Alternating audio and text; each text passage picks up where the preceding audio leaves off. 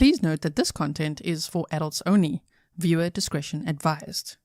If you haven't yet, hit the subscribe, like, and share.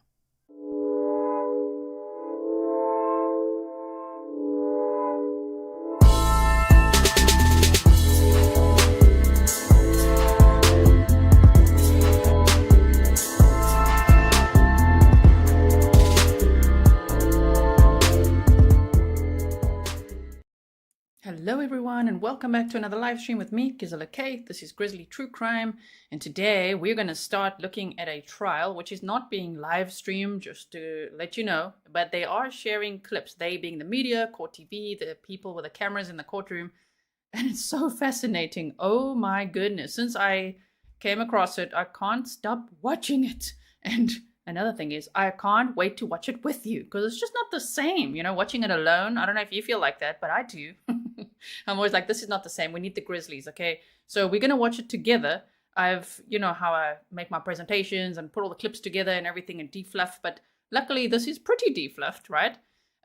Groot, thank you for being a member for 12 months. You said I'm quiet, but always here. Love you, love being here. Thank you so much. Welcome to all my moderators, to my patrons, members, subscribers, anyone who's new over here, any family and friends of the victims of this crime that we're going to be looking at. And if you don't have plans for the weekend, now you do.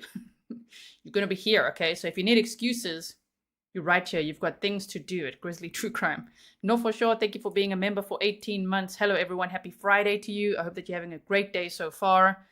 And so what I'm going to do to just quickly catch us up on this case a little bit, as I say, it's California, San Diego, right? And so they're not sharing the trial, unfortunately. It happens a lot on the west side. Listen, west side. Can you be more like Florida? Can you maybe stream all the trials? Oh, thank you. If you guys didn't see my community tab today, I hope you'll check it out later. And also the 2 YouTube shorts that I made for you. I updated you there about the Daniel Howard sentencing, as well as this case. I just made a little short for you there, okay? Rob says, 1,000 Faces of Ali. Yes, okay. So let's quickly go through this. This is actually a really good breakdown, this article. I don't want to take too much time and do like a full presentation and the whole thing, because there's so much footage that I want to watch with you, and that's where it's really all at, right? That's where it's at. So we're going to be watching that, okay? So this is, just so that we know what is this about. So 2.5 years later, the trial nears for San Diego TikTok star accused of killing wife. Now, I see it being reported everywhere that he had millions and millions of followers, but he didn't have millions. He had a lot. He had a lot of TikTok followers. I think it was 950 or 70,000 when he was at the top of his game. And he had quite a few Instagram followers as well. But he posted, you know, when you make like a short, let's say, and you post it everywhere, like Instagram, TikTok, YouTube Shorts. He's almost got 200,000 subscribers on YouTube as well. And he was known as Jinn Kid. Jinn, like J-I, November, Kid. Okay, and he did all these like Scarface and machismo impressions, is what it seems like, right? Melissa loves true crime. Thank you so much for a wonderful 8 months. Oh, thank you so much, and for your beautiful message. I look forward to reading that again later. Okay, yeah, Anita says, yes, G, my home state of California doesn't like to live stream. Thank you for covering this tragic case. It's my pleasure, and can you please talk to them? Can I go to the courtroom and say, what are you doing? What is going on there? It would be so great to see this trial. But thankfully, they are sharing what they can share. You know what I mean? So we're going to look at that. Teddy, welcome. 2.5 years later, okay, the trial nears. So now it's busy. The trial is ongoing at the moment. The defense has rested. So we didn't get to see opening statements. I guess, hi, I'll be the opening statements for today. There were no opening statements that we got to see. All we're really seeing is the defendant on the stand, and I can understand why. When we watch that, ooh, you're going to understand why they are sharing that, and why I think if it's not extremely popular yet, it's going to be, because my goodness. They said the trial is expected to begin this month for a social media personality accused of fatally shooting his wife and another man at an East Village high-rise apartment building in the fall of 2021. And that's scary because Abulaban, I got to look at it to say it right. Ali Abulaban and his wife and their 5-year-old daughter had just moved to the San Diego area in February of 2021. So for just months later for things to deteriorate so much, because it seems like he felt like he lost control of her because she started socializing a lot more. That's scary, right? So things escalated quickly. Ali Nasser Abulaban, 31, who went by the handle Jin Kid on various social media platforms, is charged with 2 counts of first-degree murder, allegations of using a handgun in the slayings, and a special circumstance allegation of committing multiple murders, meaning he could face the death penalty if convicted and prosecutors choose to pursue capital punishment. He remains in custody without bail. I've seen a lot of conflicting reports about that. I'm not sure if the state is pursuing the death penalty. Because what I see being reported on Court TV, for example, is that he's going to face life without parole at maximum. But let's see. Ooh, Dr. Berry's here. Dr. Berry, psychologist, responds. You said, my heart breaks for their daughter. I wish he had just taken a plea. Right? Why do you... Actually, I'm very excited to watch your episode, Dr. Berry. Dr. Berry recently had an episode, a live stream that we're going to have to go and rate and watch, because I think it was about this case, if I spotted it correctly. I was just so busy preparing all of this, I don't have time to watch it yet. Looking forward to it, though, because this guy, it's almost like Daryl Brooks, where they're just going to use all the time they possibly can to be in the spotlight at the trial and to make everybody's life a living hell, right? That's what it seems like. Leander, so nice to see you. You said can't watch the stream now, but I'll watch it tonight and this weekend. I'm splitting this up all into segments so that it's manageable. Today we'll do quite a big chunk. There's about almost 9 hours worth of footage so far that I've found, also with news clips and things that I'm putting together for you.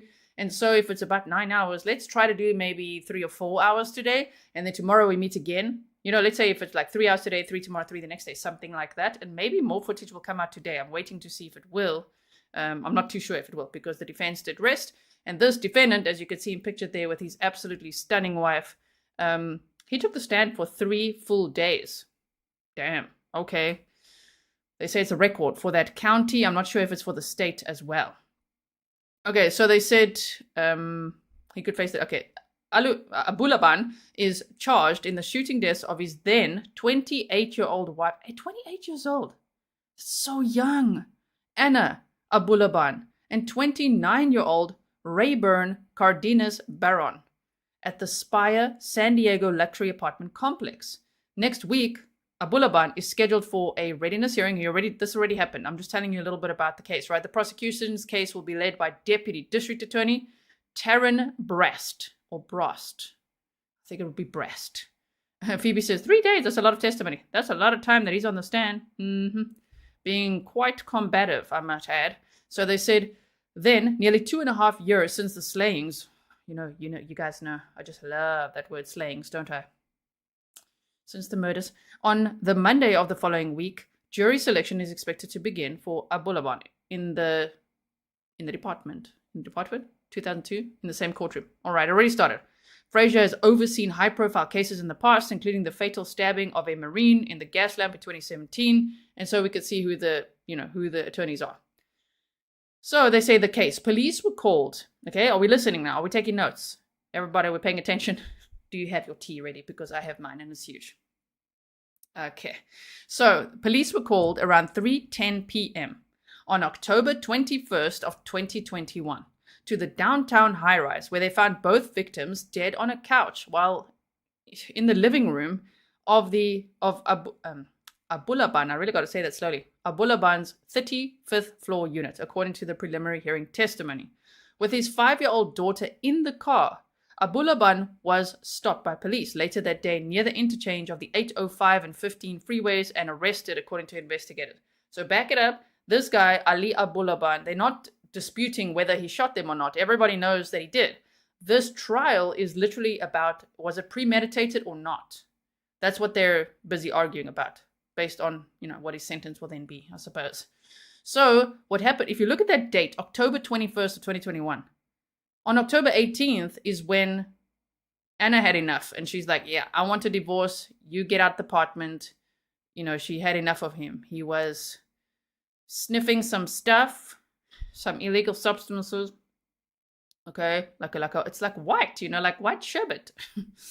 Okay, he was busy with that and doing all these Scarface impressions, and that's fine. I mean, many people do impressions, but they said that his aggression was escalating. His feeling of possessing her, that coercive control we see so often in cases like this, the domestic violence, the verbal abuse, things like that started escalating. And when she said, enough is enough, get the hell out of here, and he did for a bit. Well, 3 days later, he returned after what he calls double nostriling some sherbet. Okay, you understand my code, right? He said double nostriling, some of that. Okay, he drove there, listening to Anna, his wife, estranged wife. Okay, because people like to victim blame in this case, and I don't get it at all. I don't get it because Anna was trying to move on, but not romantically. She was with a male friend. They were at the apartment, and this Ollie was listening in on an app, the Discord app that he installed on his daughter, his 5-year-old daughter's iPad. Okay? Now I know somebody's going to be in here and say, why does a 5-year-old have an iPad? To play the little games on there, whatever. Anyway, new generation, right? So the thing is, he was listening in and he heard there's a male in the apartment. So he drove over there in a rage and started shooting. And he says, no, he drove in there and then he saw Anna sit up and sit forward, and then Ray looked at him, and he has this whole little story, but then they play the footage in the courtroom, which we're going to hear a lot of. So trigger warning, okay? This case is coercive control, domestic violence, stalking as well, harassment, and then shooting, and we're going to hear things. So just know, okay? So the thing is, when they played the footage in the courtroom, after all these little stories, they were literally like, you could hear it seconds. Within seconds, 6 shots were fired. Within 3 seconds of entering the apartment, off went the shots. So he shot them both. First the male, then his wife. My goodness. Okay. In an absolute rage. With his 5-year-old daughter in the car. Then he took his 5-year-old daughter, I don't know where the daughter was at the time, in the room, where? With his 5-year-old daughter in the car, he was stopped by police later that day. Oh, I think he picked her up at school. That's what he did. He picked her up at school. Memory. Serving me correct from everything I've watched so far. Okay. He picked his daughter up at school, and they were like, you're not the registered person to pick her up today. And he's like, just hand me my daughter. And he was driving away. And he'd already told his mom. He called his mom to say that he killed Anna. He even sent his mom and dad pictures of their dead bodies. How crazy is that? He even told his 5-year-old daughter, I hurt mommy. And they're like, who the hell? Who does that? Like, what is this guy even? He's an absolute maniac. Honestly, I don't even know. This guy is next level. Selma, thank you for being a member for 10 months. You said you spoiled me with your trial coverage. No one does it better. Oh, thank you, Selma. So the police stopped him. Prosecutors alleged that Abulaban believed that his wife was cheating on him with Barron, though Brass said that Ana Abulaban had moved on from their marriage long before the shooting. But he wasn't accepting it, and he told everyone, it's just temporary. It's temporary. And she's like, I'm done breaking up with you, divorcing you. And he's like, but it's just temporary, right? Like, we're going to be together forever. So yeah, stalking started.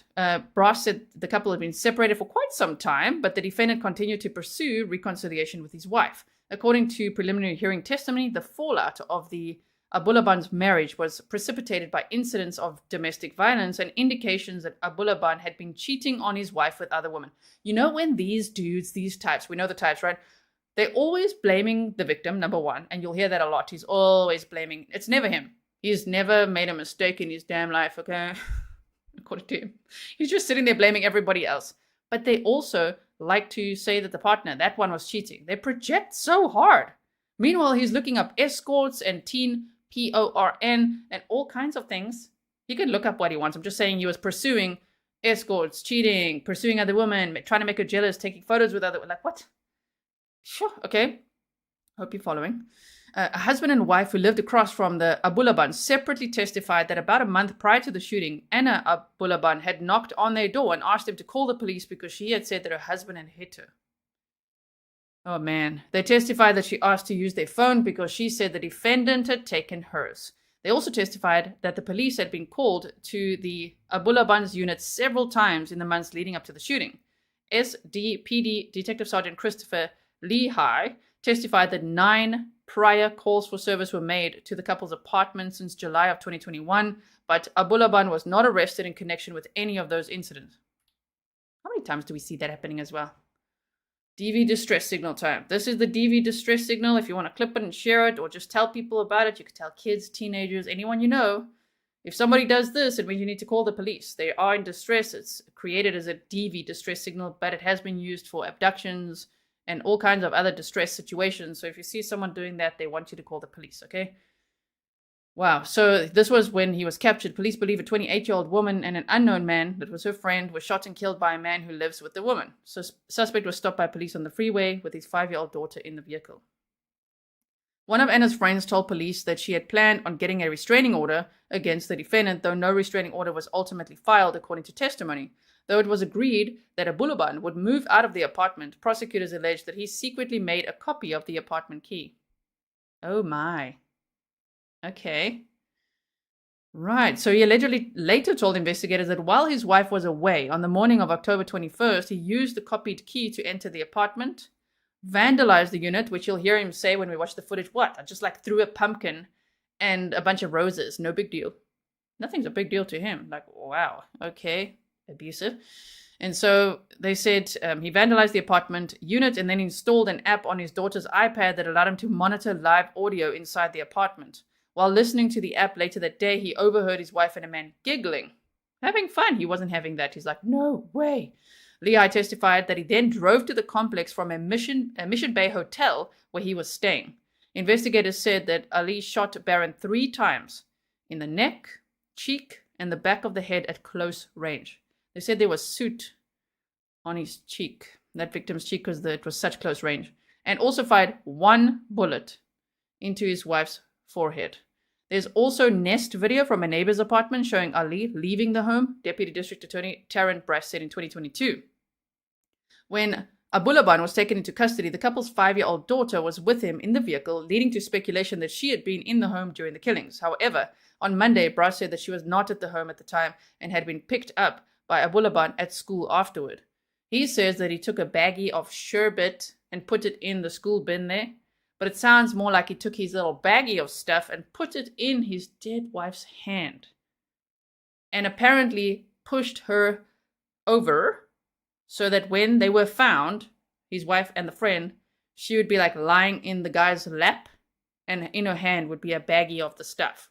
How horrible is that? He just wanted to humiliate her because he felt so betrayed and he felt so humiliated, right? But like he also could not accept no for an answer. T and Wildflower says installing the app has to be premeditation. Yeah, right? And that would be the argument in this case. Is it? I mean, to me, it seems like it really could be. So they said, Brass said that Abulaban confessed to killing. He confessed to the killing, both to his mother as well as to police. He also at the time told his daughter that he hurt mommy. Brass told the court on Monday. Ali Abulaban's social media presence. So prior to the shooting, he had gained some fame as a TikToker with the handle Jin Kid, garnering nearly 1 million followers, and also posted frequently on his YouTube channel where he has 170,000 subscribers, but now it's like 190 something. I looked the other day and I'm like, what? He's almost, I think it was like 199. Damn, okay. Vos roll. I've got to practice my Afrikaans again, hey.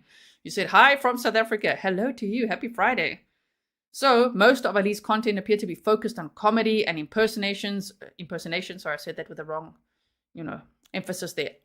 Impersonations, with Ana making occasional appearances. The week prior to the murders, he posted voice impressions of Al Pacino, Nicolas Cage, how do we say that guy's name again? 6'9", that guy, and Pacino as Tony Montana in Scarface. So I'll show you a quick one here, just so that you probably saw it in my intro as well. But I'll just scroll like this so you could see it. You see that? Okay. Please say hello to my little friend. Okay. I play with you. Do I play with? Okay. Say hello to my little friend. Okay. Can you please? Okay then. Rob's like, so his followers went up. His followers indeed seems to have gone up, and we see that sometimes, especially when there's a trial. I don't know why people have to click the subscribe over there. Now listen, if you clicked it over there, not here, you're going to be in trouble. 199,000 subscribers. That's what he has. So when he was arrested, it was like 170. Now it's 199. Like what? Sorry for that noise. It was his autoplay YouTube channel here. This one. Jin Kid. So he posts them here as well. Mostly shorts, I think. There's some videos as well. And there's shorts. And these are the same ones from TikTok, because you can see also the TikTok watermark. Rob's like, terrible impression. Terrible impression, right? Okay, so I hope that you're getting a good, a good overview of the case. Let's just see this. I don't know if it's going to play adverts. Hold on. Man has been booked into county jail on 2 counts of first-degree murder. Right now, San Diego police are not saying if he is the suspect in a downtown high-rise double homicide. NBC7's Artie Ojeda has been looking into public records which show there could be a connection. There is. While residents here at the Spire San Diego apartment building are still shaken by yesterday's double homicide, no one that we talked with today actually knew the people involved in the 35th floor shooting. However, public records information is offering some clues on an arrest made by San. Okay, so we actually know what happened there, so we don't have to watch that clip. We've got plenty of clips to watch. Stefan said, no, I won't subscribe there. It's not fancy. Don't subscribe over there. And if you are subscribed, maybe consider unsubscribing. Like if you realize what this guy has done. And we don't have to say allegedly, because he admits to doing it. That's the thing. He admits to doing it. Okay, so now as you can see, I could show you a million other clips and things, but articles and so, but I want to get to the clips that I've actually made for you. So let's just make sure, let's put it on an article that maybe, let me show you the victims though quickly. Hold on. I just want to put on an article that won't play sound if I have it in the background there. My goodness. Here's Ana Abulaban with his wife. She was born in Okinawa, Japan. And then her and her family had moved to the USA when she was young, I believe. Actually, she graduated and then she moved to the USA. And he was born there. His parents, I think, are from Palestine. And they moved there and he said he's first generation American. So, we've got that. Okay, let's just see. Let's see what you guys are saying. Are we ready for the clips? But they're shaman. Here's Anna, 20. She was 28 or 29 years old. I think she was 28. And the friend, this is the friend Rayburn Barron, 29, who was shot. Just hanging out at her apartment, sitting on the couch talking, He thought he's going to go and catch them, in the act, but he didn't. They were sitting on the couch, So, okay. Now, let me quickly get you the clips. Hold on 1 second. Okay. So we've got this. Let me resize it for you. I've boosted the audio. I put together the best news clips that I could find. So we're first going to watch a couple of news clips, a little bit of testimony from other witnesses at the trial, and then we're going to be here for a while, okay? As you can see, this footage today is 3 hours and 39 minutes long or so. So let's see if we get through it all today. If not, don't worry. We're carrying on tomorrow and the next day, probably. Probably the whole weekend. I'm booking you, okay? You are booked. So make sure that your notifications are on. I'll make sure to set tomorrow's one in advance as well. I haven't set it yet, but tomorrow you should see it pop up and you can just hit notify me. All right, so the sound is on. Now just some news clips so that we're all on the same page. Now, please know, trigger warning, because it's going to be 911 calls. It's going to be gunshots from the Nest camera. All sorts of things that might be upsetting to some. Okay? Here we go.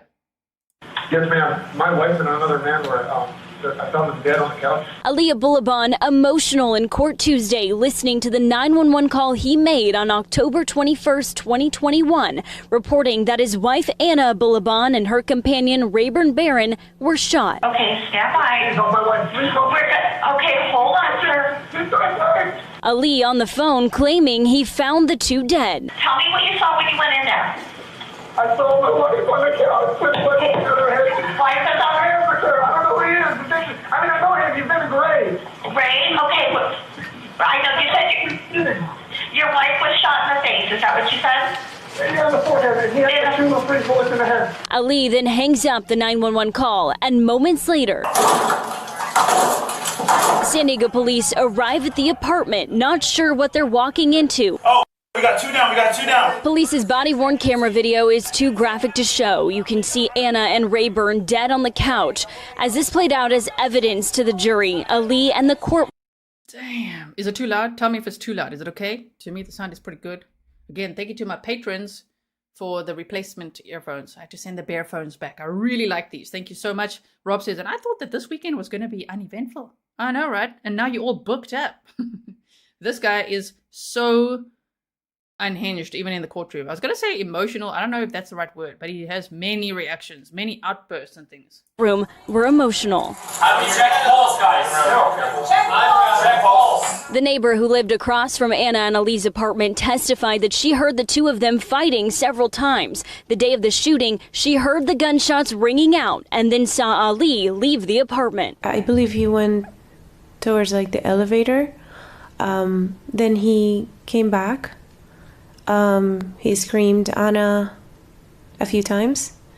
He grabbed something from his doormat, like mail, and then he left.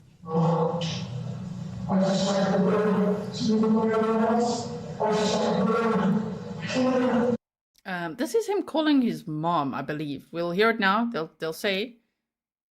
I still find that really, that's quite telling. To think that he went in there in such a rage after his double nostriling sherbet. He went in there armed, dangerous, immediately shot them, right? Shot the guy, shot his wife, Shame, and shot Ray, the wife's friend, shot Ana, and then further humiliated her by putting a baggie of something in her hand, right? And apparently flopping her over so that she falls into his lap so she could be found like that. But then he took out his phone, right? And then took a picture of their dead bodies and then sent it to his mother and father. That's so weird. Like, why would he do that? And I think it was also a friend or a cousin that he also sent it to. What? Like, that's crazy. Oh my goodness. And then he also called his mom to say, oh, I'm so sorry, mom. I shot her, I killed her. Like, what?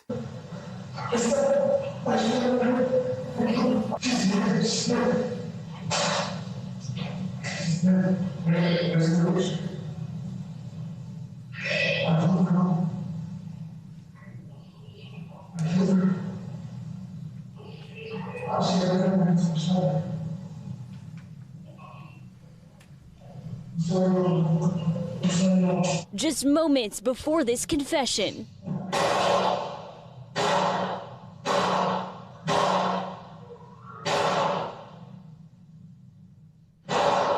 Ana Abulaban opened the door to the apartment and within 3 seconds fired 6 shots, killing Ana and her friend Rayburn Barron, and then crying. So you got to remember that for when we watch his testimony, because it doesn't add up. You know, the way that he describes how things happen and how he walked in, and then Ana turned and looked at him, and then, you know, Ray made eyebrows at him. He says that was 3 seconds, within 3 seconds of entering that apartment, which to me would show quite a bit of premeditation. Because not like walking in and being like, oh my, what is this guy doing here? No, he was listening in on a nap. And he literally, within 3 seconds, 6 shots were fired. 3 seconds, killing 2 people. I mean, whoa, this guy. Out for his wife. As the double murder trial is underway, the prosecution is breaking down the timeline of October 21st as friends are testifying to Ana and Ali's violent past. Just very derogatory, would speak down to her. A longtime friend of Ana's took the stand Monday, claiming behind the scenes of Gin Kid, the violent demeanor was real, even years before he rose to TikTok stardom. This whole Scarface act was very common back then as well. He just always had to be better than everybody else in the room. He spoke down to a lot of us. It actually kind of made me distance myself toward the end because I just couldn't stand being around him. He made everybody in the room feel uncomfortable. It was just very physical and verbal. We are learning more tonight about the troubled marriage of a San Diego TikTok star who's charged with murder for... I think this is the clip now where we're going to hear from his cousin, okay? Allegedly killing his wife and her friend. Ana Abulaban's cousin says the accused killer was extremely jealous and controlling. And as News 8 Steve Price reports, he also talked about the last time he saw Abulaban 3 days before the murders. Ana Abulaban is accused of killing his estranged wife and her friend inside her downtown apartment. To his more than 950,000 followers on TikTok, Abulaban is known as a funny guy, but a family member says the funny guy he knew changed as his marriage fell apart. Pictures of Ana Abulaban and his cousin Louie. They've been close since they were little kids. He loved making videos. He loved making people laugh. He loved attention. But Louie says the last time they hung out together, 3 days before the murders, Ali, who was known as Gin Kid on social media, was acting very strange. Pulled out a bag of cocaine, and then I was like, you're going to get us all. Don't say naughty words on YouTube. On trouble. He's like, I'm Gin Kid, you know, nobody can touch me because I'm Gin Kid. Louis says Ali and his wife Anna moved to... I mean, his ego took off from his TikTok stardom, which just goes to show not everyone on social media should have their fan base. I mean, he was like, I'm untouchable, I'll never get in trouble. I mean, he really felt invincible, untouchable, powerful. And then he was completely possessive and controlling over his wife, Anna. San Diego in February, and for her, things were great. Her social life flourished when she moved to San Diego, and I think he became extremely jealous of that. Extremely jealous and furious. For reasons Louis declined to elaborate on, he says Anna's friends didn't want to hang out with Ali. He just became super jealous because his wife was going out with friends and he wasn't involved, and he wanted to control her. He wanted to know what she was doing every time of the day. Louis says a text exchange he had with Anna last month made it clear that her marriage was crumbling, and she asked Ali to move out of their apartment on October 18th. But even as recently as October 18th. That's 3 days before the murders happened. Sure. 3 days before the murders, Louis says Ali thought this was all just temporary. He was in denial about it. He thought they were going to get back together. Louis added that Ali got physical with Anna during their marriage, but she never thought her life was in danger. To actually being murdered, I don't think she ever saw this coming. Anna and Ali had a daughter together. Louis' heart breaks for the precious little 5-year-old. I can't even smile right now because I just think like this girl, you know, is losing both parents, and that's very sad. Ali is being held without bail in the downtown jail. He could face the death penalty if convicted. It's really sad to say, but I hate him. I have so much anger towards him, and I hope that they punish him to the full extent of the law because he deserves it. I am Yeah, you tell him, cousin, right? So now this is a different clip, but there's lots of clips that I've got before we get into the testimony so that you fully understand, you know, even though we're not doing the deepest dive, you're going to understand the story, what happened here, and you're going to see all these very important clips of like things leading up to this. This would be from court days, you know, leading up to the trial, where they played, I think it's voice messages now that they're going to play, from what he had said to Anna. And so trigger warning again, because it's very verbally abusive, okay? But he enjoys it here in court. Look at him. The best man you ever met, and you're the dumbest I ever devoted my life to. You are the dumbest. I wish we never had a kid together because of how stupid you are. Audio messages Ali Abulaban sent his wife Anna in the days leading up to her death were full of name-calling, cuss words, and references to other women. She sees the value in me, unlike your dumb. And I can't wait to divorce you so I can start my new life. At one point, Abulaban laughed as they were played. Later on, he appeared uncomfortable, telling his attorney to turn it off. Ricardo Escalante, a former homicide detective with San Diego police, was in charge of analyzing cell phone data as it relates to this case. He testified the examples displayed in court were just a small portion of the disparaging data he found. There were dozens and dozens of audio messages, texting, with this general vibe of where are you, who are you with, what are you doing, vile, disparaging names constantly. In addition to audio messages, Escalante spoke about Abulaban's internet search history, which included disturbing images. He's looking up chopped. Look at all the stuff he's looking on. Like looking up his Google searches are pretty scary. Right? I don't know if he's doing it for Scarface or impressions, but just the timing of everything is pretty scary. Someone here in chat is saying, is it Blue Bear? Did you say it? There's no death penalty in California? I mean, I do see that. I don't know why they say that he could face the death penalty. Why did they say that? Like, why is that reported? I thought maybe it's like a special aggravating factor or something. I don't know. Bodies. Decapitated head cartel graphic. Escalante also read text messages and emails exchanged between Abulaban and Anna. Some were sent following incidents of domestic violence. I know we want to read it, so let's pause. I am at a lost for words. He means lost for words, but okay. I have no excuses anymore. I am a disgusting piece of. You were the only one there for me, and I hurt you. I can never forgive myself. At this point, I believe I'm too unstable to be a husband. Correct. Okay. I am up, babe. I don't think I deserve you anymore, and that hurts me so bad. I love you so much, but I don't know what's real and what's not anymore. I can't see how amazing and sweet you are. You deserve the entire world for putting up with me. I'm a loser, Anna. I failed you.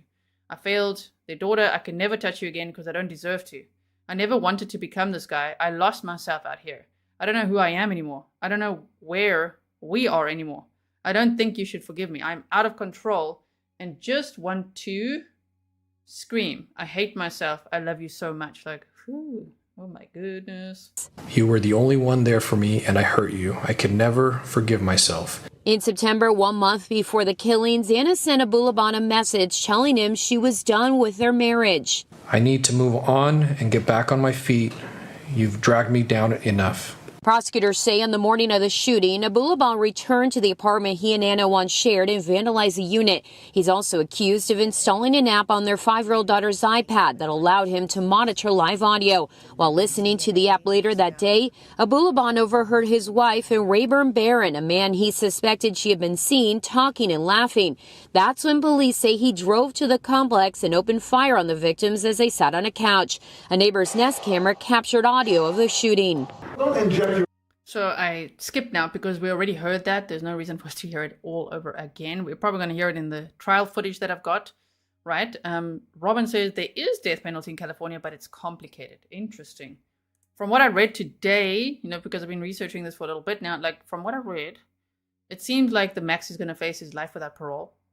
Just earlier in reports, they said he could face the death penalty. So I'm guessing the prosecution did not pursue that yet, but we are yet to see. As I say, we can't see the whole trial. I really wish we could. That would be amazing.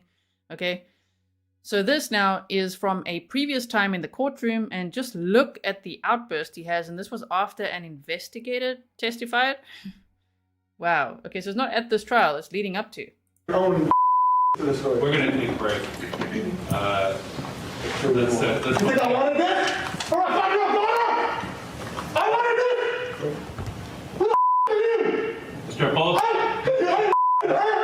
Mr. Abulaban, I need you to stop. My life is destroyed. Mr. Abulaban, I need you to stop. Mr. Abulaban, I need you to stop. And when did you first meet the defendant? I met. Okay, so now this is Gene Smith, a friend of Ray Barron. So Anna's friend, the other victim, this double homicide, right? Beachbum said this trial is ongoing. It's happening right now. And Court TV and a couple of other media companies are sharing these little bits of footage, right? And it just makes you want to see all of it. Sure, I would have loved to cover this trial with you guys and just see all of this, because what we're already seeing, just what's available, is it's quite wild and very interesting. And what a case study as well, my goodness. So this now is a clip from the trial. The defense has rested, which I think was yesterday. The defense rested. So now it will be time for closing arguments and verdict watch and all of that, right? But now it's Memorial Day weekend, so what are they going to do? Like, is the closing arguments today? Are we going to see any of that footage? Because we didn't get to see opening statements, and then, I don't know, if we'll know. We will eventually know what his sentence was, but sure, we're going to look at a lot of footage of him taking the stand, because there's 3 days worth of him taking the stand. They've only shared about 5 or 6 hours worth. We're going to look at that. Dr. Berry said he's so explosive, and it came out on the stand. And I was wondering, why does the judge not, chip in or say, keep your voice down, or don't talk to the prosecutor like that? But I think it's so that the jury can see his behavior, just leave him to sink himself, basically, in a way, because he is so explosive. Yes, exactly. Okay, so this is now Gene Smith, a friend of Ray Barron, all right, on the stand. And then we're going to hear from a friend of Anna's. And I think at that point, then, it would be time for the footage of Ali. Okay, we're gonna get there. At a party, when he first got introduced to our little circle of friends. And that's when I initially met Ollie and his wife. And they came off as such beautiful people. Me and Ollie had a very heart-to-heart talk about God and the spiritual side of life. And, initially I looked up to him because he had a beautiful family. Beautiful. Who was he married to? He was married to Anna. And then flip to People's Exhibit number 1. Number 1, okay. It's the first page. The first page. Oh, got it. And is this Ana?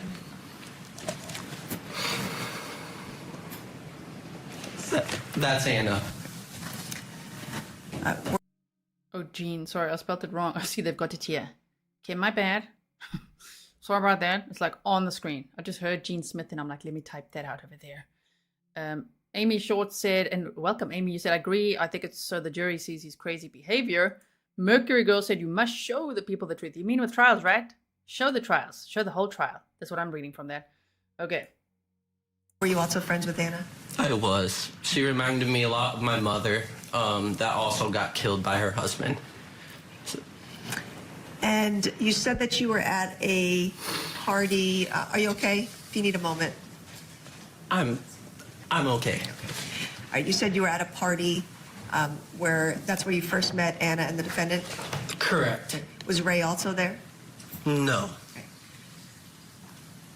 And were you ever together at any parties where the defendant, Ana, and Ray were all there? I can't recall. All right, I want to talk to you first about an incident in September of 2021. Did you go with Jennifer Morales to Ana's apartment? I did. That month? I did. And Jennifer Morales, your girlfriend? She is. Why did you go with her to Ana's apartment that night? It seemed like an emergency. It's very close to my heart is domestic violence and taking a stand up against that. And when Ana voiced her concern for Jen and I to go over there, I didn't hesitate. She seemed in distress. She seemed very worried. And she was telling us initially how Ollie used to beat her and she was scared for her life. And I guess this fight almost escalated to a point to where Ollie almost laid hands on his daughter. So we went over there immediately. We comforted Ana, made sure everything was okay. Ollie was nowhere to be found. So initially we got all of Ana's stuff and Ana's daughter's stuff, and we moved Amira's stuff, and we loaded up what we could into my vehicle. Sorry to pause there. I'm just putting a picture up of the victim, Ray Barron. That's Ana's friend that was also at the home that was shot first, just so that you could see that picture as well. And we drove over to Julia's birthday party. That was not too far away from where they were living. Okay, so let me back up a bit. When Ana made the phone call, was it to your girlfriend, Jennifer? It was. And was she on speakerphone and that you could hear the conversation? No, Jen just voiced it to me and was like, hey, Ana just called me and X, Y, and Z is taking place. And okay, so then you and Jennifer went over to the apartment and you said, what did Ana tell you particularly? Ana told me that Ollie pushed her and hit her, and I don't know if Amira tried to intervene, but somehow Amira got the heat of his anger and his rage. I don't know if he hit Amira. I heard that he pushed her. What was your understanding about the defendant's feelings towards Ray? There's a time where I was FaceTiming Ray, and Ollie actually, he came over to my apartment when I first initially met him. And he came over to my place at Hilltop, and I was Ray FaceTimed me, and I was talking, or he called me, and I was talking to him, and I put him on speaker, and Ollie already voiced to me how he doesn't like Ray, and for me to watch my back, you know, with Jen and with Ray and all that, he definitely did not like Ray. I did try to build a bridge, and when I was talking to him on the phone, I let Ollie and Ray talk in hopes that they would become friends, and they ended up getting in an argument. So I felt that was a lost cause. Okay, why with them becoming friends. Why were you trying to mend fences between the defendant and Ray? I loved Ray, and I still love Ray. And I didn't like for someone to see my friend in such a negative light. Shame, this guy speaks so well. JC Vasquez said, DV is horrible. There's always signs of DV. Great coverage, Grizzly Nation. Thank you, JC. I really appreciate it. And I thought maybe I could make Ollie see what I saw in Ray. And that was, he was a good man. You spoke with a district attorney investigator about this case on October 26th of 2021. Is that right? Correct. Just a few days really after the incident of the shooting, right? Correct. And at that time you were asked of specific recollections about that evening. Yes, ma'am, to the best of my ability. You did not on that evening, or sorry, you did not in that interview mention anything about seeing a bruise on Anna's face, correct? Correct. Dr. Berry says Ray was just an innocent person in the middle of all of this. My heart breaks for his family too. Absolutely, yes. And you did not on that evening in that interview, tell the district attorney investigator anything about this mediation that you say you played between Anna and Ali in their apartment, right? Correct. This is something that I brought to the table just now. Okay. In hopes it would help. Okay, so when you were speaking with the district attorney investigator, why didn't you tell them about it then? Man, there's a lot of emotions running through my head. And to the best of my ability, I laid the details out. There were some things that I was missing, and you know, I did it to the best of my ability. Okay, and so you saved it for today because you thought it would help. Correct. Help what? Present more evidence in what happened. Okay. You said that the defendant would control Anna. What do you mean by that? He would just tell Anna what, in simple things like what. Okay, so you can see this is now Claire Benamon, a friend of Anna. Okay, now testifying at the trial. As I say, they're only showing us little clips. So these are, I would assume, the most important clips, the most interesting ones. And then we're going to get to see Ana Abulaban on the stand. Ooh, then that's quite something. Where to go to, who to be around with, every little things, I would say. Who would the defendant tell Anna not to be around? I do not remember, but it's just different people. Would it be males? Yes.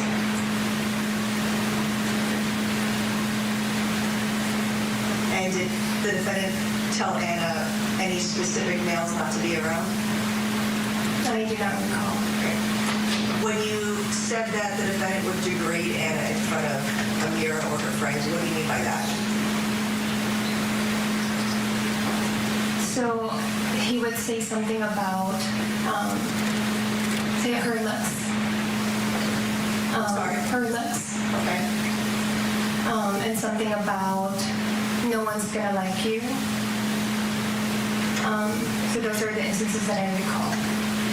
And what do you mean by her looks? What would the defendant say? He would call. So yes, the crime took place in October of 2021 in San Diego, California. Her like ugly or something like that. Is that upsetting to Anna? I believe so.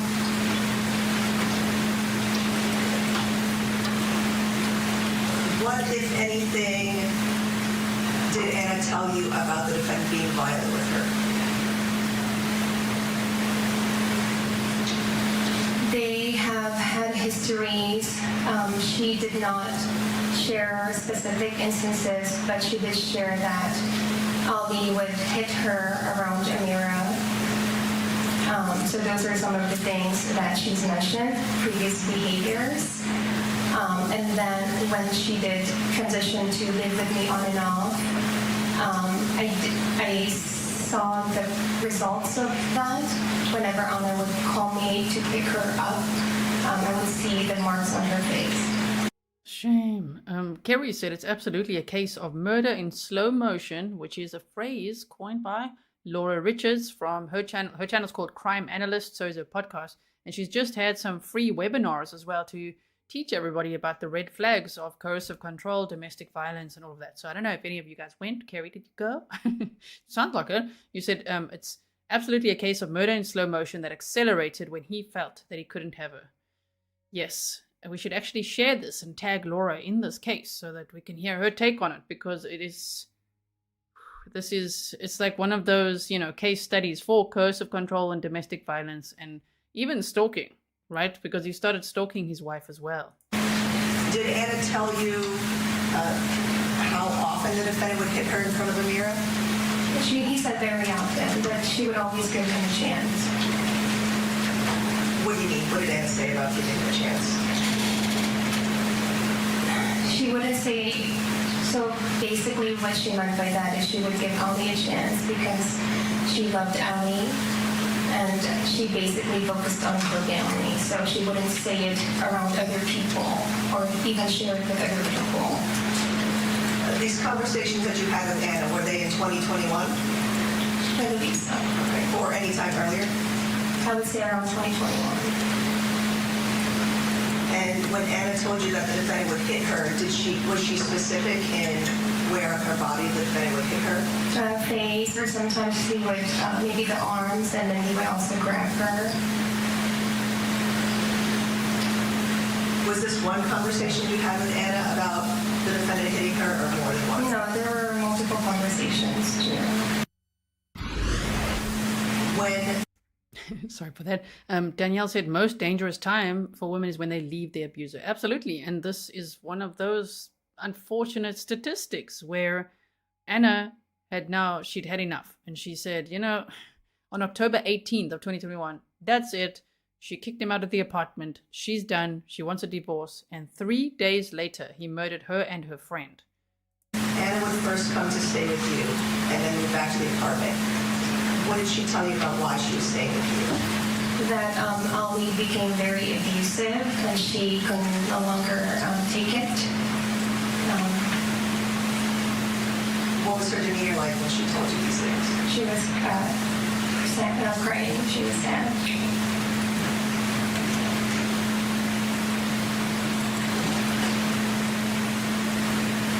Okay, and then when Ana would move back in with the defendant, what would she tell you was her reason for that? She wants to give Ali a chance.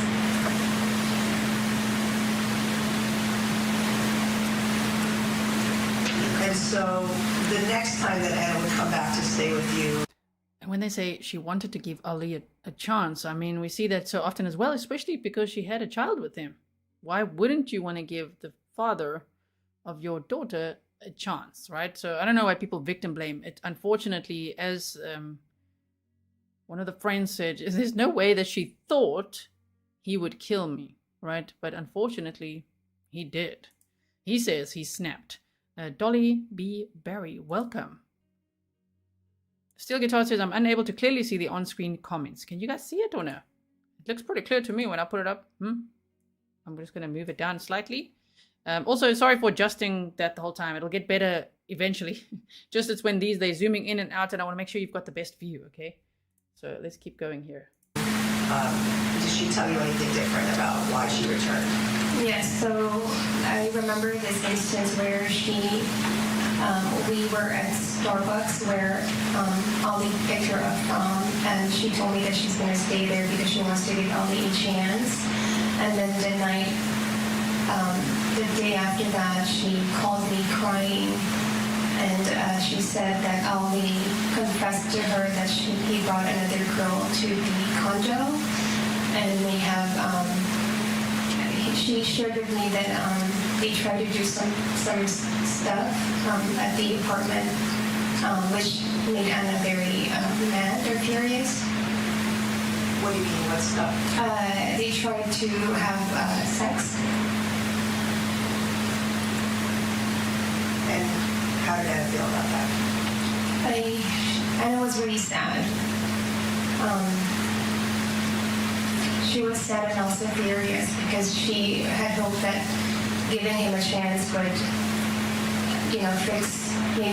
perhaps fix it, but finding this out it really made her sad about it. So was there a time, to your knowledge, where, so Ana was living with you, September through October, and then a few days before her death, did she move back into the Spire with Amira? Yes. And is that because the defendant moved out? Yes. Did Ana tell you whether or not she was scared of the defendant? Yes. She did tell you that? Yes, ma'am. On how many occasions? A couple of times. What was she saying? She was just basically really scared about Ali and her citizenship. That was her main concern. Also about Amira. Not having perhaps the presence of, the father figure. So she shared those with me. What do you mean she was scared in regards? Isn't that so sad? She said all the things. She said she's scared of him, but she wants to give him another chance. We've heard all of this type of stuff before. It's so sad, right? My goodness. Okay. I think we've got about 5 or 6 minutes left of this. I think it's this witness on the stand, and then we're going to get to Ali on the stand as well. She was scared because Ali would always threaten Ana that he would take her citizenship because she's just a Filipino immigrant here in the United States. Were you aware that the defendant helped her get a visa to come to the United States? Yes. So when you say the defendant would threaten her visa, is that what you mean? That he would threaten to try to get it revoked? Exactly, yes. Were you present when the defendant would call her or message her? Yes. And what was Ana's demeanor like?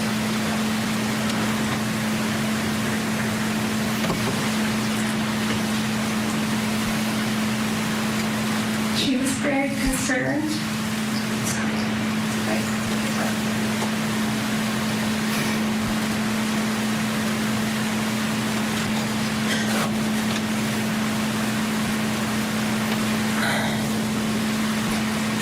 There are times when I would wake up at 5 a.m. to get my kids up, and she would talk to Ali, and she would try to help you with money, and she would try to be there for you. She's sitting on my stairs all the time, or like outside my room.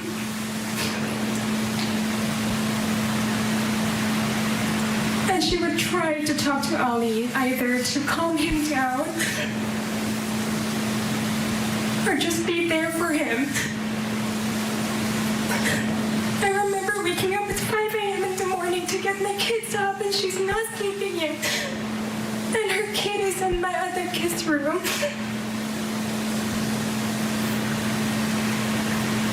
Sorry. It's okay.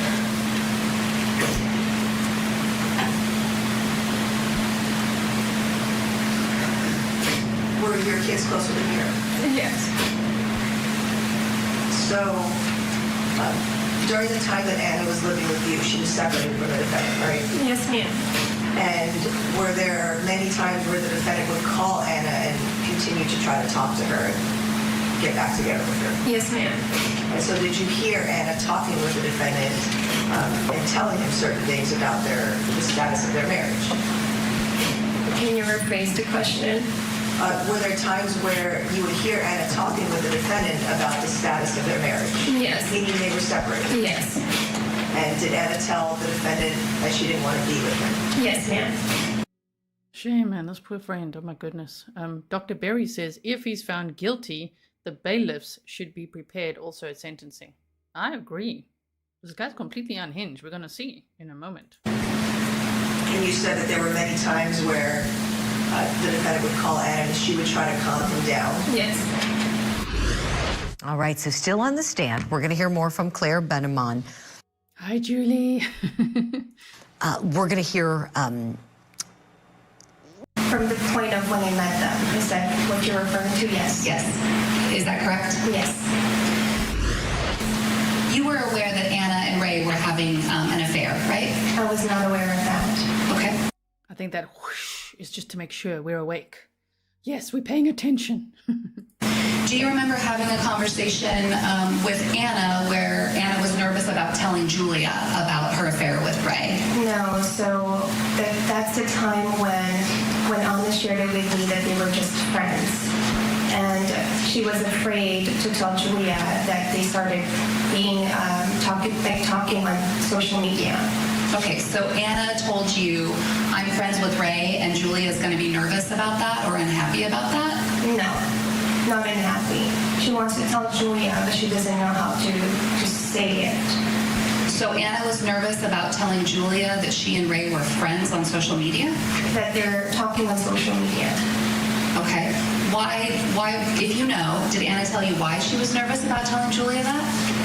Because Julia and Ray were used to be together with me. Okay.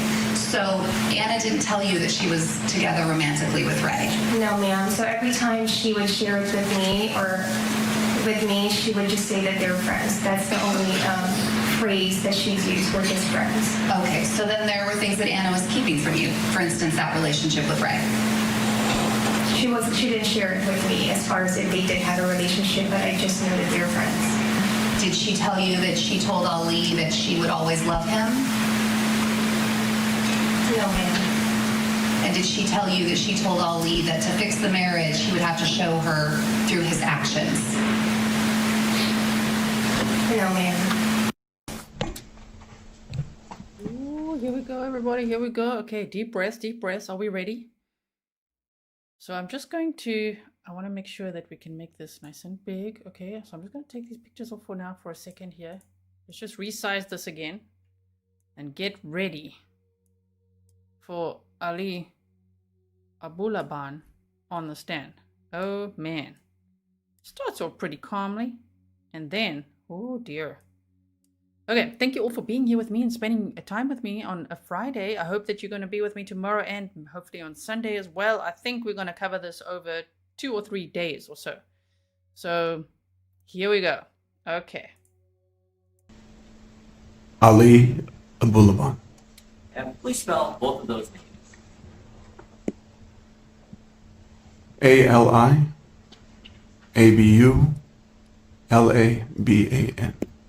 Thank you. Good morning, Mr. Abulaban. Good morning. I want to start off by asking you just some basic background information. How old are you, sir? I just turned 32. On October 21st of 2021, how old were you? 29. And on October 21st of 2021, were you married? I was. Who were you married to? Ana Marie Abulaban. Did you and Anna have a child together? We do. And what is her name? Amira Aliana Abulaban. On October 21st of 2021, how long had you and Anna been married?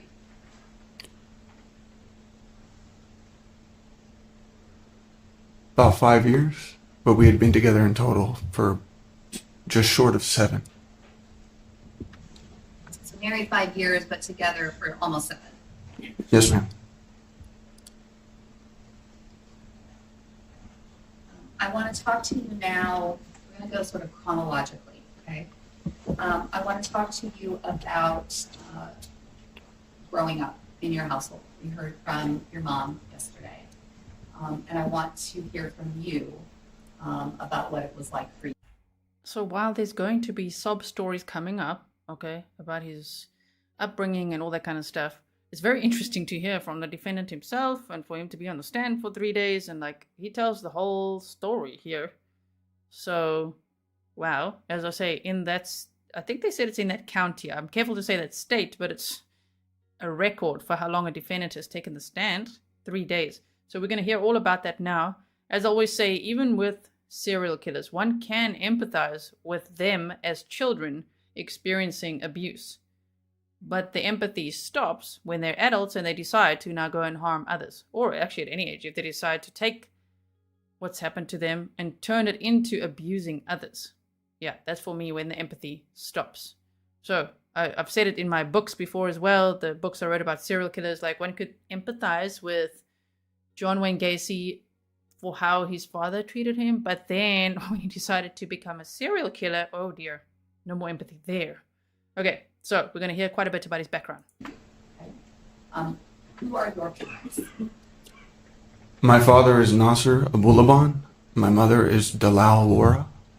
And that who Dalal is who testified yesterday, is that right? Yes, Do you have siblings? I do. I have an older half-sister from a different mother. Her name is Amina. But from my parents, I'm the oldest. And then I have my sister Zainab, Sammy, Shireen. Sammy is your brother. Yes. And you said that you are the oldest. In your household, growing up, Mr. Abulaban, as being the oldest son, does that have any particular significance? In our culture, yes. However, in my household, I did not feel that I was held to that. Okay, so let's back up just a minute. You said in your culture. What culture are you speaking of? Middle Eastern, Arab culture. Okay, so in that culture, what is the significance of being the firstborn son? You're supposed to take place of your father. You're supposed to be the father when he's not there or at work or things of that nature. However, I was a lot more like my mother. And that posed a lot of problems. So with that cultural aspect and then your own sort of experience, why did that pose problems that you were more like your mother? As my mother had mentioned, very early on, we had this fear instilled in us that if we did something wrong, our father would find out. Or don't tell dad, things of that nature. So I wasn't sure why, but I was already scared of my father before I fully understood why. Part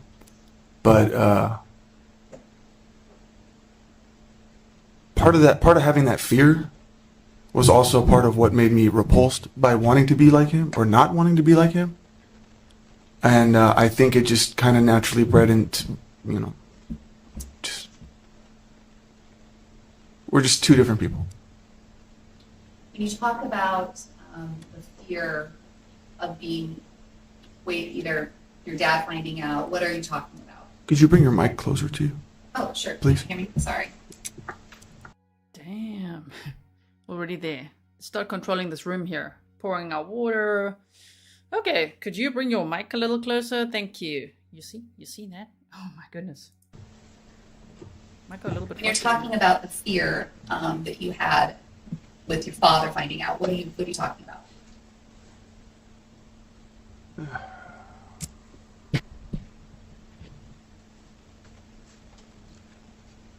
Almost always, everything was an overreaction, in my opinion.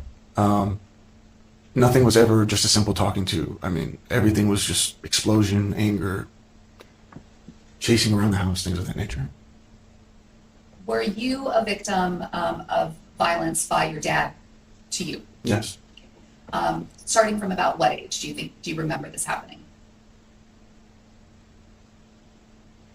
I want to say like 10. And in terms of the physical violence that began when you were about 10? Maybe a little older, maybe about 11, 12. And what sort of form would that take? What did that look like to you? Most of the time I wouldn't know why he's mad at me or what exactly but he would just grab whatever's nearby, throw it at me, strike me, vacuum cables, shoes, things like that. Was there a time with the vacuum cable that you were left with significant injuries? Yeah. You want me to explain that? Yes. Okay. I had wanted my mother to purchase something for me, something that I really wanted. Oh, he's fluffing his collar now, getting ready for this. Okay, so Tina said that took about 7 minutes for his true colors to start showing, right? It was Star Wars related. I'm big into Star Wars, but he didn't like the fact that it was kind of childish in his mind. I think I was about 14, 15. And his response to me pestering my mother to purchase this for me, I think it was a Darth Vader helmet that changes your voice, was to grab the vacuum cable and whip me repeatedly. And when I say whip, you could hear you can hear it. And that was the worst pain I've ever felt physically. I literally would beg him to stop, and he's asking me, "Why are you fucking crying? Why are you crying?" As he's whipping me, you know. Oh, also warning, he doesn't hold back on the language. You're gonna hear a couple of F-bombs flying around. But with my dad, he gets in these rages, he gets in these anger, but then he calms down, and then I was just trying to get context. I don't think he knew how much he was hurting me, is what I'm trying to say.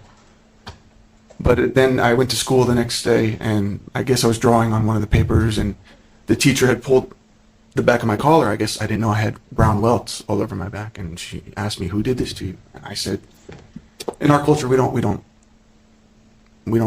rat on our families. We don't." So I had made some stupid excuse, like, "Oh, I was running through the forest, and a bunch of tree branches were hitting me." Just something I could make up on the spot. Phantom's like, this side view is driving me crazy. I like layers to look at. The layers? You like the defendants? I also prefer it. I think we all do, right? It's just there must be a reason for this, to probably not show the jury or whatever it is. Also, because they're only sharing the footage in like these little clips, like little bits, like here's an hour, there's 3 hours, here's an hour and a half. Not always too sure. You know, I think this is now direct examination. I would assume this is the district attorney, but it's not that clearly labeled, and they're not showing the whole trial, so I'm not 100% sure. So I don't have like the names of the attorneys up and everything in case I get it wrong. If you know, let me know. And that was when you were about 14 years old? Middle school or freshman year of high school. So whatever old. In addition to those sort of examples of physical violence, was there... Sorry, one more pause, then we're going to listen again for a bit. What was I going to say? I'm like, one more pause, and then I lose my train of thought. Oh yeah, it's just that we're focusing on what he's saying, rather than, like I would normally do, the labels of who's asking and what's happening, because we're not seeing the whole trial. We're not getting the whole context, but we're seeing him on the stand for quite a few hours, okay? We've only 35 minutes into our footage of 3 hours and 39 minutes for today. Tomorrow we're going to meet again, and we're going to watch more of him on the stand. And we'll see if we finish tomorrow. If not, we meet on Sunday again, okay? Or, emotional abuse in your household? To me? To you? Yes. For instance, would you be yelled at a lot by your father? Yes. About what type of things would end up with you being yelled at? Wanting to go out, hang out with my friends, being out too long, or if my friends were all spending the night at somebody's house, I was never allowed to. So I would always, vent my frustration of, how come they can do it? I can't, And he would constantly say things like, "Oh, I'm not going to raise my kids American. We're Muslim." Like we would say in Arabic, "Ihna Muslimin," like we're Muslims. Sorry, that's Arabic. Well, it's Arabic, but it was IHNA MUSLIMEEN, which means we're Muslim. We don't do these things. We don't do these things. And that was very troubling for me because I'm first generation American. I wanted to be American. I wanted to be how my friends were. So the type of emotional abuse then seems to be stemmed from kind of a push and pull in the household about you wanting to be American and him wanting you to remain traditionally Muslim? Yes, and Arab. And Arab. Okay. They kind of go hand in hand a little bit. What about verbal abuse? The name calling. I mean, it's really just the name calling. It doesn't matter who's around. I don't think it would have been half as bad if he did it in private. But it's just no matter who's there, it's just like the way he would call me would startle me. I mean, he wouldn't say, "Hey, Ali, can we talk?" It's Ali. So I'd jump every day. Every time he called me, I would jump. And I naturally just have this reaction to just jump. And it always feels like I'm in trouble. And he would do it in front of my friends. He would talk shit about my friends. "Look at your friends. They're so stupid. Just like you. You're stupid." I mean, I don't know what he wanted from me. I don't know what it was he was looking for me. And that was very hard for me. Did it feel, as you were growing up, that this was directed more towards you than maybe other children? They had their own fair share of abuse for various other reasons. But in regards to me being the oldest, he would throw... See, my younger brother, Sammy, he's younger than me by a couple years, maybe 3. He would throw it in my face that because Sammy's more like him, that Sammy's what I should have been. So Sammy was more like your dad. 100%. And so you should be more like Sammy. I think it's a jail-made hairband. Look at it here. Okay. More so, he would brag about his relationship with Sammy to make it seem like, "Oh, look at me and Sammy. versus me and you, kind of thing. And when we're talking about witnessing violence, the whole spectrum of violence, emotional, physical, verbal, between your mother and your father, did you witness any of that? Yes. Can you kind of just paraphrase, tell us what it was that you remember seeing your father do to your mother? Well, my father was the sole provider. Sometimes, my earliest memories, he did always work 2 jobs. So when he came home, he was obviously stressed out. But my mom would do this thing where she would go, Dad's home, Baba's home, Baba's home. Baba means like dad in our, Baba's home, everybody. It's like, well, what the fuck do you want us to do about that? Like, we'd freak out. We'd run to our room. I don't know. But we later realized he would want things to be a certain way when he comes home. He would say the kids are too loud or dinner's not cooked properly. And next thing you know, he's chasing my mom around the house or insulting her. And And this was witnessed by you? yeah, I used to sit on the couch and have my sister in my right arm and my little brother, and we would just like, kind of cry, seeing them throw things around the house. Do you remember a time where, as your mom testified yesterday, that she would run from him and try to hide in the house somewhere? Yeah, one time she hid in our bedroom with us and locked the door, and he was just beating on it, like threatening to break it down. Just stuff like that. And this, witnessing this happening to your mom, in your memory, how old were you when you first can recall this happening in your household towards your mom? Less than 10. And as far as you remember, how long did that go on towards your mom? The physical stopped around, like she had said, around like the age of 40-ish. But the verbal never changed. So yes, in his defense, he has calmed down. He has become more religious. But I'm not sure that he realizes that the things he says are still.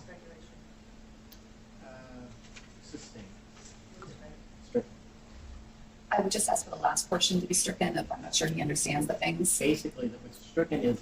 Like, I don't know if he understands these things. He's probably going to be like, what? He thinks he's the smartest person in the room. The orphan said, this is the first judge I've seen to allow profanity in the stand. What the hell? I'm just wondering if it's... I mean, I don't know. I don't know. Let me speculate.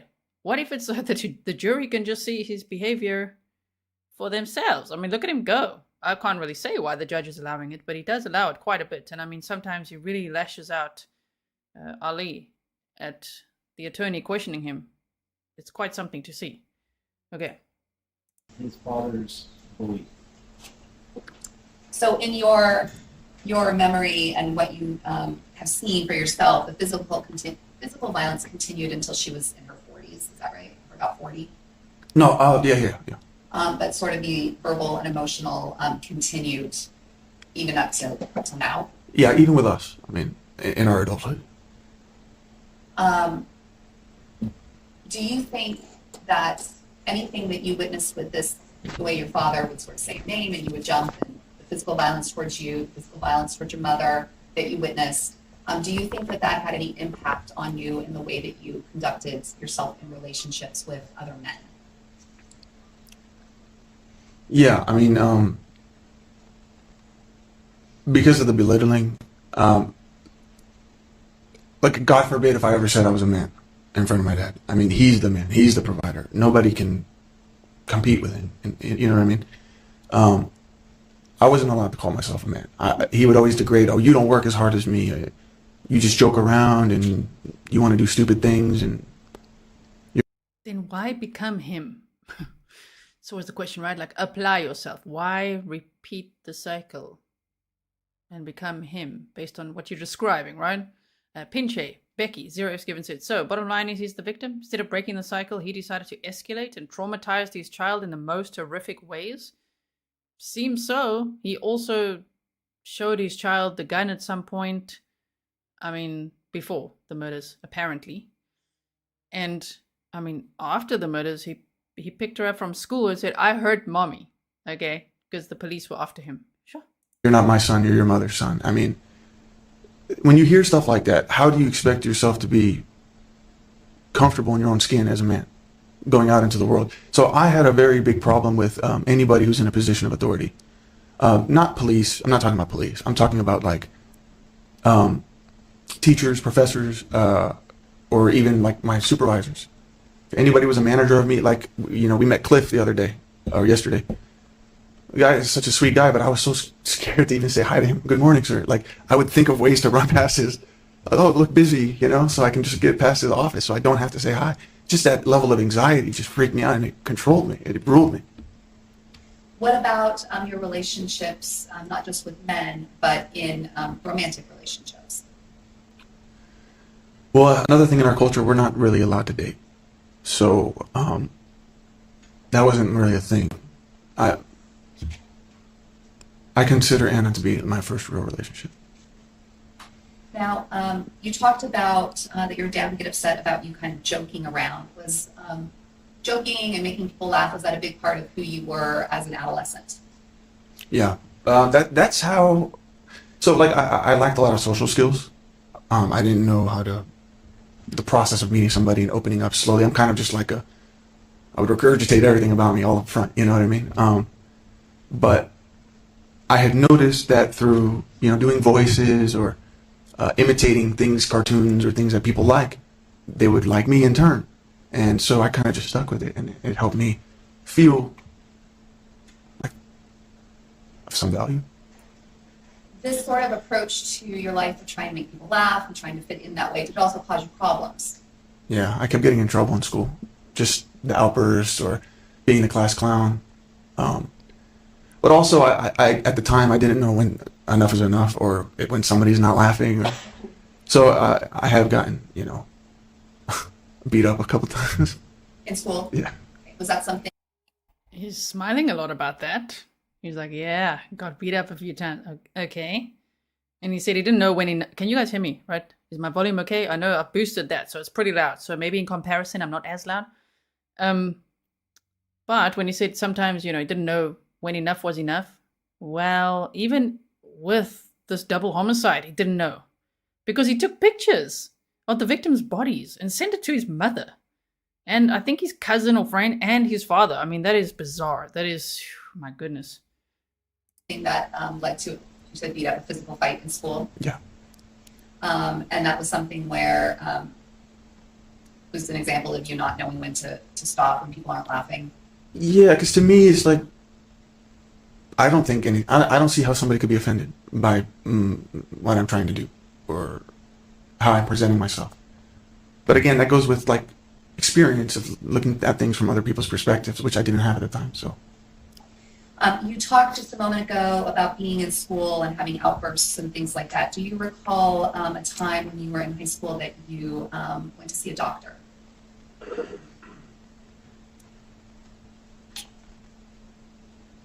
Yeah, for ADHD. Right, for ADHD. Mm-hmm. Is that a yes? Yes. And can you describe for us sort of the symptoms that you were experiencing during this adolescent time period that later was diagnosed as ADHD? Well, I mean, the common theme was, you know, when you get your like report cards, there's like a little comment on the side by the teacher, like failure to pay attention, failure to complete assignments, things like that. So we noticed a pattern, and I think we had heard something about ADHD on TV or something like that, and it kind of resonated a little bit that maybe I might have that. So. And did you get medication from the doctor? Yeah, so they made my family fill out like a questionnaire about how their evaluation of me, and then I did one of myself. And then they prescribed me, I believe it was called Vyvanse, 75 milligrams, I think. And did you take that medication as prescribed for some period of time? I did. And if you can recall, what sort of impact did that medication have on you? In the beginning, it was like a miracle. I mean, I was full of energy. I'm like fully in the moment. I started doing chores around the house just purely because I had extra energy, and I felt more in the moment. Yeah. When you were having those feelings of, you know, what was described as ADHD, describe for us what that felt like in you. Somebody would tell me something, and I'd be like, yeah, I get it, totally get it. I go to sleep, wake up the next day, it's like I never had that conversation. I wouldn't be able, I'd get bored easily, you know, just like I would start doodling instead of doing the assignment, you know. I was very heavily into video games because it allowed me to kind of just zone out, not focus on the world around me, just zone out into the game, you know.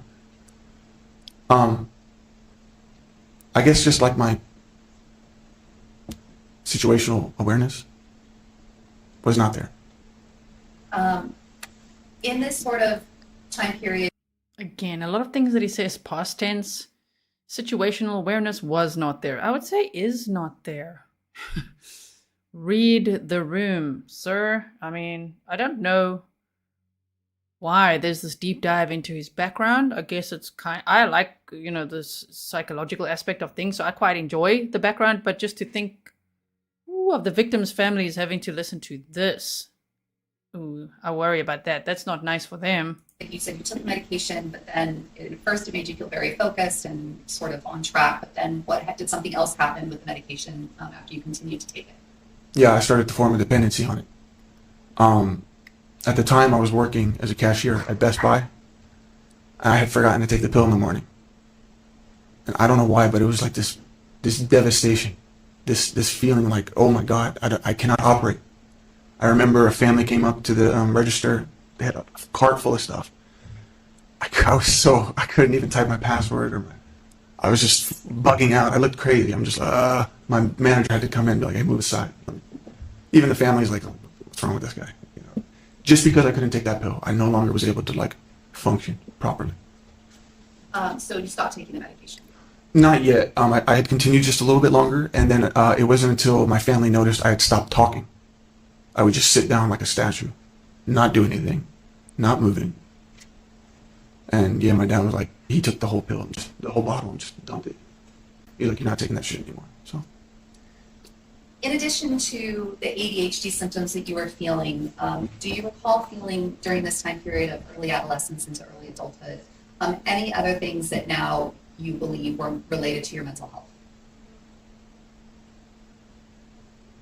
Yes. So I think at every stage, whether it's middle school, high school, I experienced to some extent, whether I knew it or not at the time, I experienced a disassociation with the rest of. I kind of felt like people were able to do things that I wasn't allowed to do, kind of like just the way they would describe their relationships with their parents. Like they would joke like, I could curse at my dad and it's cool, it's like, oh, I could do whatever the fuck I want. My dad's not going to say shit to me. I'm like, my dad will kill me. So I was like, I can't do that stuff, So I always felt like, well, how come it seems like everybody else's parents are so much cooler? And where is his dad now? I would love to know. I think we need his dad in the courtroom. Is he still out there? He's still alive? Sure. Imagine the dad on the stand. Oh man, he'll give this guy quite the talking to by the sounds of it. But it also, mental health wise, it felt like I wasn't able to interact the same way they were. I felt like I was behind. Behind, like socially, or behind in the way you were able to, you said, interact? So both. Well, it's like I noticed that certain friends that I had known for a while, they'd start dating, and I would ask questions like, well, wait a minute, when was I supposed to start doing that? Like, did I miss that mark? Or they would do sports, and I'm not into sports. So I would always be hard on myself. Like I would have this kind of like my dad's voice in my head for when he's not there. I would hear like, oh, Ali, you're stupid. You're not like them, Now my question for him is, and what made you feel better? Because from what we're hearing, it was abusing your wife and then murdering her. Did that make you feel better? Felt like a big man? My word. Things like that. Baby boy. During this time period, you described playing video games a lot, but were you also doing creative things, making videos yourself during this time period? I think before the whole social media craze, we had a video camera, so I would do stuff like that with like my sisters and brothers. We would reenact things. So. Do you remember as you were doing that, feeling particularly euphoric or high during those moments? I literally felt like that was the only thing I'm good at. And especially because of the responses I would receive from people. Oh, you're so good at that. You're funny, Okay, so we're allowed to snark now based on what he did. We snark where appropriate, which is at killers. He admitted that he committed the murders. This trial is about whether it was premeditated or not. So let's say to him, yeah, you were not good at that either. Sorry. When he's like, I thought it was the only thing I was good at. Yeah, I wasn't good, eh? Sorry about that. But those videos, you get secondhand embarrassment when you watch them. Have you seen them? I'll link Maybe I won't link. I don't want to link his channels. I don't want to promote his stuff. I showed it to you a little bit in the beginning. We can look at it a little bit again later, but shame, dude. That's what I was craving. It's like a little bit of a, I don't need like recognition. I don't need praise. I just wanted to feel like I have something. I feel valuable, you know. Did you suffer, as you look back now, were there times when you were growing up and into adolescence and early adulthood that you remember feeling symptoms of depression? Yeah, I mean, I constantly struggled with the idea, like, what is it that I'm doing wrong in regards to, you know, being with, like, my relationship with my father. He always had something to say about everything that I did. Oh, you don't work hard enough. Okay, well, now I'm working. Okay, well, you don't pay me enough. You don't help me with the bills enough. Oh, okay, well, how much do you want? These are... Sorry. I mean, these are real conversations. So, And so, when you're looking back and thinking about sort of these symptoms that you associate with your father saying these things to you, sort of these belittling and name-calling things, do you think that this led to feelings of insecurity within yourself? 100%. And insecurity in where you stood in the world? Do you understand what I mean by that? Yeah, especially after I graduated high school, a lot of my friends were taking a break, you know, like maybe a year period to not jump into college. I wanted to do that. I wasn't allowed to. I mean, I was dragged to the nearest community college and forced to sign up. I didn't know what I wanted to do. I didn't know what I was good at. Shame, what a first world problem. He was dragged to college. You know? I was dragged there and had to go. Just wanted to take a break. I never researched into it. I mean, I didn't know what to do with my life, to be honest. Did you notice insecurities within your relationships with friends and family members? Yes. I would try to be like them. Like, let's say if they wanted to smoke weed, for example. I necessarily never really liked doing it, but when I did do it, I noticed it wouldn't affect me the same way that it would affect them. They'd laugh, they'd get the munchies, they're joking, they're playing guitar. Me, I'm just berating myself in my mind, completely disassociated. I can't even focus on a conversation. I'm saying mean things about myself, I'm judging myself. It's like it increases the anxiety, it increases all those social insecurities.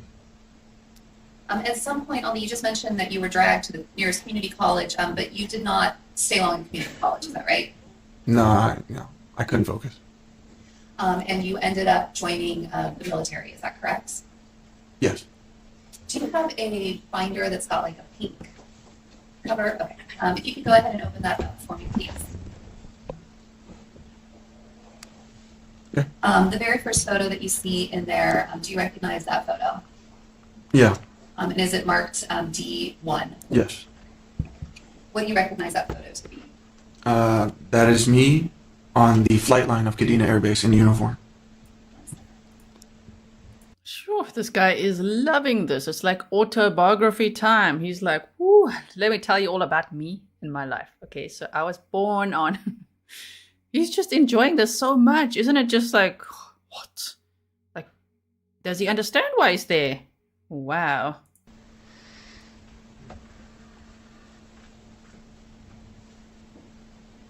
Oops, that's not the photo you saw. Hold on one second, sorry.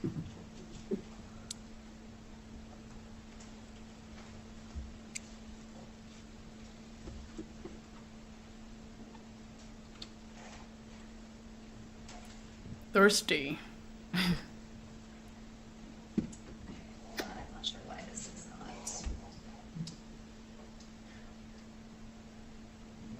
There we go. Sorry about that, everyone. Keep the showing my swimsuit photo. Okay. So here we are. Is this the photo you have in front of you? Yes. And you mentioned that this is you on the Kadena Air Force Base on the runway, is that what you said? Yeah, where the planes land. We had a festival. How old were you, Ali, when you joined the military? 21, but I think I was 22 in this picture. Was there some sort of, how is it that you ended up joining the military? So I was obviously in my early 20s, still living with my dad. The same routine of me not having any motivation, not knowing what to do with my life, going from job to job. I mean, my father and I, we had started getting physical, and he would get into the habit of kicking me out and then pulling me back in, kicking me out. You know, I'd go to one of my aunts, and he'd yell at my aunt, "Don't let him stay at your house." Well, I have no choice but to come back, you know, so it's just this. Can I give you a quick rundown how I joined the military? He's like, just a quick rundown. Let me tell you how I joined the military. Like what? Eric Harris, was there a comment I missed before this one? You say Okinawa. Yes, that is where Anna was born, in Okinawa, Japan. And then after graduating, I don't know if that means high school or college, can't remember, but after graduating, she moved to the USA. And he, Ali, was born in the USA. Okinawa. Okay, let's keep going here. He's ready to tell his story about how he joined the military. So we were talking about during this time period before joining the military, you were living with your father, and it sounds like things were getting worse in that relationship. Yeah, I realized I have to remove myself from that home. And so ultimately you decided to join the military, is that right? Yes. Did you have to do some sort of basic training for it? Yes, so after I took the ASVAB, went through MEPS, which is Military Entrance Processing Station. I was stationed to San Antonio, Lackland Air Force Base for basic military training. Part of your military training, did that involve the use of firearms? So during basic training, no matter what your job is, there is a week where you do live fire training.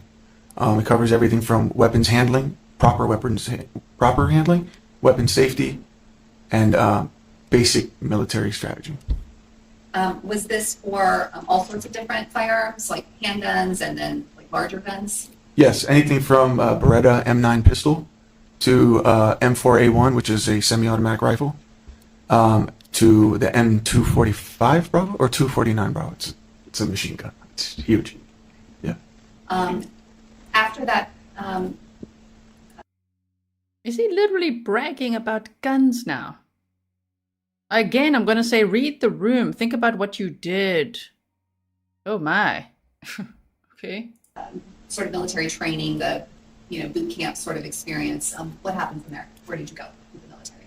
So once we all graduated and became airmen, everybody would be stationed to a base that is respective to where they would learn their job that they specifically were there for. So basic training is not about your job. It's about just being an airman, being in the military, breaking you down and building you back up.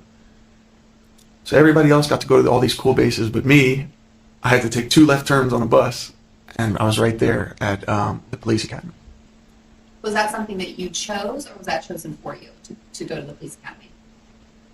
I initially wanted to go into Intel because I knew, like my father, I'm good at IT, information systems, computers. But he had told me that the waiting period would be over a year, but because of the circumstances at home, I didn't have that time. So I had asked him, I said, what's going to get me in right now? And he looked at me and he went, you want to be a cop? I said, sign me up. So that's how you ended up at the police academy for the Air Force? Yes. How was there special training associated with being a military police officer? Yes. Was that more firearms training? Not exclusively. I mean, most of it follows, it goes through different phases. Initially, you learn law enforcement procedures, basic traffic stops, canine handling, what to look for, to see if somebody's armed or things of that nature. Just, it puts you into the mindset of what police officers look for on a day-to-day basis. Weapons training is a part of it, but it's not the sole purpose of being a police officer. At some point, you ended up going from the police academy to Japan, is that right? So once I completed tech school, that's what we call it, tech school. Once I completed that and I got my badge, I was stationed to Kadena Air Base, Okinawa, Japan. In Okinawa, you were at a time, was this a good time for you? Did you feel like you were fitting in the military? Quick pause. So he went to this base in Okinawa, and I believe Anna's father was at the same base. Something like that. Initially, it was It was beautiful. It was amazing. I mean, the culture, the people, all that, everything was beautiful. I was proud to be in the military. I'm still proud of my service. Things started to go, I started to fall behind. Fall behind in what sense? When you join basic training, right? When you're in basic training, everything is done together. Everybody's at the same place at the same time. You eat at this time. Everything's scheduled. So nobody can fall behind. But once you get to your career path, once you're on the job, well, now you're standing with people who are like 3-4 degrees rank higher than you. And I don't know if I should stand at attention, or I don't know if I'm allowed to talk to this person because of his rank. So the social anxiety started to kick in, and I just shut down because I didn't know who I could talk to or who I wouldn't, because in basic, you're not supposed to talk to staff sergeants. They're the ones yelling at you like, move, move, move, you know? But now people are just shooting the shit with them. And so I didn't process that I too could do that. So when you started to fall behind, was that in sort of socially within the military? Just a pause. PK says, is this the defense or the prosecution asking about his life story? Because we're not getting the whole trial, the whole picture at all. We're just getting little bits here and there. I'm not 100% sure. It does sound more like it would be the defense asking these questions. But as I said before, I don't want to get it wrong. So I'm not going to like put banners on the screen because I'm just not sure, because we also can't see them. Can't see who it is talking right now.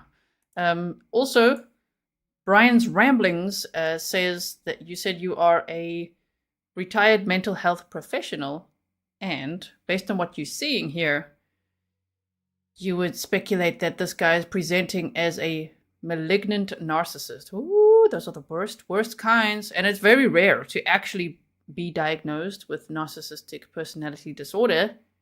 I don't think this guy's been diagnosed. I don't know. I haven't seen his mental health records or something, but he sure is a giant red flag, right?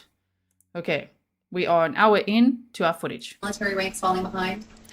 Yeah, I noticed some of the guys that I went through basic training with, they eased in so easily, and they're best friends, and I kind of beat myself up about that. I'm like, why can't I do that, you know? At some point, did you begin to drink heavily in the military? Yes. I'm not a fan of drinking, but I had picked it up because it helped me sleep better. It helped me we worked very long hours in the military, 12 hours a day, sometimes overtime. But I picked up drinking because I didn't have anything else to do. I was alone. At some point, did you meet a man named Sean Torres? Yeah. How did you know? Quick pause before he talks about meeting someone called Sean Torres. So Stefan also said must be his defense attorney. I think so. I think this is now the defense's case. He's gotten on the stand for 3 days. Oh my goodness. Melcriada Medina said he will wear a blue shirt when in front of the prosecutor. Thank you for that. That's nice. Okay, so we know that to distinguish. Interesting behavior as well, right? So this would be the defense asking him questions. So direct examination from his defense team. Okay, so let's hear what he says next. Mr. Torres. I knew of him because he was of the same job in the same squadron we were at, but on a different shift. We didn't work on the same shift. We didn't see each other every day. So, but anybody who's not married or is below a certain rank, we all have to live at the barracks, which are like dorms. So, I mean, I would see him go from the parking lot to the dorms here and there. Did the two of you, at this time, where you're just sort of seeing him, did you ever socialize together? He approached me the first time. I was at this section right next to the dorms called the smoke pit, where, I used to smoke. And I was smoking, and Sean gets out of a car with 2 women, which I later learned to be Anna and Julia. And, yeah, that was the first time I'd ever seen Anna, and it affected me. Did you know from seeing them together or from a later interaction that they were together in a relationship, Anna and Sean? I kind of put 2 and 2 together because I had seen her with him quite frequently go from the parking lot to his dorm, But also I had a friend named Henderson who he prided himself in knowing the scoop of what's going on with everybody. So he had told me that was Sean's girlfriend. At some point, after this sort of initial recognition of Sean and Anna and Julia, were there times when you would go out socially with this group of people? No. So that's I was not part of their group.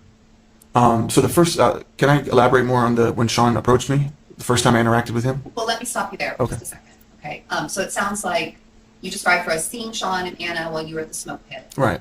Did you and Sean talk at that moment? So the first time I saw them, they just walked. But again, when that happened another day, he saw me, did like an about face, turned and followed me with Anna. And he came to smoke a cigarette with me just to chat with me. Yeah. He shared some advice. And so back to whether there was a time where socially you went to bars or parties or things like that with Sean or Sean and Anna. No, I was doing that on my own with my buddy Henderson. I only had one friend. I had two friends, but I hadn't met him yet. So it was me and Henderson. We were both single guys. We wanted to go dress up nice and go to the club, you know. During that conversation with Sean, I had told him, I said, hey man, I see you with a lot of friends. I'd like to hang out with you guys because I'm new to this island. He's like, yeah, don't worry, you know, we'll get you in. But he never invited. So it never happened. So they had sort of their own group. You were not part of that. No. You did not go out with them. No, I didn't. You went out to bars and clubs with your friend Henderson. Correct. Were there times that you were out with Henderson that you saw Sean and Anna together? Yeah, so we were at this club called Psycholo. We were there first. We had our own table and everything. And then next... We were there first. We had our own table and everything. Oh dear. Is it just me, or are you like glued to this as well? This would be round 2 for me. I'm just like, damn. So as I've been watching this, I'm like, what? It's just unbelievable. I know now it's still about his background and everything, but when he starts talking about the crime and all of that, it's unbelievable to see this guy. It's like a case study of all the things, all the labels, you know what I mean? all the NPDs, coercive control, deviant aggressor, all these things that we learn about. It's like, damn, look at him talk and talk and talk, and they just let him talk. It's quite something. You know, Sean's entourage comes in. Julia was there, Anna was there, a couple other women, a couple other guys. And that was when I had, you know, told Henderson, like, oh, hey, that's her. Like, you know, I had told him that I had seen her and that I thought she was very beautiful. And he's like, that's Anna, bro. Everybody wants to get with her. Don't even try it, you know. And so... I wanted to say hi to them. So we eventually walked up to the group. So this night, you remember you were at the bar first, they came later, and you walked up to Anna. Did you introduce yourself? I didn't walk up to Anna, I walked up to Sean. Did you, at some point, end up dancing with Anna this night? Yeah, so when I spoke to Sean, you know, I was hanging out with them, just trying to be cool with them. I saw it as an opportunity to be friends, and he had recommended that I go talk to Julia, saying that she's single, and I tried. It didn't go well. So I came back and was talking to Sean again. He's like, hey, do you like dancing? And I'm like, yeah. He's like, Anna loves to dance. Go dance with her. My red alarms was going off. I'm like, this sounds like a setup, you know? But... Was he looking in the mirror? His red alarms were going off. It's red flag, sir, and you're it. It's you. Anna had already grabbed me and pulled me to the dance floor, so... Were there times after this night that you would hang out with this group socially? No. Oh, well, with Sean? Yes, with Sean. No. At some point, you learned that Sean had left the military. Is that right? I didn't learn it when it happened because, like I said, he's on a different shift. He wasn't that involved in my life. I actually learned that once I started talking to Anna. But yes, I learned he was discharged for DUI and getting arrested off base. So when at some point you saw Anna alone on base? Yeah, I was. So part of the duties is security forces. So that's the official title of what we are, security forces, which is military police. When you're low ranking, as I was only an E2. We start off as gate guards. We check IDs on the military installations, make sure, you know, we salute officers. We make sure whoever's entering the base is allowed to enter the base. Well, one day, Casey, who you've seen here, she pulls up to the gate with Anna, and this is the first time I had seen Anna since that dance, and that was quite some time. And I had gotten excited. I was like, hi, Anna. And she looked at me kind of like, do I know you? So I thought that was weird. Isn't it amazing how he talks about this with such a smile on his face, like the first time he saw Anna, dancing with her, just the way his whole face lights up, but he murdered her. He shot her in the forehead. One shot in the forehead. And then he put candy, sherbet, little packet of things in her hand. And then also, I think it was unspent round around her feet, and flopped her over so that she'd be lying in her friend's lap. I mean, but here he's just like, oh, when I met her, this and this. It's just, he really is compartmentalizing all of that, huh? It's like, okay, chapter 1, my childhood. Chapter 2, Air Force, or, the Army. Chapter 3, Anna. And like, oh man, I mean, the obsession also still doesn't seem to have stopped, right? That's what we're also seeing, which is very scary, based on how obsessed he was with her, how controlling, how possessive when she was alive. Nicole, welcome. Deb's face is so low ranking, right? That's what he said. Those were his words. But yeah, I saw her. I asked for their IDs. I noticed hers was expired by 2 years, which is pretty extensive. Hers being Anna's? Anna's military. It was like a dependent card, meaning one of her relatives has to be in the military. It was expired. And at that point, we have to pull them over, confiscate the ID, and issue them a citation. But, yeah, I wasn't going to do that to her. But I saw it as an opportunity. So I said, hey, can you please pull over for me? And they're like, are you fucking serious? Like, they didn't expect me to do that. I went back, I grabbed my ticket book, and I wrote my phone number, and I gave it to her. At some point, did you and Anna begin communicating? Yeah, after some time, I received a friend request on Facebook.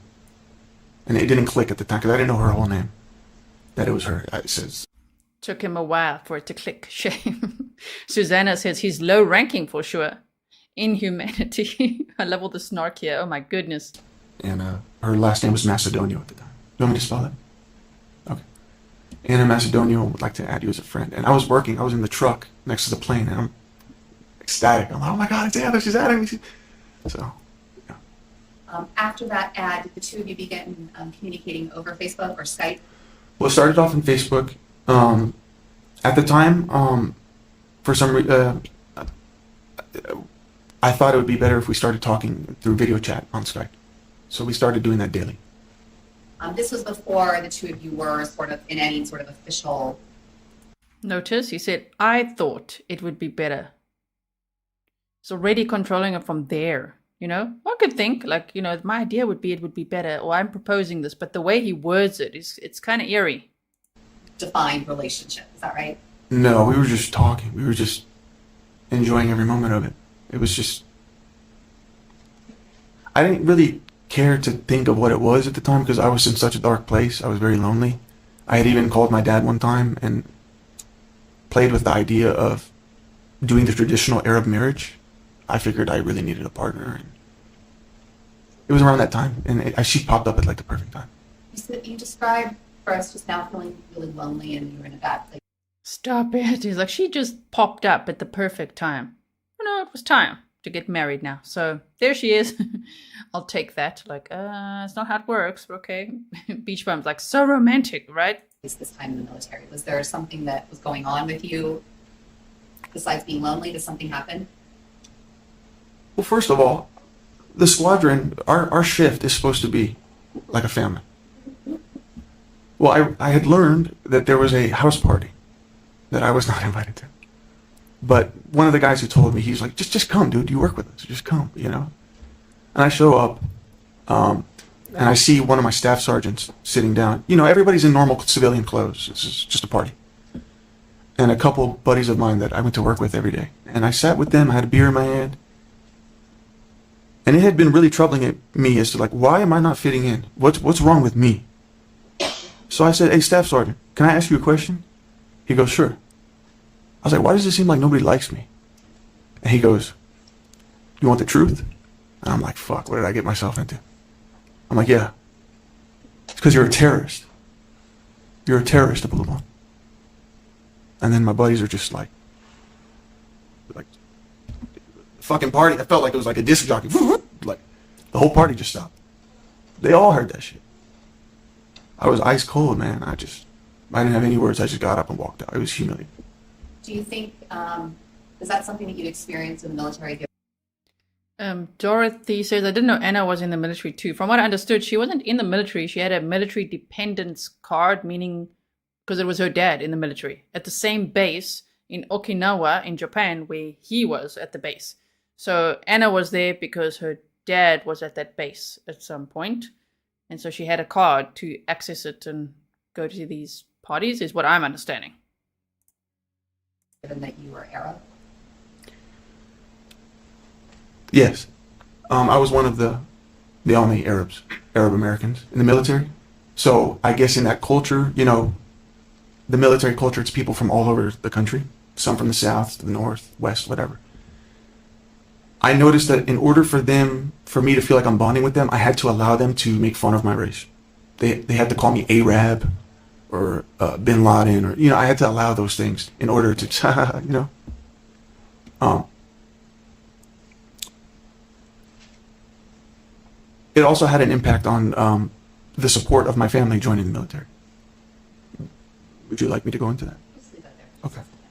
You mentioned at this time in the military there was a lot of sort of poking fun at being Arab and being calling related to that. Did that extend to other races within the military? Yeah. I mean, but not as bad, I don't think, because they're very big on community. None of that is, so it's called hazing. If you harass or joke or you play pranks that are too extreme, it's called hazing. It used to be very prevalent in the military, but they put an end to that. So anything that's considered making somebody feel less than equal is considered hazing. But I felt like I was the only race that they didn't really care about, like, to enforce that. You and Anna continued to talk over Skype and message over Facebook for about how long before you had like a first date? 2 months. And during this time, was this a time where you and Anna would talk and just kind of get to know each other? Yeah, we would. Well, I would work days. So we would work after we would talk after I'm done with work. And we would talk into the middle of the night until we'd fall asleep together on the Skype. I'm going to show you, do you see Defense 2 in the book in front of you? Yes.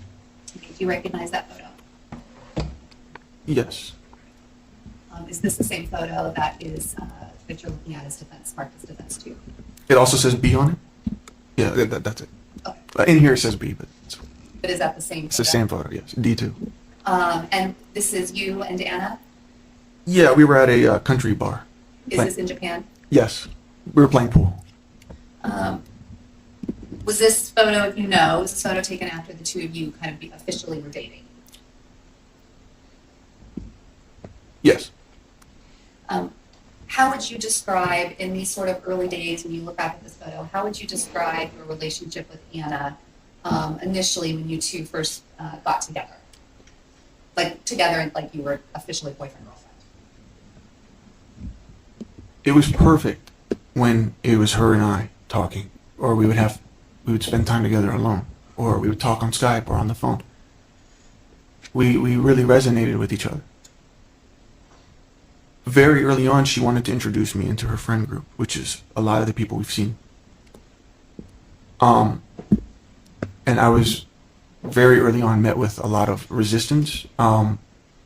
Casey, for example, she's like, "What are you doing? That's not Sean, Anna.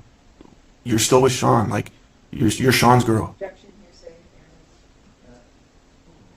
But these are the types of things that I'd have to deal with just to spend time with this person in my life that I'm so enthralled with, that I wanted to spend every moment with her, and she seems like she wanted to, but she also had a life that was somewhat that I wasn't accustomed to, this social partying drugs thing. So let me back up just a little. Okay, so he wanted to isolate her, which he tried to do. And especially when he's just talking about the beginning of the relationship now. But those issues still existed in his own mind, especially when they moved to San Diego in February of 2021. Because then a lot of her friends were there, and she started socializing, going out, having girls' nights, and he didn't like it. He was extremely possessive and got more and more controlling, and he was the one taking a lot of, someone said in chat just now, nose candy. He had lots of nose candy, okay? Unfortunately, got to censor it a little bit for YouTube here, but this guy, it's classic, as Kerry said earlier, Darvo, which is what an abuser, a perp, someone like this does in these situations where they deny, attack, and then reverse the victim offender role. So now he's the victim all the time, right? He denies everything, he attacks everyone, and nothing is his fault, and it's all victim blaming, right? I said blame me, not blaming, victim blame me, okay? So, and you'll see that also escalate over the next few days as we watch more and more of his testimony. Because today we're doing quite a big chunk of the footage that's out there so far. I don't know if there's going to be more. I don't think so, but we'll see. So today we're going to look at about 3 hours and 39 minutes of footage. And then tomorrow we meet again and we're going to watch another good chunk of it. I think I might split it between Saturday and Sunday, but we will see. Sure. During this time, when you and Ana first began dating, were you aware that she was married to Sean? No. And so when her friends would say things like, "You're still Sean's girl," did you understand what they meant by that? I took it as girlfriend, like. But you were aware that Sean was not around anymore. He'd gone back to the United States. No, she had told me, these are her exact words. He abandoned me. He got kicked out of the military. He was supposed to get her a visa, but he ended up going back with his ex-girlfriend in Pasadena. So she felt abandoned, she said. And so it was clear to you that at least Cassie, and maybe some of the other girlfriends really liked Sean and wanted Ana to be with Sean and not you. Yeah, because that was their entourage at first. And then now it's kind of seemed like Ana was replacing Sean with me, in a sense. Did that stop you and Ana from dating? No. Did that stop you and Ana from spending more time together and getting to know each other more? No. You mentioned that Ana had a different lifestyle that you weren't accustomed to, and then you said partying and social stuff and drugs. Is that right? Yes. Was Ana at this time a very social, outgoing person? She had this grace about her, just energy, she was very comfortable in her own skin. And I really admired that because I was never comfortable in my own skin. In conjunction with sort of this idea of who she was and how she presented herself. Did he admire it or actually hate it? You know what I mean? Based on what he did and how he treated her with the domestic violence, with eventually murdering her. I mean, really admired it because I never had it. Were there a lot of drugs associated with Ana and her lifestyle at the time? Wasn't as bad. At the time, well, they were smoking weed, which is fine. But I later learned that they were popping this cough and cold medicine called C, quercetin. They were abusing it, taking 8 to 16 pills a day, and it just puts you in this trance-like state. And yeah, let's talk about your double nostriling, sir. So there was things that I was cautious of, things that I. So there were things that you were starting to learn about Ana and her group that you just described as feeling you were cautious about. Yeah, I felt like. Well, her friends, first of all. I didn't choose to look at them as obstacles. That's just how they present themselves. It's like there would be days where me and Ana would have this great day. But then next day I'm at work and she's texting me, she's like, "How do I know you're not just like other military guys and just going to leave me as soon as they station you somewhere else?" I'm like, "Ana, who's putting this in your head?" "Well, I was talking to Casey." These are the things that they would fill her head. And it just makes my job harder because I'm not the one giving her those vibes. I'm the one we're talking about like the future. And I think the types of conversations Ana and I would talk about was like, what do we see for the future beyond what are we going to do this weekend? What club are we going to go to? What bar are we going to go to? What do we want to do? Like, and those were very beautiful, intimate moments. When Ana's friends came into this trial and they testified, they talked about what they described as very controlling behavior that they witnessed from you towards Ana, and for some of them, you towards them. Do you recall those witnesses that testified? I do. When you look back, Ali, in that relationship at the time, do you see in yourself things that could be interpreted as controlling behaviors? Yes. Things like the things that they testify, like where are you going, what are you doing, who are you talking to? Do you remember hearing them say things like that? I do. And so when you heard that, thinking back to what was happening in your relationship with Ana at the time, explain to us what that was. Keep in mind, I work 5 days a week, 12 hours, if I'm lucky. So I had no control over what Anna's doing during the day or who she's hanging out with. So I was never telling her what she can and can't do. The controlling part that I think that they are referring to is when we would go out to these clubs. I was just trying to answer. You heard them testify about things that you said and things that you did, that they say that they observed. Is that right? Yes. And in your memory of going back, don't speculate about what you think they thought. No.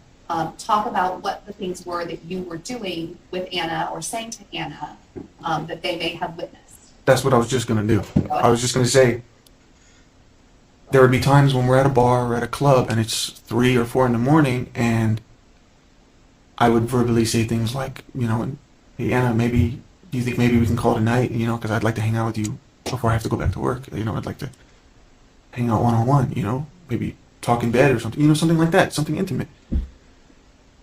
They would get mad at me. Oh, let her, why are you such a party pooper? It's like it's 3 in the morning, I have to go back to work at 8 in the morning, it's like. And in the way you're describing it right now, you're using a voice that sounds kind of calm and easygoing, but when you look back, do you recall using like a level of voice or a tone of voice that was maybe a little bit more authoritative, commanding? Yes. To Ana, yes. I would be like, hey, because in the beginning I would suggest it, but then it got to the point where I was like, all right, Ana, come on, it's time to go.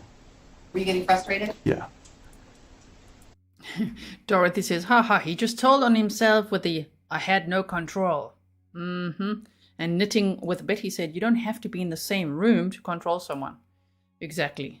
Pernille says, keep in mind, I'm always right. That's how he talks. He's always right, and it's always everyone else's fault. We heard, in addition to witnesses testifying about those controlling behaviors, we heard from several witnesses who described seeing physical control and violence from you to Ana in the military. There were some general conversations about, seeing pushes and slaps and things like that, and there was a very specific incident that led to your discharge. Do you recall hearing testimony about that? So those are 2 different things, but yes, for the first thing about me pushing her friends. Everything okay? I'm sorry. Everything okay? Yeah, it was just some distracting noise. Go ahead. So as far as the whole, Oh, the friend saying I pushed him. He's like, everything good? Mic check. Can everybody hear me? Because I'm about to tell my story. Oh, man. I don't recall these things. Slapping. Her friends? Slapping Ana. I would never do that in public. I never did that. Ooh. Did you hear what he just said? Slapping her. He says, no, I would never do that in public. What? Did you hear that? That was, wow. If there were times later in your relationship where you put your... I have, yes, but I never did that in public. Let me finish my question. Sorry. There were times later in your relationship where you put your hands on Ana. Is that right? Yes. There were times that you punched her? Yes. There were times that you pushed her? Yes. Yes? Yes. There were times that you maybe shoved her? Yes. And that was focused in San Diego. Is that right? Yes. So when you were talking just now about things that you did and distinguish between public and private, those things happened. Is that right? In San Diego? In San Diego. Yes. In your home. Is that right? Yes. Apartment. Yes. We are talking right now. We'll get to all of that. Okay. But right now we are talking about in Japan. Yeah. And at that time in Japan, you just told us that's not something you would do in public. What do you mean by that?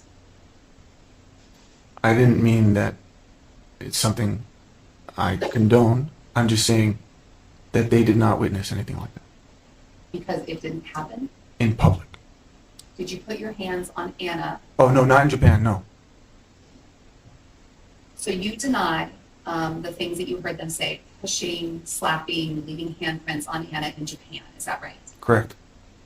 Now, we know that there was an incident that led to, or I guess a couple of different incidents that led to you being discharged from the military. Is that right? Yes. And it stems from a single evening. Is that right? Yes. And that was, that occurred in August of 2015. Does that sound right? Yes. So I want to walk through what happened on that night. Can you explain to us how the evening started?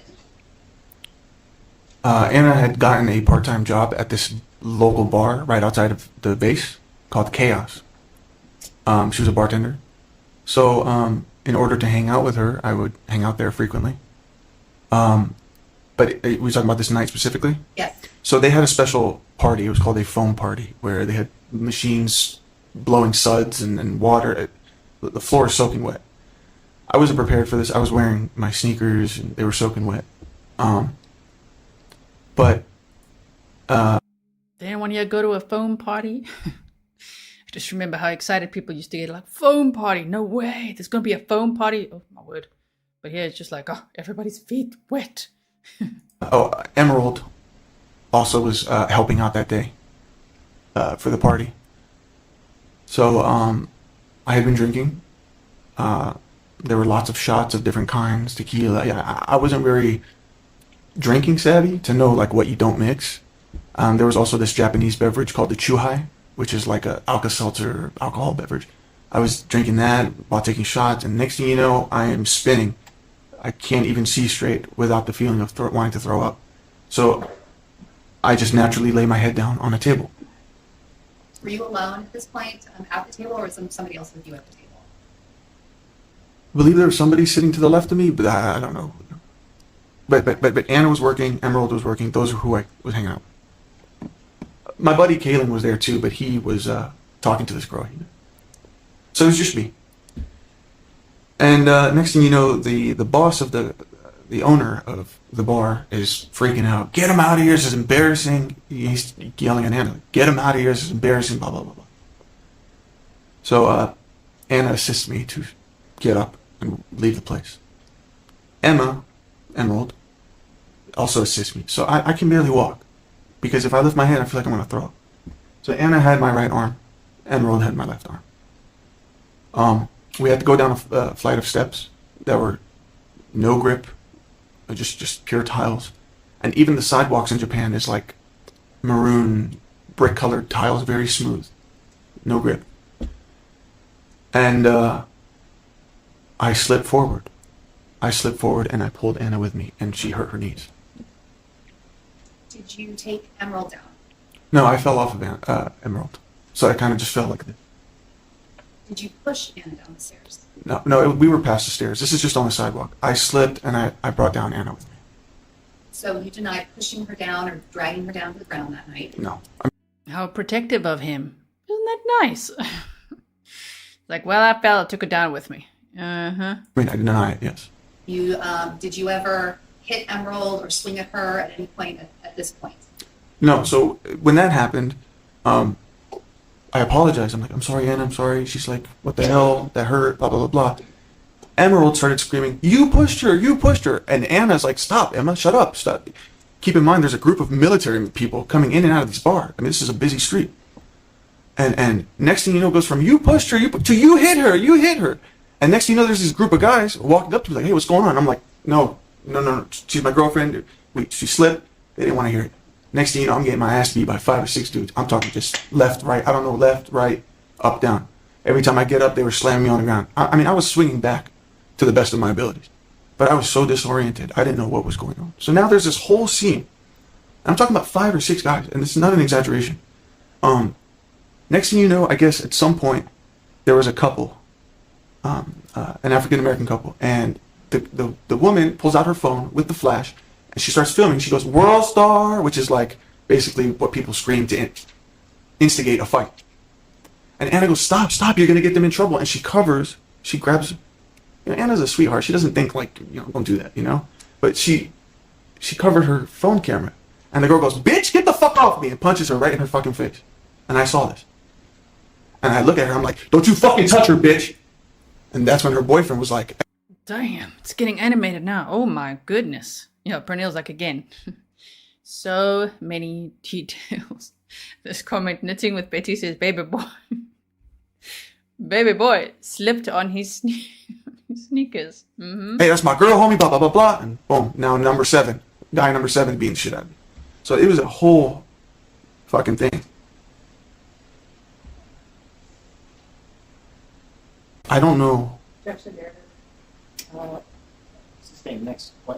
The answer will stand in this question. So this has now occurred where there was a fight. You have been being beaten up by 5 or 6 men. There is an incident with Anna and a woman recording it, where Anna gets hit by this woman after Anna touched her phone or tried to cover her phone. And the next thing you know, that girl's boyfriend is now in the melee. Is that right? That's correct. What happened next? At this point, it's too chaotic. My shirt was completely torn off. I mean, I was a mess. I managed to run to my car, which was literally right there. I opened the door, and I'm trying to get the key in the ignition, and these guys opened all 4 doors.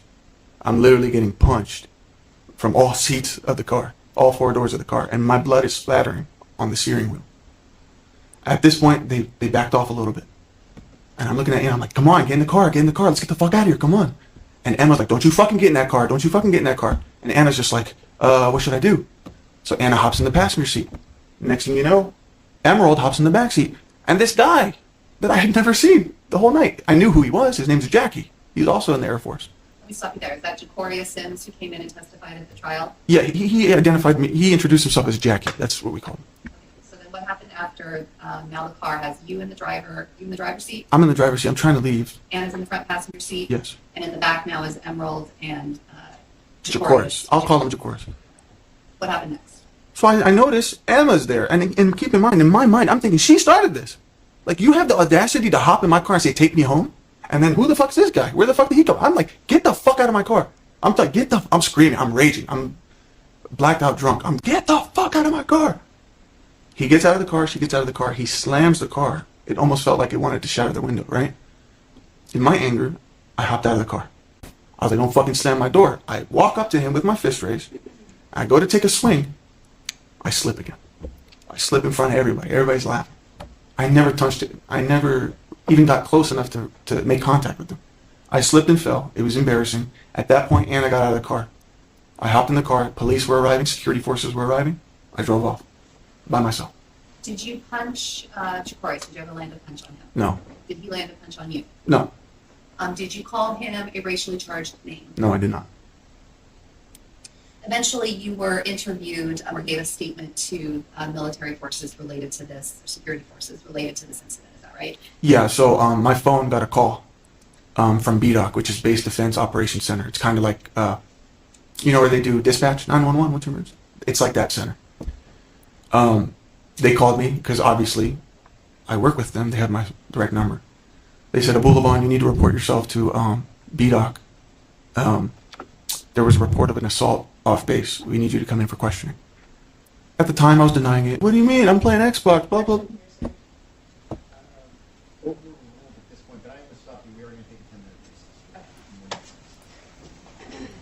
The judge is like, okay, we need a 10-minute break over here. Like, damn, that was intense. And it's only the beginning. Do I stand?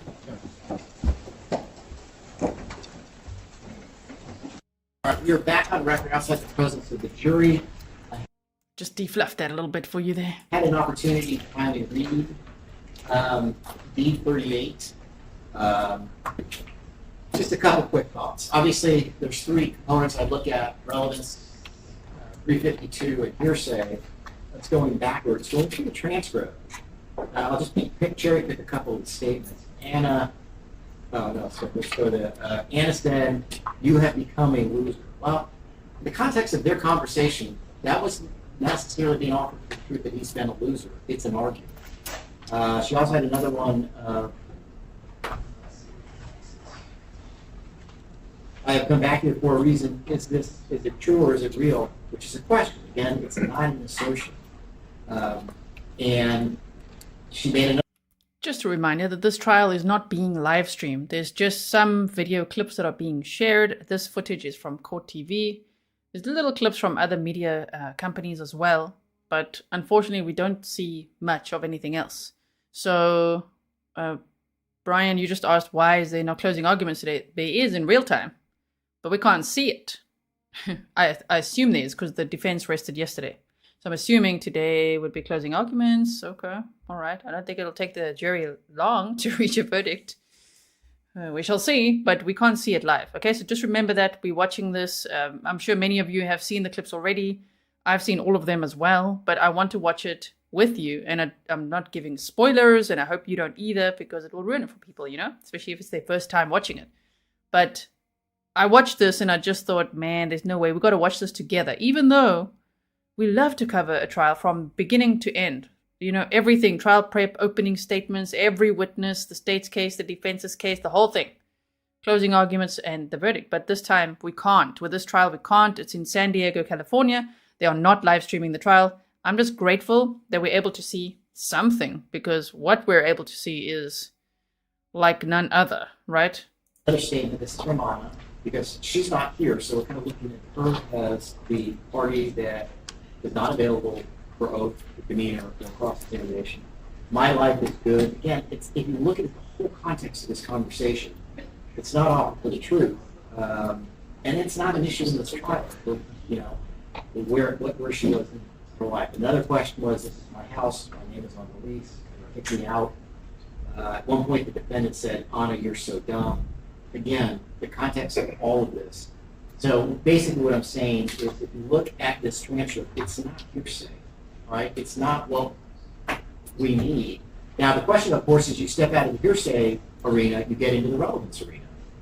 And it's my understanding this was a month before, approximately.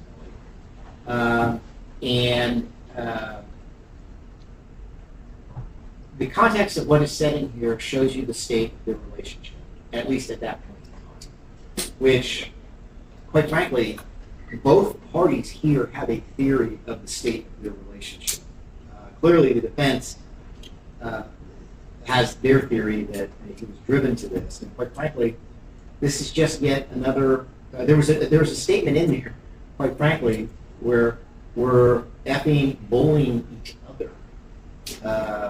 Again, I don't know what the jury's going to do with this. I don't know, because again, both sides have their theory about this, and one can argue, and I think it will be argued this week, whether or not this shows he's on the brink, or whether or not this is just a motive for willful, deliberate, and premeditation. That will be for a jury to decide. I mean, just based on what you know, we can't know it. We haven't seen the whole trial. But do you think it's premeditation or a crime of passion? Because that's really the argument here. He's admitted that he shot Ana and her friend. But it's all about, was it a crime of passion or was it premeditated? Having gone through it, I also kind of see the defense's logic in this, where kind of at the end of the transcript, it ends with, you love me at the end, you love me there, kind of showing the back and forth. So at this point, I'm going to go ahead and transfer. All right, let's bring her.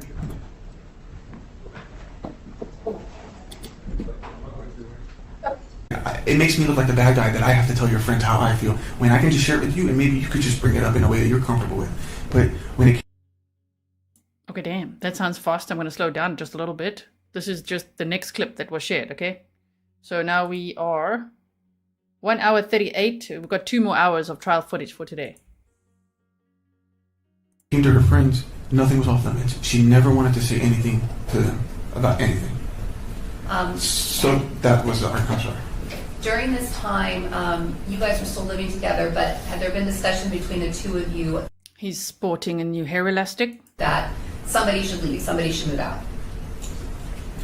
Yeah, we were getting worse. The way we were talking to each other, and she would start saying things to me like, I don't need you, you don't do shit for my life. Everything we have, I got it. It's from me. I don't need you. I don't need you. And that's very, it hurts to hear that, to be told that.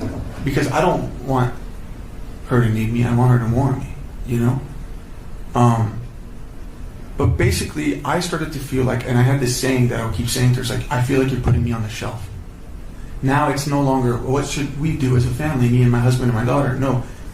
I mean, I would come home from work and the weekend is already planned with her girlfriends. You know how many times I wanted to take them to Disneyland? Objection, narrative. Who ruled it this way? Next question. On this particular day, on September 8th, when Ana called the police, you heard Ana explain that she was trying to take your stuff out of her suitcase. Do you recall that, hearing that on the body-worn camera? Do you recall hearing that? Yes. And on this day, she told the police in the body-worn camera that you were leaving for Las Vegas. Do you remember that? I think I was going to stay with my mom for a little bit. And Ana explained to the police that the fight was about you trying to leave with your stuff in her suitcase. That's what led to the altercation between the two of you. Is that right? Yeah, I mean, the argument was just getting out of control. It was in front of my daughter. I had noticed that Ana had started to behave. She started saying some very nasty things in front of our daughter, such as, that's not my fucking daughter, that's your fucking daughter. I don't want her anymore. Let me stop you there. I asked you a very specific question. Sorry. We're going to get into the I don't believe any of that. This guy is now victim blaming to the max. contents of the day. Do you recall having that fight with Ana as you were trying to leave to get she was taking your things out of her suitcase? Yes, I tried to leave because I wanted to remove myself from this situation. And you told her that you were trying to leave? Yeah. Was she telling you that she was going to be the one to leave? She said that a few times, but she made no attempt to actually do it. So I'm going to play for you a video that you recorded. During this time, were you recording most of the interactions that you had with Ana? Yes. Why were you doing that? Ana's behavior had shifted very crazy. I mean, it had gone to the point that anytime I would want to bring up something or just communicate something with her, she would threaten to call the cops. She would use the fact that I had hit her in the face as a way like, oh, well, if you don't do what I want you to do, I'll just put you in jail. I mean, it was an ongoing thing. So I started recording my interactions with her to protect myself, to have... Give us a D, give us an A, and an RVO. Darvo, deny, attack, reverse, victim, offender. That's what he's doing right here. It's classic. This guy, textbook, freaking abuser. Right? She's just like, oh no, she threatened me and I started recording things. Yeah. Mm-hmm. Integrity with what actually took place versus what she said versus what I say. Okay. And do you recall on September 8th, the day we've been talking about in relation to the day that Ana called the police and that you made the live reporting before the police arrived, that you recorded an incident between you and Ana? You mean the live stream? No. On your phone, did you record an interaction that you Oh, had the whole with thing? Ana? Yeah. This will be Defense Exhibit 25 is... So they do show some exhibits, of course, throughout some of these clips that they are sharing. So we do see a little bit of that. I mean, this guy, my word. The video, and the transcript is Defense Exhibit 26.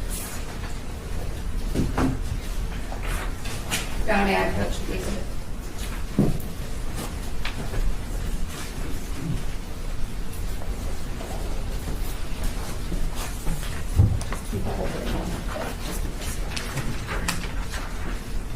That over.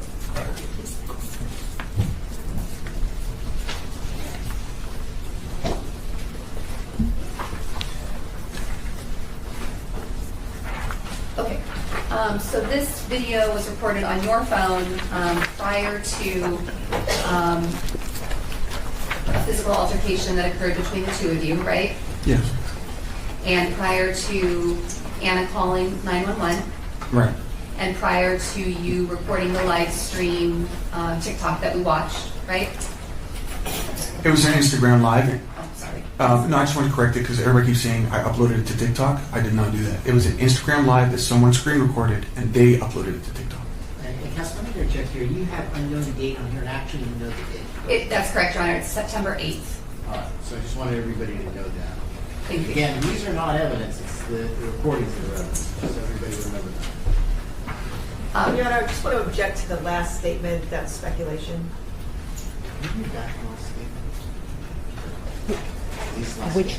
Thank you, Rob. You say excellent commentary, G. Thank you so much for the sticker. Welcome to Michael Alcazar, who's joined the chat. He is often with Joe Jackalone on his channel for Roll Call. I know many of you watch Roll Call as well, so welcome. Okay, let's see what we're going to see here. He said some bad things on an Instagram live that people then screen recorded and put on TikTok. Last name. Oh, his last name.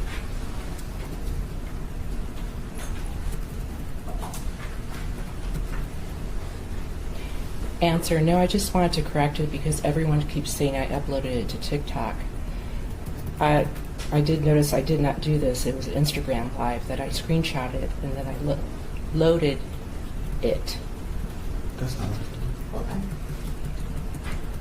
to TikTok. Okay.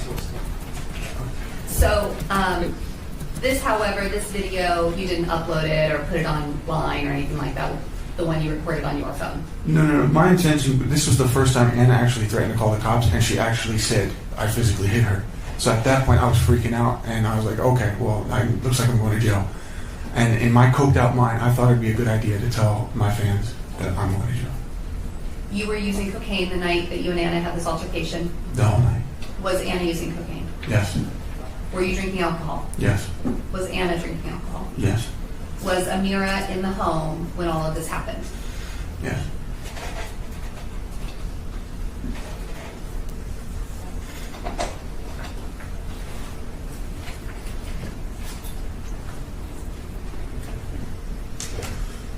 I'm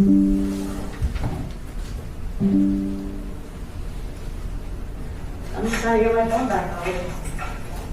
Either that or I can message someone. Just come in. Which one is it? You're not going to break my laptop either. You're not going to break my laptop? Okay. Oh, man. The irony. He's scared that he's going to get cheated on, but he's the one cheating. The irony of it all. All fucking done in my account. That's my charger. That's mine. That's mine. Your charger's in the car. Sorry. No, it's not. Your charger is in your car. You only have one charger, sir. I have two. There's a charger right there on your freaking thing. Why are you touching mine? This is my charger. I need to charge my phone. Your charger is in your car. You only have one charger. And you're using it in your car. Don't take Amir's phone either. That's my phone. That's my iPhone too. This is your daughter's phone. Sorry. I just need somebody to pick me up. Look how lame you are. Yeah, I'm not coming back either. Yeah, take your daughter, bitch. I'm not taking your daughter. That's your daughter. You're the one that said you wanted to leave me, right? So I've had her for Go 1 week. Go commit. I'm committing. Be a big girl. This is me committing, but you won't even give me my phone back. How am I supposed to call anybody? You don't have a phone. Where am I supposed to go? You don't have a phone. Where am I supposed to go if I'm going to leave? You don't have a phone. Where am I supposed to go if I'm going to leave? You know what I'm saying? Does that make sense? Doesn't make any sense. So where'd you go when you left the house? I was outside. Outside doing what? I was outside smoking my joint. No, don't. Oh, now you want to do that. Okay, now you're going to hurt me. Alright? I come back to my phone, that's it. I keep in peace. You're not leaving with your daughter. Well, I'm not leaving. You're not. I'm the one that said I was leaving. No. I don't know why you're blocking me in here. I don't know why. You need to stop. You need to stop. You're the one. We agreed we were going to break the lease and we're going to do it. Okay, and I agreed, but So why are you leaving? Because I need to go. No, you don't. I'm not staying here with you. No. Sorry. No, I'm not staying here with you. You said you're going to live here. I'm the one that's leaving. Why are you going to leave? Because. With my phone, with your kid? Because I don't want your kid. You can keep your kid. You don't want your kid. I don't want your kid. You can have full custody of her. What a great mother. Keep it on camera. What a great mother. I am. I'm such a good mom. I've had her for this whole time. It's your time to take care of her now. I don't want her.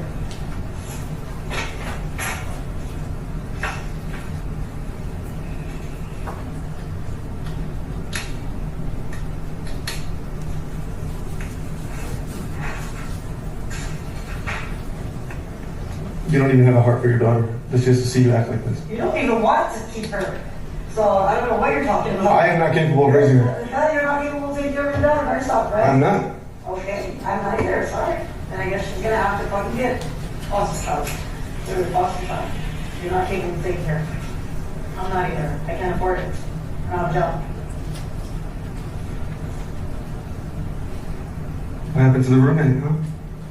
Yeah, it's gonna be Luke. Luke will come. Live here.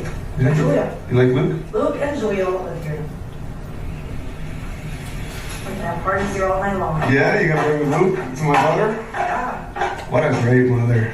She loves Wow. Luke right here. You see Luke all the time? She loves Lucas.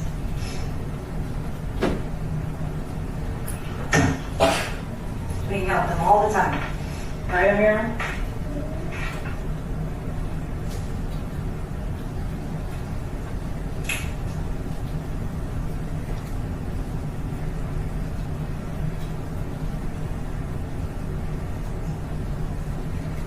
I don't know, you're just a reporter. You look like a crazy person. You're the one who locked the door. I can't leave. You have my phone. You're stealing my phone.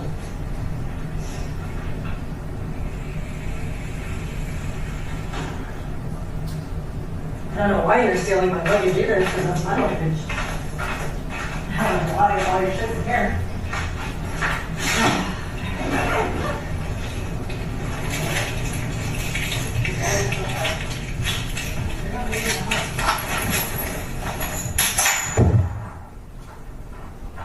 Where's my luggage? My luggage.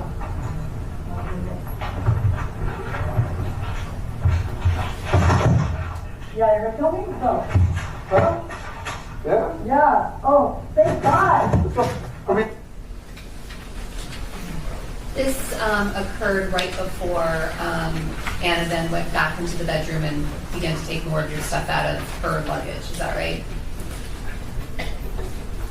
We had like a tug of war with the luggage, and then she started whipping things out, and yeah. And then what did you do next? I tried to yank it out of her hand. I couldn't do that, and so I pushed her harder than I intended to, and she fell. Well, she was already on like her knees, so she scraped her knees based on the rock tiles. But I pushed her back. I didn't mean to push her that hard, but she hit her head on the end of the bed. And then we know that she called 911 to report that there had been violence in the home, right? That's right. And she told police on that 911 call that there were no weapons in the house. Is that right? Yeah. But there was. Your gun was in the house, right? Yes. Yes. Where was it? In my safe, in that closet. The same safe and the same closet that was identified by police when they went into the home on October 21st? The same closet where they found the case of my Glock, but the safe was moved to my Jeep. It was in my Jeep on that day. Got it. Now, Ali, this was on September 8th. As you described, this was a time where the fighting and things were getting worse. Yeah, so with that, there was a back and forth of, you should leave, no, I should leave, no, I'm going to leave. She told me she's going to have roommates. I mean, she kept saying, oh, Luke and Julia, and I just thought she was bullshitting, you know, I just thought she was just trying to get under my skin.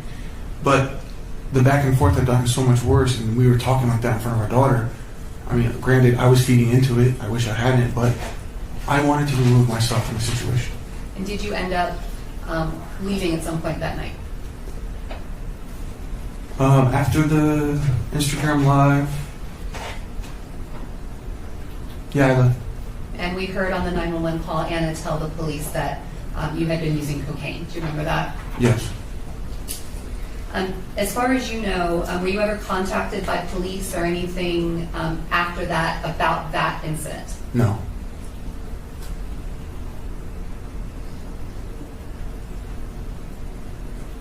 After September 8th, did Anna return, well, did you return to the home at some point after September 8th? Yes. And were the two of you still living together in the home? Yes.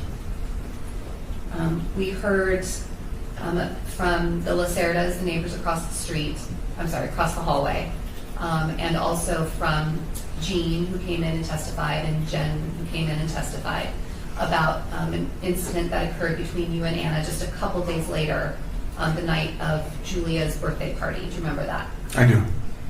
Can you kind of explain to us, had you been, as far as you knew, had you been invited to the birthday party? I was, by Julia herself, in my apartment the day before. Was this part of the time when you did you start to feel ostracized out of this friend group? Yeah, so Diana was, because I had already texted her husband, I did it because she tried to bring that guy to my party, or the house gathering. So I texted her husband and told him about what was going on. At that point, she had been putting some pressure on Julia not to, I guess this is behind my back, not to invite me. I wasn't aware of this because Julia just confirmed that I could go the day before. The mention of the person Luke, who was Luke? Luke was a guy that Julia was seeing on weekends. Had Anna ever said to you anything about that she was interested in having a relationship with Luke or being with Luke? Her herself? Yes. No, she just said in the video, though, we love Luke. We're going to have him as a roommate. Had Luke ever threatened you? The night of Julia's... That night of Julia's birthday party. Okay. So prior to getting, eventually you went to the birthday party, is that right? I went to the hotel. Okay. So before that happened, you and Anna were back in the house. Was Amira there too? Yes. Okay, this was on sometime either September 11th or September 12th. Does that sound right? Yeah. And were you and Anna having an argument about this party? Well, everything was going fine. It was about that time where we're going to call the babysitter, and we were going to get dressed and get ready to go. I hear Anna on speakerphone with Julia speaking in Tagalog, which is the Filipino language, and she's like rummaging through clothes, and she's getting dressed. She goes, "Oh, by the way, you're not going." Who said that to you? Anna. Like last minute. I can understand a lot of people are upset in the chat. I mean, that was very upsetting, that video to see. I think from all the cases we've studied, it's when someone, let's speculate, someone like this, some abuser like this, is constantly weaponizing, for example, the person or whatever it is that's most important to you. You might lash out like she just did. You know what I mean? Like, I don't even want your kid. Which is in the moment, surviving this guy. So I'm not trying to make excuses for her. It was horrible. It was a little bit triggering and all of that. I can see people are triggered, upset, everything in chat. I get it. But if we just look at it, like the whole situation and all the abuse that she allegedly suffered based on everything that we're hearing, I mean, at some point, one might kind of clock out. You kind of dissociate and just go like, you know what? I don't even want your kid. I don't think she's saying it from her soul or her heart, in my opinion. Okay, I'm sharing my opinion. I think it would just be like trying to get him just to stop weaponizing their child, to stop controlling her in any way. Just saying, I'm just going, I'm just leaving, I'm going, whatever, just let me out, I don't care anymore. Like that, right? Okay. I'm like, well, what do you mean I'm not going? What are you talking about? They don't want you there. Oh, by the way, it's just a girls' party. There's not going to be any guys. So at this point, were you and Anna still routinely going through each other's phones? Yes. And she had access to your phone? Yeah, we knew each other's passwords. Were you checking for her phone? Only in moments like this. And did you believe... I wonder if they knew each other's passwords or if he just knew her password based on him making a secret copy of the apartment key after she kicked him out on October 18th of 2021. And he used that secret key to get back in, vandalize the place, and later get back in and murder her and her friend. She was checking through your phone? Objection, speculation. Sustained. Do you have reason to believe that she was looking through your phone at this point? Did you see her do it? Did she? I have, yes. Sorry, what did you say? I have, yes. So, the night that all of this is happening, that you're trying to get ready for the party and suddenly you're uninvited to the party, did that make you upset? Not just upset, but it came off as extremely shady. I mean, keep in mind, there's been this whole thing of like, well, I don't want to do it, and I don't want you to live here, and I'm going to move out. No, you're going to move out. And then mentioning other guys. So I'm thinking she wanted to go hang out with guys without me, or something to that extent. So This was So we're still like getting to, as I say, it's almost like book chapters, the way that he talks and the way this is all going. I think tomorrow we'll be at the peak of him talking about the actual, murder, the day of the murder. Carrie said, in my opinion, she's saying it to make him think that it doesn't hurt her as he's tuning into her perceived weakness, right? Exactly. Vicky says, I understand, G, but however, that child will remember that and she'll never get over it. I think there's many of us in this community that are that child. So we, of course, completely understand. You know what I mean? But if you were to understand, even if you think of oneself as that child, the whole situation, what is going on, who's the abuser, who's the coercive controller, what is happening? Why would someone say that? What would lead them to? Understanding that could be helpful, could be healing in a way. an incident or situation where you were recording, again, your interaction with Anna. Is that right? So when she told me it was a all-girls party, before I did the recording, I actually contacted Gene. I called Gene on the phone, on speaker. I was like, hey, are you going to Julia's birthday party? He goes, yeah, dude, we're all on the way there. We can't wait to see you. Anna hears this. It doesn't go along with what she was just telling me. And she goes, help, help, help. And I hang up and I'm like, what the fuck are you doing? And that's what started the recording and all. That's what preceded then you beginning to record this interaction with Anna. Yeah, because I knew things were going to get rocky.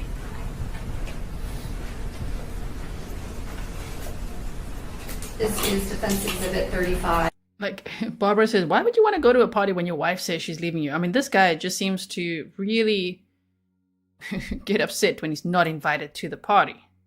That's like his big trigger. He's like, I also want to be invited. I'm also a cool guy. Like, okay, dude. For the video, for the audio, I guess video, and the transcript is D36.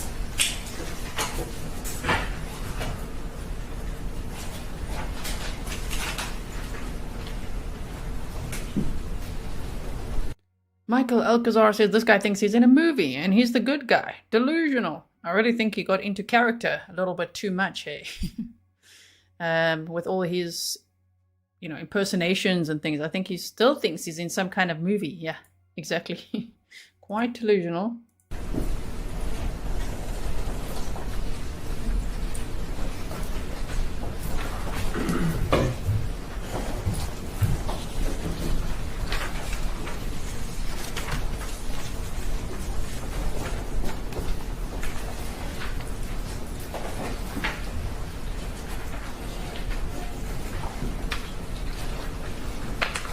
A glimpse of the attorneys. That's the defense. What we saw before, those were the prosecutors. In advance of getting ready to attend this party, were you using cocaine? Yes. Okay, what about Anna? Yes. So when we're watching this, you had used cocaine during this interaction or before it, is that right? Yes, I had gotten into the habit of using it regularly.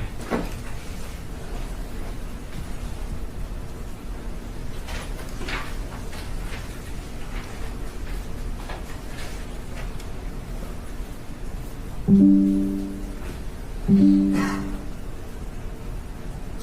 me my phone back. Ollie, give me my phone back. Marriott Marquise, that's the fucking place you had the birthday. Yeah. Oh, so you're going? I'm not going. Luke's gonna be there. I told you we're going to the hotel, dumbass. Yeah, Luke this is not the after there. party, and Luke you're is going. not there. Yeah? Why do you think I can bring a kid?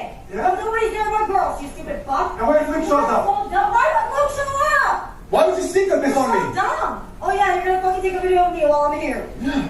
You know what? Give me my phone. I'll tell Julia to call security to make sure. No. Security can call. Yeah. Because your friends are fucking sneaky. You don't even know her room number, so. Sorry. Enough, Ollie. Enough! Ollie, enough. You know, fuck this shit. Can somebody please help me?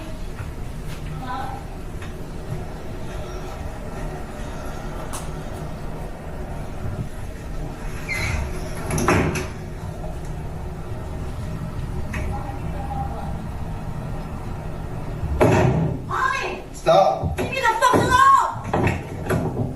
Stop. Give me my fucking phone back! I'll give it to you in 5 seconds. Give me my phone back! Close the door. You're hurting my fucking finger! No, I'm not. You're hurting my finger! Move your finger. Give me my phone back. Then move your finger. No, give me my phone back. Swear to God, if you shut this, my fingers is fucking gone. It's already shut. Ali! Your finger's not in here. Anna, stop. You are out of control. You already broke my phone. You are out of control. Give me my phone. You're the one out of control. I'm trying to leave this house. Yeah, that's not cool. Give me my phone. With a bunch of guys? Give me my phone. A bunch of guys, huh? Give me my phone. There's no guys. Give me my phone. I'm taking your kid with me. All right, fine. Go. This is not fucking healthy, man. You're not healthy. Fuck you. Go ahead. Yeah, I'm gonna tell her. I'm gonna call her and tell her. Make sure that I know where you are.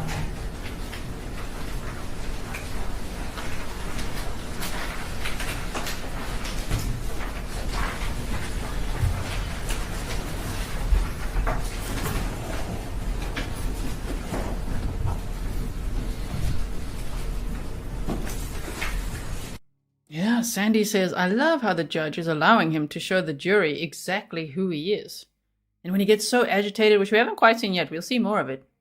When he gets so agitated in the courtroom, imagine what he was like behind closed doors. And not when he's at the control, meaning now he's filming things. I mean, behind closed doors. Right after this video was taken, what happened? She started telling me that she wanted to take my daughter to the party, which that was even stranger to me. Because I knew that if there's going to be guys and women there, that there's going to be drugs and alcohol. That's not a place for a child. So I started barricading the front door, basically saying, you're not taking my daughter, you're not taking my daughter. She tried to, get past me. I tried to block it, and eventually I pushed her, and she hit her face on the fridge. Was Amira there? Yeah, in that moment, after I had pushed Anna, my daughter ran up to me and started punching my leg. Did you hit Amira? No. I got on my knees and I said, no, Mama, stop. I'm sorry. I'm sorry. And then at that moment, Anna darted out of the front door and banged on the neighbor's door. So this is the incident that we heard the Lacerdas talk about when they came in to testify. Yeah, when she banged on the door, I was barefoot. I wasn't even dressed. I ran away. After this, we heard testimony from Jean and Jen that they went over and took Anna and Amira to Julia's birthday party. Do you remember that? I did not know that they took her to the party until I came back to the apartment. The only reason why Jean and Jen were involved was because I had just got off the phone with Jean. He confirmed that they were going to the party. I called him and I said, bro, I'm so sorry to trouble you with this, but I pushed Anna. I feel really bad. Can you please just go check on her real quick before you go to the party? So him and Jen went there at my behest to check on Anna. And I was driving around thinking that... Objection, speculation as to why Jean went there. Well, you had a phone call with Jean after this happened. Yeah, I literally called him. And you asked him to go check on Anna. You explained what had happened. Yes. And we heard Jean testify that he went to the house, right? Mm-hmm. Is that a yes? Yes. You don't know whether there was another phone call from Anna to either of them because you weren't there at the house anymore. Is that right? No, I don't. You then went back to the house and realized that they were gone. Is that right? Is that what you were saying? Basically, I thought she called the police on me. So I'm sitting there thinking at some point I'm going to get a phone call. I remember texting Anna saying, can you please tell me what's going on? Do I need to talk to the cops? Do I have to turn myself in? Kind of tell me what's going on. What'd you do? No response. So I went and did like a little drive around the building. I didn't see any cops. So I went back to my apartment. It was empty. The little blue cart that we used for our groceries was gone. So I assumed Amira was in that and they left together. You knew where this birthday party was happening? I knew the hotel, but not the actual room number. Did you leave the apartment to go to the hotel location? I did. What happened when you got there? I saw Jean, Miko, Claire, and Jen walking out of the hotel. They looked really mad. I pull up, I'm like, hey, what's the fucking room number? What's the room number? I'm screaming. And I'm like, Gene, why aren't you answering my calls? What happened with Anna? And he's drunk, he's pissed, his face is red. He's like, you are a fucking asshole, you fucking pushed your wife, and you got me involved in this shit. And Anna didn't even want to fucking call the cops, she just wanted to go to the party. And I just got punched in the face by Luke, we're fucking leaving. So. Did the police show up at the party I called the police at one point. that night? Yes. Why did you call the police? Endangerment for my daughter. I wanted them to do a wellness check. So I talked to the hotel staff. They said I'm not allowed to go. The elevator, you have to have a key or something. They were not going to permit me to go to the actual. They wouldn't tell me what room number it is, and they weren't going to permit me to go. Well, that sounds like a good idea. Beach Bomb says, where is this little girl now? Thanks. I am not 100% certain, but from people in chat saying they said that she is with Anna's mother. So I would assume so. At that point, I mentioned my daughter's safety, and I just wanted a wellness check, so the cops did a wellness check. This level of back and forth fighting, this physical violence on this night, physical violence on just a few nights before on September 8th, this level of sort of vitriol and anger happening in this household, was this quite common for this time period of your life with Anna? Yes.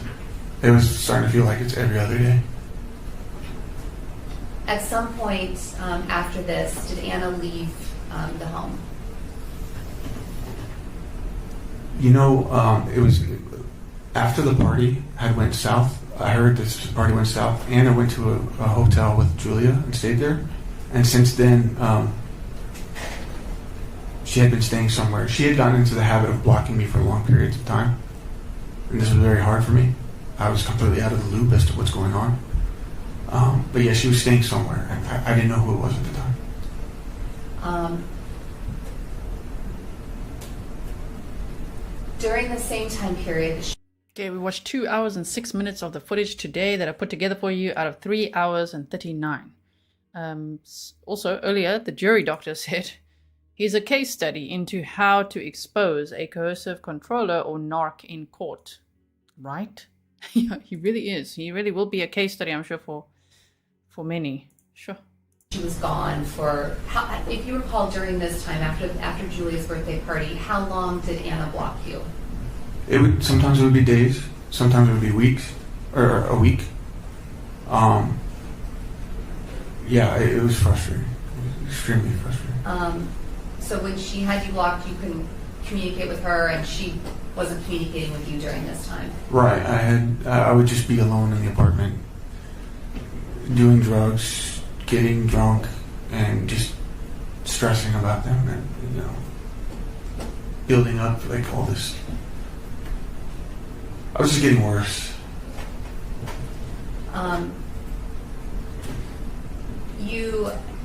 Anna began to communicate again with you, unblock you at some point, is that right? Yeah. And the two of you were texting back and forth, and then we know that the detectives ended up downloading your phone and Anna's phone, is that right? Yes. And part of what was involved in that download were text messages collected between you and Anna. Yes. And it was also during this time period that you had a contact with a woman by the name of Ashley Sanchez. Yes. Before the contact with Ashley Sanchez, so between September 11th and 12th, and the contact with Ashley Sanchez, when Anna would unblock you and would have contact with you, what was her demeanor like about the state of your relationship with her? She was very nasty, very short. I would say things, Anna, it's been 3 days. How could you do this? Where have you been? Where's Amira? What's going on? Talk to me. Are you coming home? Can we talk about what's happened these last few days? No. Just completely just short. And she would say strange things like, just focus on you. Go see other people. I'm like, what are you talking about? No, I don't want to see other people. I want to see you. And I'm like, wait, does that mean you're going to see other people too? And she would never answer. I mean, Oli, you had just heard her, Yeah. right? On 2 different dates, close in time to each other. Yeah. And in this time period, I mean, she's blocking you and unblocking you and talking to you. Did you think that this relationship was over? No, I just knew she was hurt. She was angry. I was failing with my responsibilities. Like, he never thought it was over. You know, for him, it's over when he says it's over. You know? And it's like one of those classic cases of, if I can't have you, then no one else can, right? And even though, I mean, everybody that knew him and all the interviews I've seen, they say he was in such denial, you know, that she really wanted to get away from him. And he's like, no, it's just temporary. We're together forever. I just knew that things were getting bad. I never thought that this would result to any kind of breakup. When she was telling you things like focus on yourself, go be with someone else, what did you interpret that to mean? I took that as she was trying to hurt me. That she was trying to make me think that she's done with me. You were at some point in your apartment and you met Ashley Sanchez. Is that right? Yes. At the time, did you know her by Ashley or did you know her by a different name? No, she told me her name was Nikki. Tell us about that encounter when you first came across Nikki in the elevator. I think I was just coming back from like a gas station or to grab an energy drink or something. And I was in the elevator alone with her. She was like sniffling, like, kind of tearing up in the corner. I asked her if she was okay. She told me, yeah, just boyfriend issues, and I just moved here, I'm fucking exhausted. I said, oh, okay. I get to my floor, and as I'm walking out, I turn back at her and I go, I tap my nose 3 times, which indicates like, do you do blow, do you do cocaine? And she goes, yeah. And I'm like, do you want to come over and hang out for a little bit? She goes, oh, fuck yeah. And then immediately follows me to my apartment. While you were in the apartment, what were the two of you doing before anything became physical between you? We were sitting at least one cushion away from each other. We were just talking like friends. I poured her a glass of wine. She started by telling me kind of what she's going through with her strange relationship, because she said it's her boyfriend, but in fact it was a sugar daddy. And I had never heard of how that works, so I was fascinated. I asked questions. How does that work? He's got other women and he alternates between them, and in return he gets them nice things. She had relayed that the very apartment that she just moved into was under his name. So I was fascinated with it, and she told me about how one of the girls is jealous. She wants the guy to himself, so she's shutting her out and won't let her get her stuff back. So I'm like, oh, that's strange. You should get your stuff back, you know? I was just consoling her. And then eventually I told her what I was going through with me and my wife. It wasn't like I was just making it about me. It was a fair exchange of what she's going through. Is this a fair exchange? It's like, it wasn't like I was just making it about me. Oh, so you know that you usually make everything all about you, just like this trial, right? It's like literally you're the victim, right? What I was going through. And it was cool. We were really hitting it off. We were just laughing and talking. There was nothing sexual about it. And I asked her, I said, so with the whole, I went back to the sugar daddy thing. I was just curious. I was like, so are you have to be like on demand, or like how does it work? Do you have to be there? Do you spend the night? She interrupts me and she goes, do you want to have sex with me? And I was taken aback. I'm like, sure. Why not? Yeah. And then that's when she goes, oh. Sorry, I have to laugh at him going, sure, like as if he's a little gentleman in that moment. Sure, why not? I mean, that sounds lovely. I mean, she looked at me and she offered, okay, and I was just like, sure, why not? What? Gina Gomez says she was done and you could not accept that. I know, right? Tracy's reminding everyone, make sure notifications are on. G will be covering this trial all weekend. I sure will be. Let me know how your energy is doing, everyone. We've got 2 hours and we're in we've watched 2 hours and 13 minutes out of today's footage that I've made for you, which is 3 hours and 39. Are we still good for at least an hour and a half or so? An hour 20-ish? Are we good? I'm okay. Hope you're okay. So, and for anyone only joining now, welcome. Just a reminder that this trial is not being live streamed.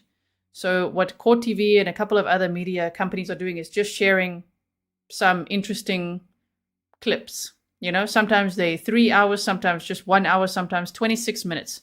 So I'm collecting it all and putting it together so that we have what we have to watch, because I find this very interesting, you know, and it's a great example of all the things, as we say. I would just speculate for a moment, but, you know, if we say a domestic violence abuser, coercive controller, maybe a narcissist, all those things, right? It's just like on display. I mean, there's many lessons to be learned from this case, right? So I will be covering this today. This is the footage I have. It's not all the footage. Tomorrow I've got more footage, and maybe I'll even run it over to Sunday. Maybe we're going to do some tomorrow, like maybe an hour and a half or 2 hours, and the next day also an hour and a half to 2 hours. And then we would have worked through all the footage that's available publicly. Okay.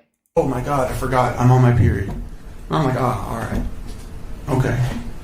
But then I suggested, I'm like, you could go take a shower if you want to. Yeah, guy. Okay, hold on. I want to just go back to so we could see the whole context of this little story that he's telling here. Do you spend the night? She interrupts me and she goes, do you want to have sex with me?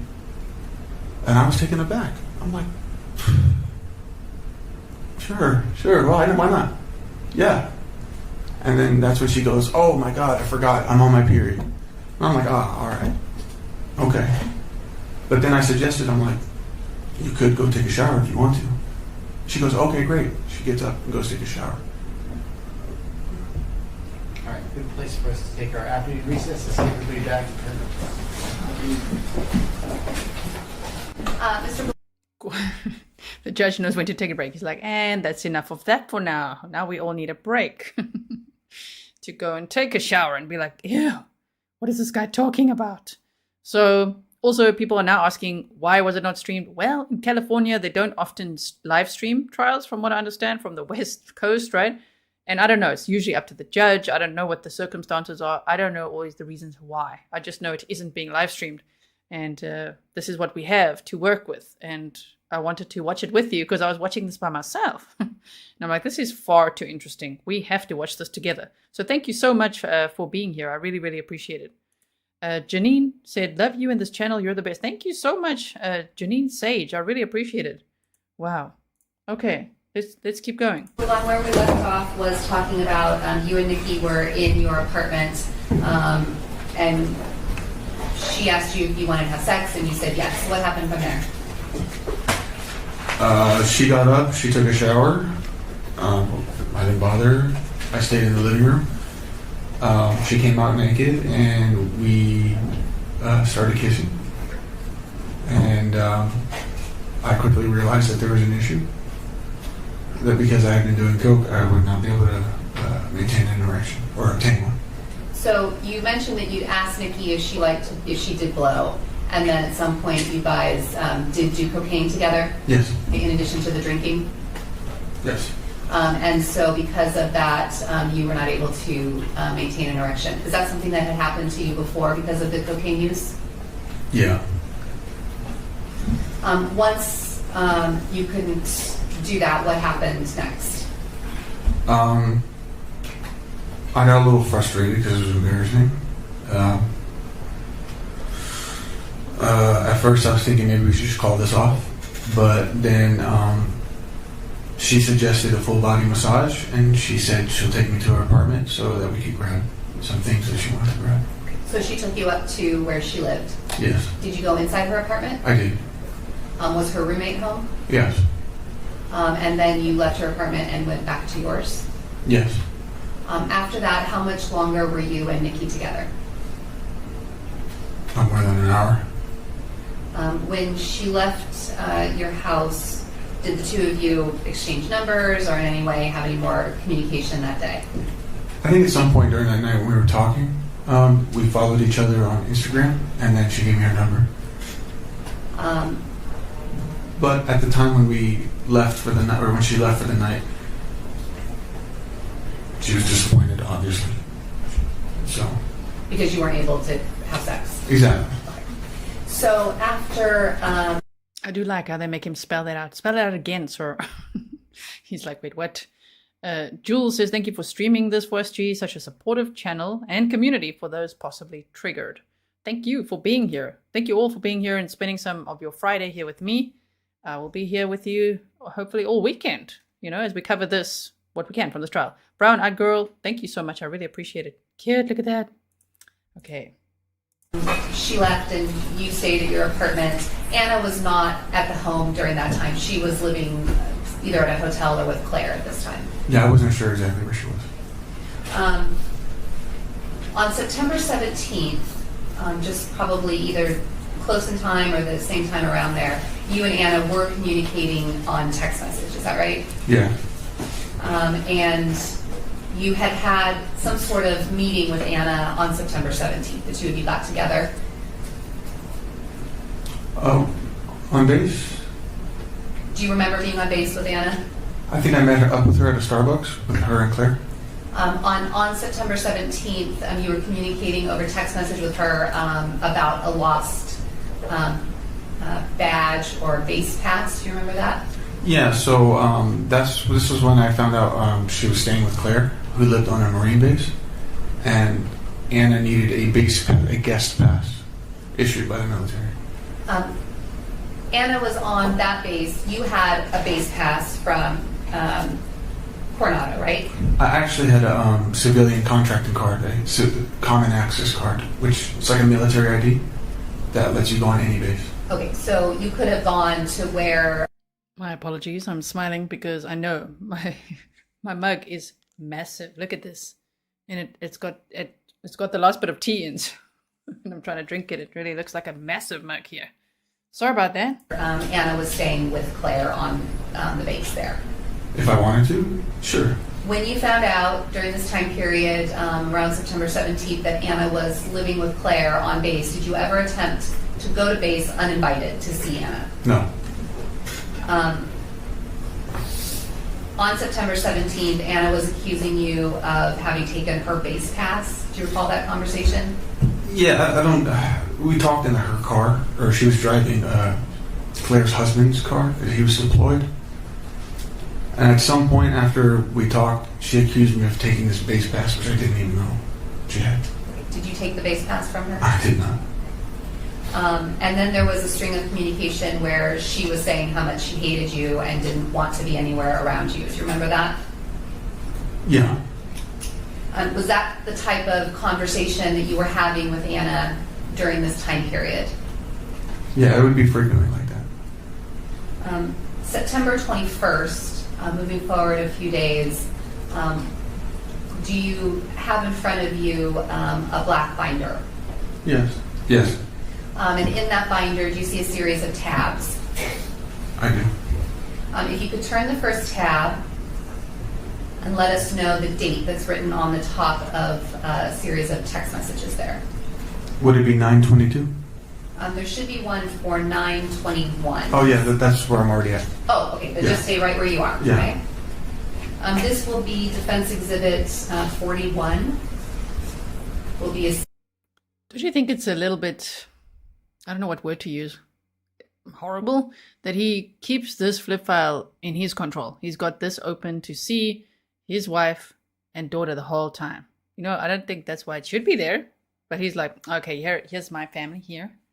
Like, he's just so, just doesn't read the room, Still so controlling is what I'm reading from it. Let me know what you think. CD of text messages.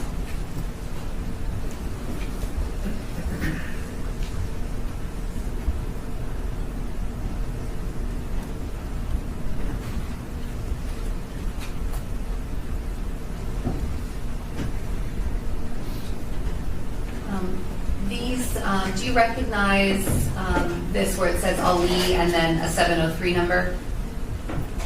Yes. Is that your telephone number? There was.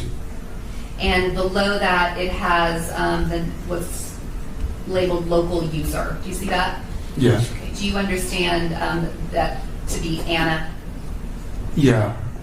This format of text messages is not the same format of text messages that we saw introduced as your text messages with Ana during the People's Case in Chief. Do you see that they look different? Right. This looks like a PDF extraction. And so when you're looking at this, do you understand that this is a conversation that you had with Ana? You see the date of 9/21/2021 at 8:49 a.m. Is that correct? Yes. And this was the start of a communication. You were getting ready to go where? In just a couple days after this. Was this is the 21st? I was invited to go to Miami to meet one of the actors from the movie Scarface. And so we see that this is after the September 8th incident over the suitcase, and you're asking Ana, may I borrow a suitcase before Thursday, right? Right. I didn't want another incident where she'd get mad. And there was continued communication with Anna's asking about a big one. And then there's some more communication on this page about the suitcase, right? Correct. And then there's a discussion about that you're flying out on Thursday, and Ana asked you how many days you were going to be there. Do you see that? You can both look up here, or you can look at the binder in front of you. Is it okay if I look? Sure. Okay. And this is all about the travel to Miami and how long you were going to be there for that trip. Is that right? Right. I'll, yeah. Because at the same time, you were supposed to be going back to work in this time of September. Is that right? Right. You were supposed to go back September either 20th or 21st? Yeah, I extended it a little bit.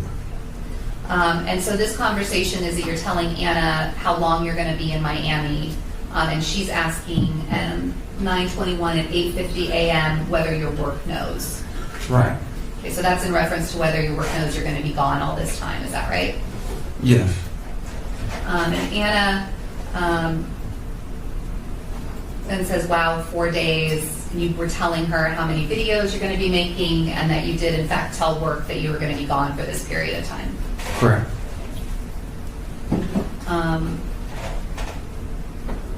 There's a discussion more about the suitcase, and then originally Ana was sort of okay about the suitcase, but now after this work conversation, she's saying, I'll see about the suitcase. It has all my shit, right? Right, just more of her excuses. She's asking you what time you leave on Thursday, and Miss Holmes is like, why not just go and buy your own suitcase, Ali, since it caused a problem before? I know, right? And you sent her a screenshot of when you were going to be leaving for the trip to Miami. Right. And that was going to be departing on Thursday, September 23rd, right? Yes. At this time, although the two of you were not living together, she was staying with Claire on base. She asked you if you needed a ride to the airport. Mm. So yes? Yes. As far as you understood, I mean, she was trying to stay away from you and stay at Claire's house, right? Right. So then her asking you if you needed a ride to the airport, was that a surprise to you? It made me happy. Yes. And then we... Okay. Remember, if anyone's only joining now, welcome. I'll timestamp everything afterwards for you as best as I can. Because this is all a lot of the same of him saying me. So good luck to me with those.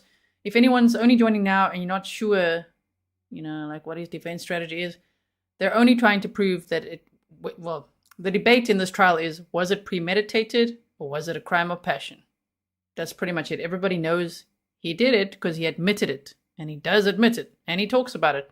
And we're going to see that this weekend as we keep going through this footage. See you asking her, would you? And then sort of the little hands in a prayer symbol. Is that right? Correct. You were telling her that she can have the Jeep. Did you guys know? You know this little symbol here? It's just like random fact of the day. Finally get to share this knowledge. So excited to share it with you. Did you know that was designed to be a high five? Like if you look at like how that was meant to be. Okay, it's supposed to be a high five, but everybody thinks it's prayer hands because it does look more like prayer hands, right? Anyway, now you know.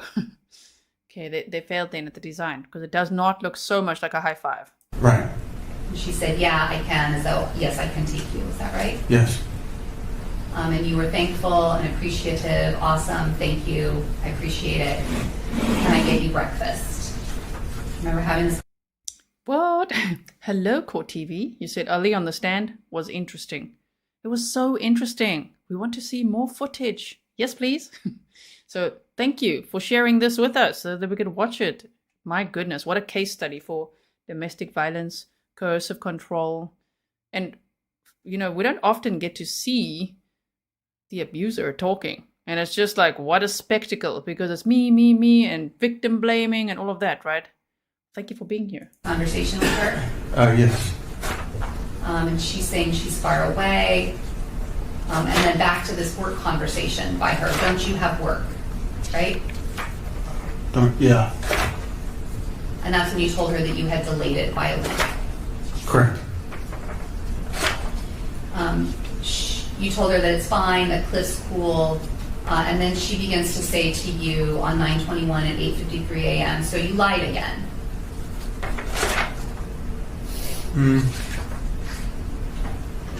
Oh, yeah. Yes. Okay. So this is all just within a few minutes of the conversation starting off about the suitcase and can I give you a ride, and then now it's turning into you're lying again about work, right? Right. She's telling you you really need to stop doing that, lying about shit. Yes. And you're apologizing that you didn't want to upset her. Right. Okay, so why would not telling her that you'd extended your work leave by a week, why would that? Yes. What is the point of that?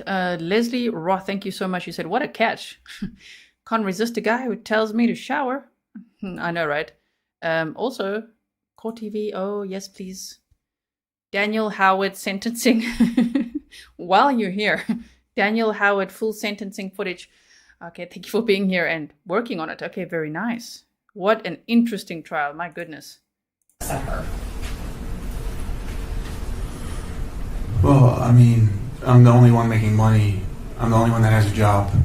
And one of the arguments was that she wanted me to go back to work. She had thought that I had taken my mental health short-term disability too long or something along those lines. And then she continues to say to you that it's not okay, that it's about the small stuff. Do you see that in the messages on 9/21? Yes. Continuing to then ask you, WTF, like what the fuck else you lying about, right? Right.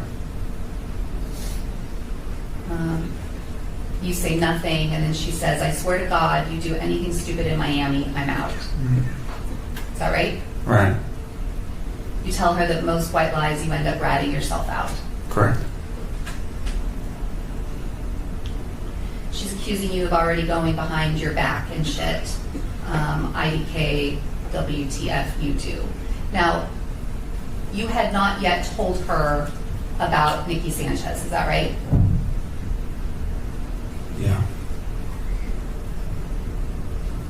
You're then telling her, basically, kind of trying to calm things down. I'll be with Angelo all weekend and Steven. Right. Those were two people that you were getting together with in Miami. Correct. And Anna responds that, yeah, Angelo that isn't married. Right? Right. When you're hearing that, what are you thinking about what Anna's telling you? She's concerned that I might be trying to be with other women with these guys. So even though the two of you on 9/21, she's living at Claire's, you're at the house by yourself, she's already told you to go see other people, she's sending you messages that you're interpreting them as though she's worried about you doing something in Miami. Is that right? Yes. You tell her that Angela has a girlfriend, and then Anna tells you, whatever, Ollie, figure your own shit out, have fun. Is that right? Yes. There was a lot of communication on this day about you trying to get Anna to come with you on this trip to Miami. Right. Had you already told these people in Miami that Anna was going to be there on this trip? Yeah, I had mentioned that I would like to bring her. And then more communication about, trying to convince Anna to come to Miami with you. Is that right? Yes. You're offering to buy her a ticket. Is that correct? Correct. And then she responds, just drive the Jeep to the airport, right? Right. So previously she'd asked you if you wanted a ride, and now she's saying you're on your own, you take the Jeep to the airport. Right. She did this a lot, where she would promise me something, get me excited, and then shut it down immediately. You're telling her that you would love for her to come with you, and then she's saying, I don't want to take you, to be honest, and I have plans, meaning what to you? Basically, to my understanding, she's just trying to be salty, like it's slang for like vindicative. She's trying to. Objection, speculation. Well, the effect that it's having on you. It's playing with my mind. And so when, she's just in the course of, I don't know if it's been less than 10 minutes, this text communication, now we're back to she's not taking you to the airport, you're on your own, right? Right. It's this constant ongoing push and pull of where we stand. You tell her that you'll just take an Uber, and then you say, you just faked on me in less than 10 minutes. Right. Is that how you were feeling in that moment? Yes. She's saying... Dark Sky Red says, I think my eyes are going to freeze from all of the rolling. Right. You're the biggest liar that she knows, and she doesn't know why she tries to be nice to you when all you do is fucking lie. Yes. You're trying to tell her that you're not lying about anything. She's sick of all of this. You're so fucking fake. I knew it. All you say to me is a lie, and then enjoy your trip, right? Right. And then at 8:57, you send like a sad face, and then a few moments later, can we get breakfast? My treat. She says, fuck off, I'll leave. Yeah. In that moment, good for her. She's like, F off, Ali. Knitting with Betty says Darvo.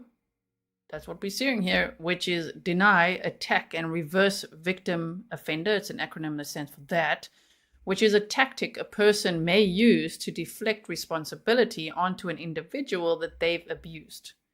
Very common pattern as well. And we're seeing it in, I was going to say in real time, but this is previous footage, but you know what I mean. We're watching this together, this guy on the stand, doing a Darvo.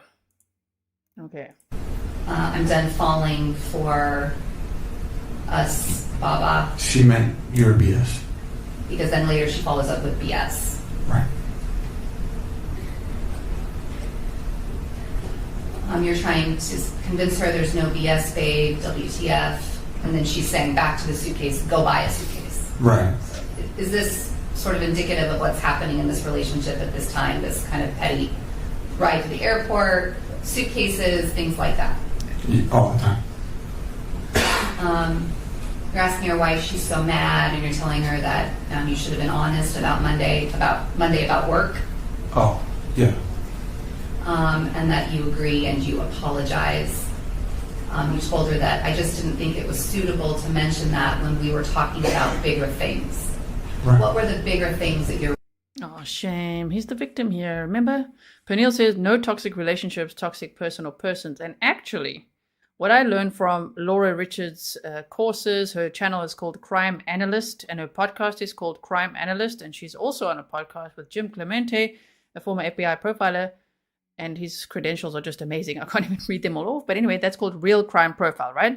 And I've done a few of her university accredited courses on domestic violence and coercive control and stalking and all of that. So I always refer to her. You guys probably hear me say it a lot. Some people are probably like, oh, stop saying Laura. But like, it's so informative, especially her podcast, right? And she says, when one says toxic relationships or a toxic person, the real word to use is abuse. You know, people say, what a toxic relationship. It's an abusive relationship. Like, to use the actual language that it is actually helpful. You know, call it what it is. So Pernille, partly right, yes, according to that, what Laura teaches, right? No toxic relationships, toxic person or person. So abusive relationships with an abuser in the relationship. And we're seeing this guy, I mean, you know, I'm sure there's going to be people out there that want to stand up for him somehow, but just remember what he did and admits to doing. And she wasn't cheating on him. She was sitting on a couch in an apartment 3 days after she asked this guy to get out. For all we know, the friend was there for protection. You know what I mean? Or just visiting, living normal life. She had a large group of friends, and he didn't like that. Referencing here. I was referencing how important this Miami trip would have been for taking my brand or our brand to the next level. This is someone who saw my work, my portrayal as the man he literally starred with in this film 40 years ago. And he reached out to me to tell me he loves what I do and he wants to meet me. And Anna was there when he sent us that video in my DMs saying, "You're a great owl." You know, it was a very special moment. There's even a video of us celebrating.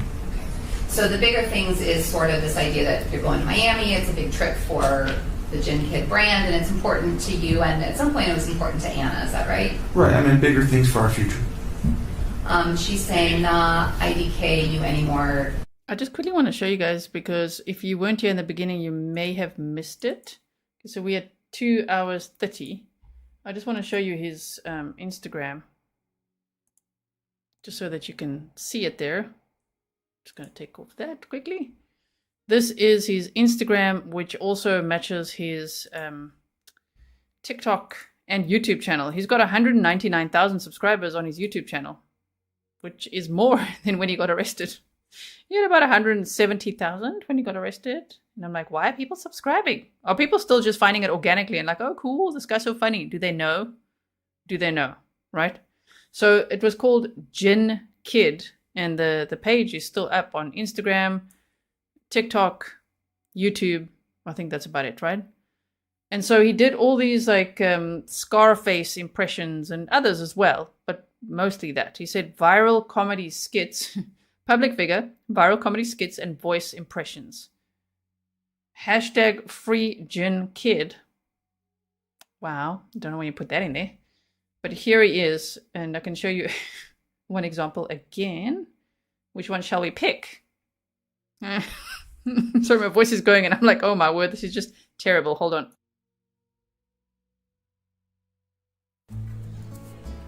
Here's one. Okay. What can I get? Hey, handsome. What the fuck you call me? Sorry, man. I'll have a venti dolce caramel macchiato with no ice. What the fuck is wrong with this guy, man? You kidding me or what? Speak English when you talk to me, okay? That was English. I'll have a venti caramel dolce.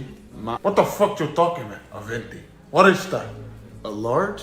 So say that next time, okay? Flappe venti cappuccino. Fuck you, man. That's a great way to talk to your customers. Keep it up. How long have you been working here? I am not your fucking friend. You got it? What else you want? I'll take a cake pop. Oh, what? Anybody else laughing a lot? Was it hilarious? Fernil says, oh dear, another comedian. Yeah, I remember Gareth Pursehouse. Wow, that was a fail as well. If you didn't see that trial as well, that was also California. There was also delayed footage. So similar. Let's show you one more. Let's look at this one. This is my voice. One day after watching National Treasure. Great film. This is my voice. 1 month watching National Treasure. We're gonna find it. 1 year watching National Treasure. Look, I know it's hard to believe, but I know it's there. Look, Dad, I know it sounds crazy, all right, but just hear me out. The map exists. All I have to do, look, I'm not stealing it, I'm borrowing it. We take it, we flip it over. If there's no map, we put it back. No harm, no foul. Don't call the cops, Dad. This is my voice. One day. Okay then. So, as you can see, let's see this one. Okay, you fucking ghost. If you're real, then show your face. Catch you later. I think the music will get me in trouble, so we'll leave that one alone for now. Let's see some of his pictures. Like, I think he's so into these characters. I think he's still, in his head, is a character. It says, heard there was a new Tony in town. I have a few words for him. Okay. That's his entire gallery. Color picture. Black and white.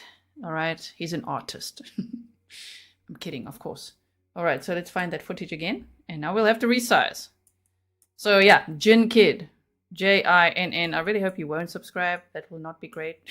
Don't do that. Why? Why are people subscribing still? Sure. Okay. So here we go. Let's continue listening to this guy. 2 hours and 30 minutes. We've got an hour and 9 left. No, I don't know you anymore. Is that right? Right. And she's accusing you of going out every fucking night with different people. Right? Yes. And you act like you've changed when you can't even tell me one small truth. I'm over this shit. IDGAF anymore. Yes. You're responding to her that you told her the truth, that she's just making problems. Mrs. Julia's party is all girls. Was this in reference to the incident about 10 days before about Julia's party being only, when Anna told you Julia's party was all girls only? Right, I was basically throwing it in her face. She's angry. Or she was. Oh, he was throwing it in her face. Kathleen said, no wonder he was so insecure. This is so embarrassing. Cherry Lynn Rock says, I have secondhand embarrassment just watching this mess. There's a lot of it still on there. There's a lot of it, okay? Whoa. Being hypocritical. And Anna's continuing, we were talking about being honest, and you were lying. You told her, I'm always honest. What else are you always about? Ollie, don't bring stupid shit up I didn't even know. So that's Anna talking about she didn't know that Julia's party was going to have guys and girls. That's right. You're continuing to tell her that you're not lying. Please don't start our day off like this. And she's continuing to accuse you of blatantly lying to her face to get her back. Right. And this is all still lying to get her back about the work start date. I think she was saying basically about the whole Jude. Okay. What happened? Why is the video freezing? Oh, okay. Not violent. I just fucking hate liars who would lie about small stuff. Please don't talk to me again. IDGAF what you do in Miami. I don't want to do this shit. I'm over it, to be honest. Have fun with yourself. You then were continuing that, on this conversation we were supposed to come, we were going to have a nice time, we were going to make videos, you know how big of a deal this is. Yes. Again, continuing with you're happy to buy. The orphan says, in my opinion, people are still subscribing. The same reason people drive slower when they see an auto accident or train wreck. Morbid curiosity. Yeah, otherwise known as rubbernecking, right?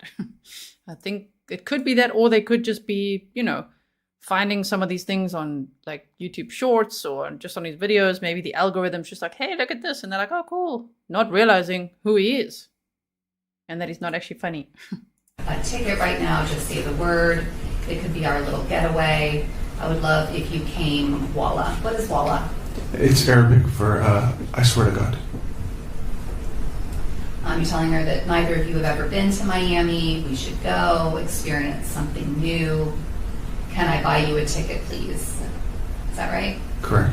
Now, she's not responding to any of these messages, right? Right.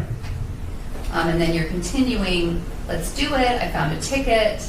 Let's get away for a bit, please. Is that right? Correct. She's telling you, please leave me the fuck alone. Ali, let's cut the BS. You go out almost every night. You follow all these random girls every day. Then you have the nerve to call me and tell me that you love me. So we see from her at 9:14 this text message about you follow all these random girls every day. Is that related to girls on Instagram? Yeah. Yes. Is this part of the sort of constant conversation between the two of you, where she's accusing you of being involved with randoms on Instagram? Yes. It's just random things she's pointing out, just to provoke it or to continue the anger. Please just be truthful to yourself. Stop calling me, trying to get me back, only to screw me over the end. Just fucking let me go. You have this fucking hold on me, using Baba and other people to make me think you can actually change. In reality, you're just a liar and a manipulator. And you're asking her, what do you want from me? And explaining, if you're not going to know if I change if you aren't here with me. You've been gone in random places, off the grid, doing whatever. You were talking to whoever you want. Do you have me blocked on every social media and you're acting like I'm the one that's being shady? And then you're telling her that you're trying to put... I'm going to object to the reading of statements without any question pending. Yeah, what do you just do it in a question? Sure. And then you said... Just a quick pause. I see lots of people are asking, well, where does his income go? Where does the money go? They would go from his views if he's incarcerated. The thing is, on Instagram, I think one would have to have brand deals to make any income. I don't see him having any brand deals. He was just doing skits, you know what I mean, like impersonation. And then the same content, he makes it on TikTok with background music, and then he puts it on Instagram. So if he's now putting it also on YouTube, he may have lots of subscribers, but may not have been monetized. Why? It's because of that background music. YouTube is so strict with that. Oh my goodness. Any little sign of a TikTok background music, and they're like, that's it. They make sure that they copyright claim or strike sometimes, or they just say it can't be monetized at all. So I think he's probably not making income from it, based on the bit I know. Even though he's got 199,000 subscribers on YouTube, that's a lot. And he's got, he had almost 1 million subscribers on TikTok, 970,000 or so. But that account has been taken down. So I don't know if TikTok did that. If they did, good job then. Then why doesn't YouTube and Instagram also, right? That seems like the right thing to do. Maybe they're waiting for him to be sentenced. Who knows? Anyway, so that's my little answer there. Said that to her. You sent her the message at 9:21, 9:17 a.m. about telling her that you're not going to know if I change in that conversation. Is that right? I did send those. Then you're continuing to send message after message after message to her with no response. Is that right? Correct. Telling her that I am the only one who's trying to put any effort to get this marriage back together. Is that correct? That's correct. And then you call me a liar without even giving me a chance. Is that right? Correct. Are those your words? Yes. Then you're telling her to go figure it out. Talking about changing and let's get together. Do you recall sending that message at 9:19 on 9:21? I do. Continuing that nothing can be fixed if you're fighting against me, right? Correct. You're shooting down all my efforts. How is anything going to change? You sent that at 9:20. Correct, yeah. Nothing will change if you don't allow it to. You send that? Yes. I don't know what the hell my wife's been doing for the last month, so don't even talk to me about following girls and going out, because you obviously don't give a fuck about the fact that I've been so alone. That's correct. So when you sent that particular message at 9:20 a.m., how were you starting to feel about how this conversation was going? Basically, we're referring to prior events, unspoken conversations, or conversations that were needed to be had, but that we, like I was saying before, I was not getting opportunities to discuss problems that were accruing.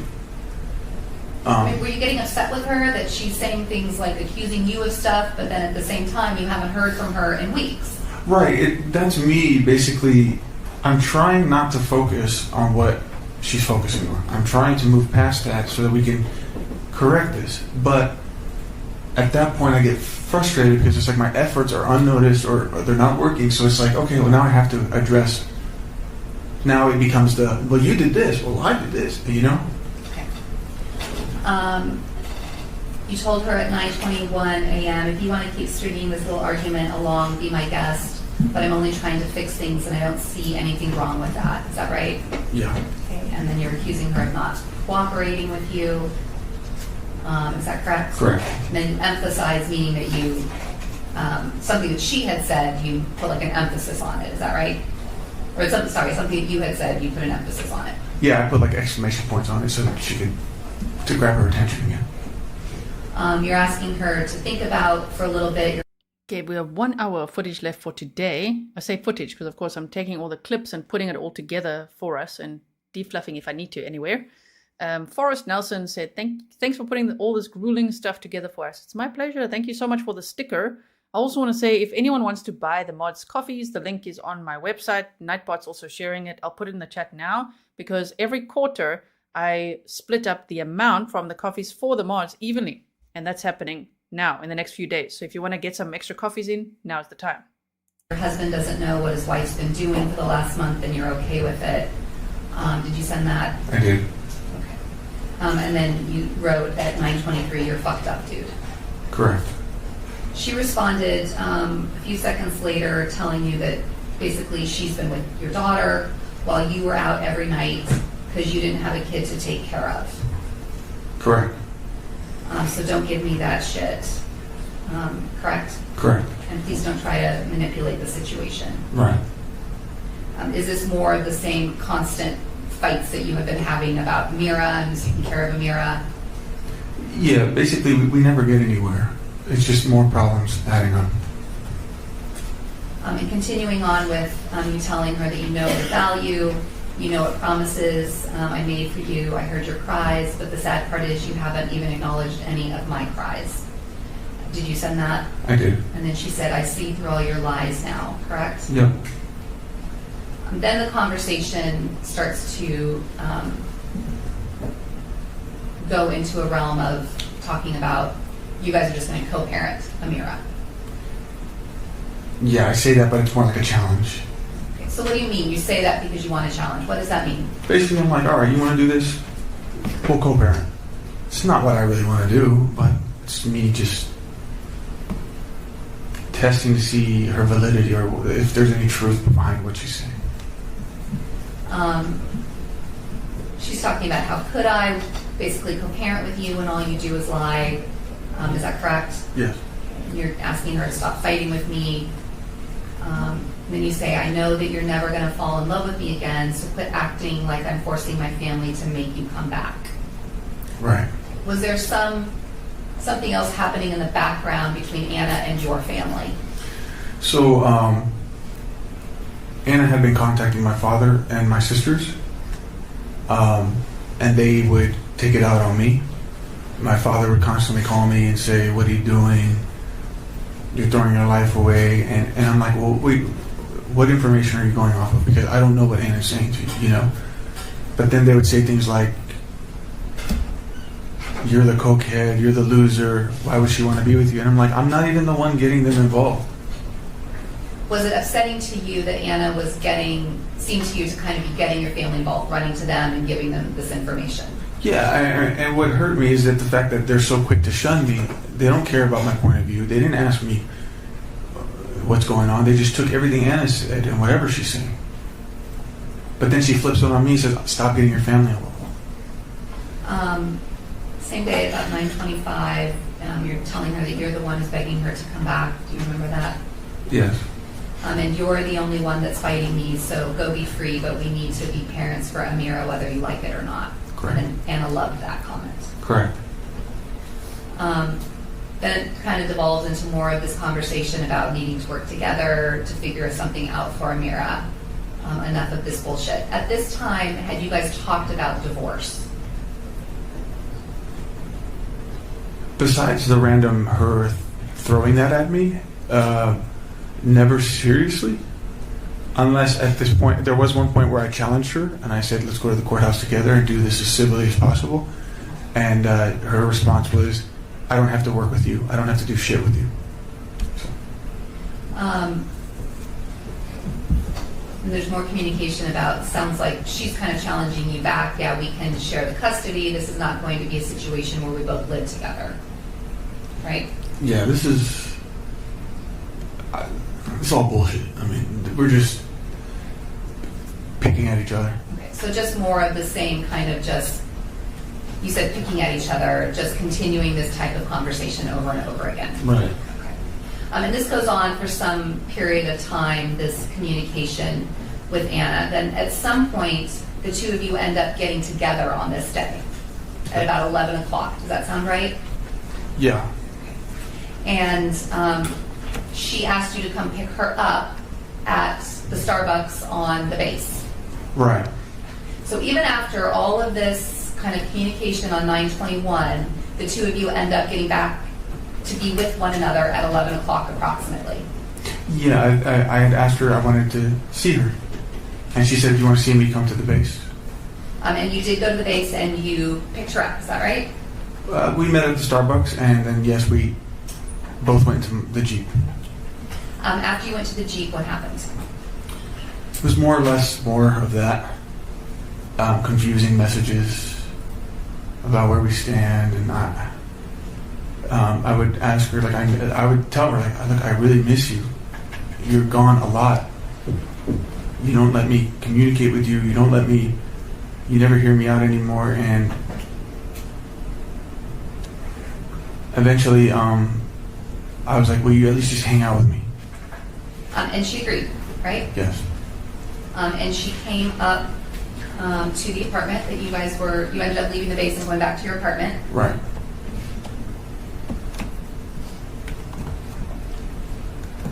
And so by 3 p.m., you and Anna were back in your apartment, is that right? Yes. Then you had some sort of fight about someone who left a bicycle in your house. Yeah. What was that about? There was some guy who lived in the building that I stumbled into in the lobby. And, you know, one of the effects of me being high on coke is it makes me chatty and conversational. So I just started talking to him, and we did coke, and we started hanging out every now and then. And he left his bike in your house? Yeah, he didn't have a car, so he would have to, anytime we would meet up somewhere, he'd have to take his bike. He asked if he could leave it there. So. And this upset Anna when she came in and saw the bike there. I forgot the bike was there.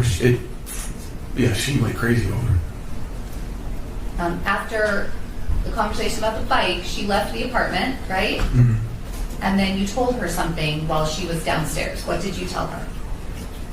Well, the whole thing was I wanted to hang out with her.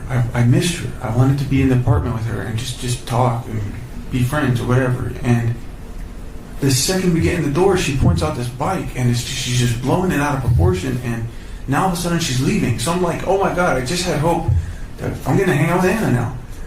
But now she's leaving. So I got mad, and I started taunting her. I'm like, all right, well, I'll just hit up this girl on the 44th floor that I've been talking to. And that girl on the 44th floor was Nikki. Like how very mature, right? She's actually on the 40th floor, but I was not giving like the correct details. And when you're saying to her, I'll just hit up this girl on the 44th floor, then within minutes, Anna was upstairs in your apartment again. Yeah. And when she came into your apartment, you began again to record the conversation that you were having with her.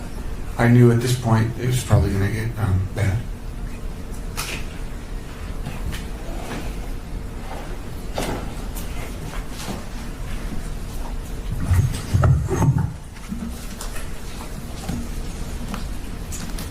This is Defense Exhibit 37.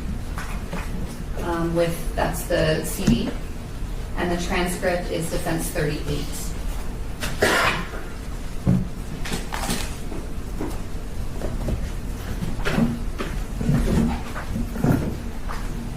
And on the transcript it says unknown date, but the date is actually September 21st. Is that what you remember? That's correct.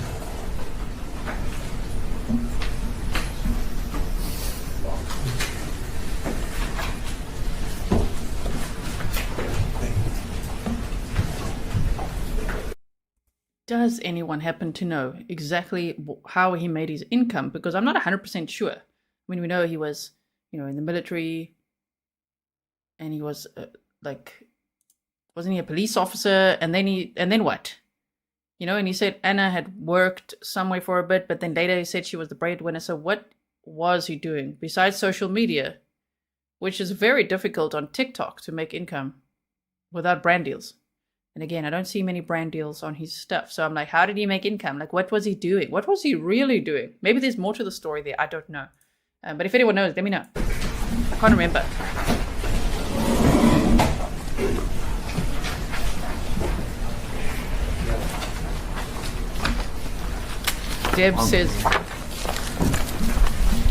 Deb's in space says he thinks he's a witness for another defendant. He almost behaves that way, right? Like he's being so helpful in this case.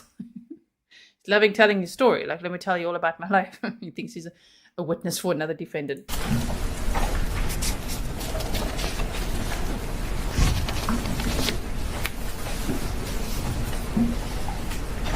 Counsel, this is another one that's not dated, so... was also wondering, Knitting with Betty says, didn't he have disability payment for his mental health? Also heard something like that. I just can't remember. On disability, TikTok, right? Because a lot of people in chat are now saying he had maybe had a day job, but I don't think I heard any specifics of a day job. So I was just trying to narrow that down. I just mentioned that, Your Honor. It is not dated on the transcript, but Mr. Abulaban recalls that this is September 21st.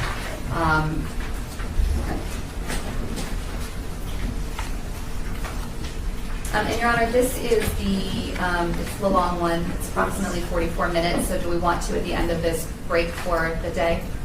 Let's see where we're at. You said 44 minutes? Yes. How much, after that, how much longer are you going to be? Still some time. Oh, just give me the look. She just gave me the look. It's going to be a long time. Oh, my word. Judge cracking jokes over here. Max said, Betty, I heard that part too, but he was making money on Instagram or TikTok, so that's fraud. That's true as well. If he's on disability, that's why I don't think he was making much on social media. But even if he was making on social media, if someone's on disability and making on social media, I think that would qualify as fraud, right?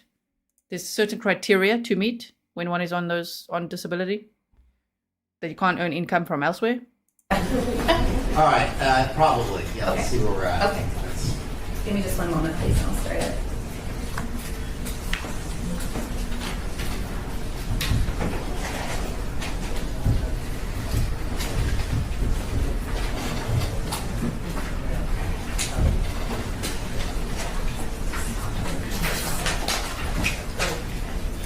Mr. Abulaban, just follow along. You don't need to comment while this is playing, okay? Okay. Is it just me, or is the chat blowing up with speculation that he was a dealer?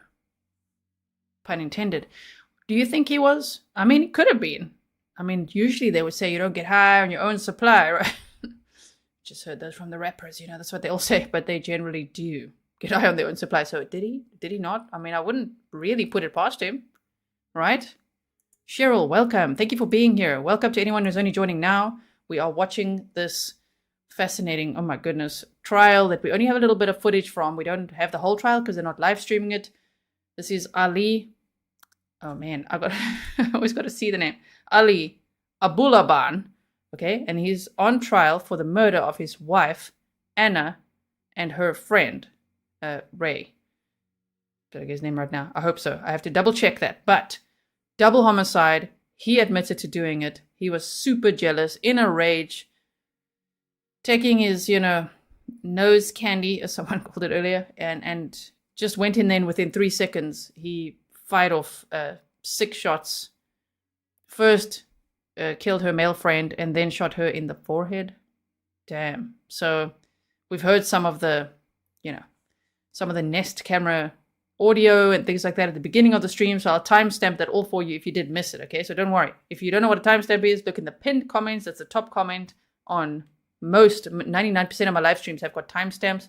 Check in the description box or hover over the video, okay? So Anna says if you're on disability, you can still work, but only a certain amount of hours. I think I've heard that if you're on disability, you can't earn money from social media. I don't know. But I don't know if he was earning money on social media. Even with all those followers and everything, like TikTok, sure, that's a difficult one. What a landscape. Aaron said, really expensive. He talks about using it a lot, right?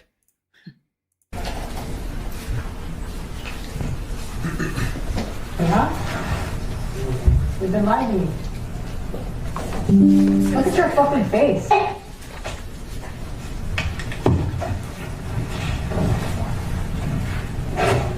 Where is she? Who? Bring me to her. Bring me to her. Don't touch me. Don't touch me. Where is she? Don't touch me. Don't touch me. Where is she? Don't touch me. Where is she? Anna, please let go of my phone. Bring me here. You've been fucking lying to me, huh? You've been lying to me. Look at your fucking face. Who wants to be with you looking like that? You're a fucking loser. You have become a loser. You have let these people fucking use you. Everyone's using you, Ollie. That's what they're here for. Who is her? Who is she? Oh no, who is she? Tell me. Shows up there? Take me up here. Up there. Take me up there. Take me up there. Are you making it up to hurt my feelings, or is it real? Are you making it up to hurt my feelings? It doesn't matter, because tonight you're gonna feel lonely again. I do not know why. I don't think there's any visuals on this. It looks like an audio file, but I don't know why it's flashing like that. You're gonna fucking call me. That's how it is, Ollie. That's how it is. Are you lying to me, or is it real? Because I have a ride downstairs. I came back here for a reason. Is it true, or is it real? For what? Is it true, or is it You real? come here to fucking make love to your husband? Is it true, or is it real? Is it true? Did you break my phone? I'm not breaking the phone. I just want to know if it's true. Is it true? I'm tired. Is it true? I'm tired. Is it I'm tired true? of your abuse. Is it true? I'm not abusing you. I'm talking to you like I'm an tired of adult. your abuse. That's not an abuse, Ollie. You just don't understand anything anymore. You're fucked up mind. I brought you here so you can fucking make love and heal, and you fucking made a fight over a bike. You're healing over cocaine? Look at him. He's like, yes, I'm the victim. I was tired of her abuse. Okay, Darvo. Let's go. Give me my phone, please. Where is she? Son. Get out of my face. Oh, I guess I'll wait until you can go. I'll wait. I'll wait for her. Or I'll wait for you to leave. You go see her. Go to the 42nd fucking floor. Go to the 42nd floor.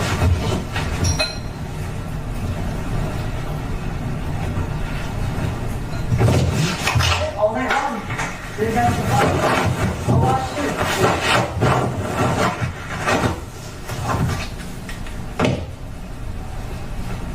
You're still on the fuck shit. Recording me 24/7. Because you think I'm gonna do something stupid. I'm not doing anything stupid.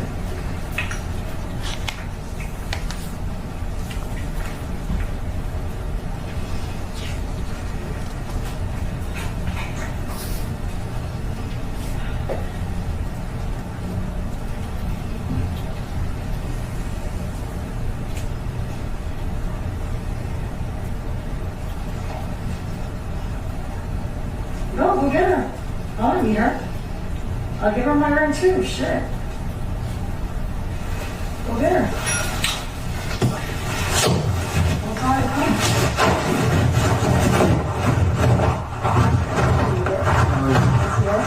I want to be your dog. I want to be your dog.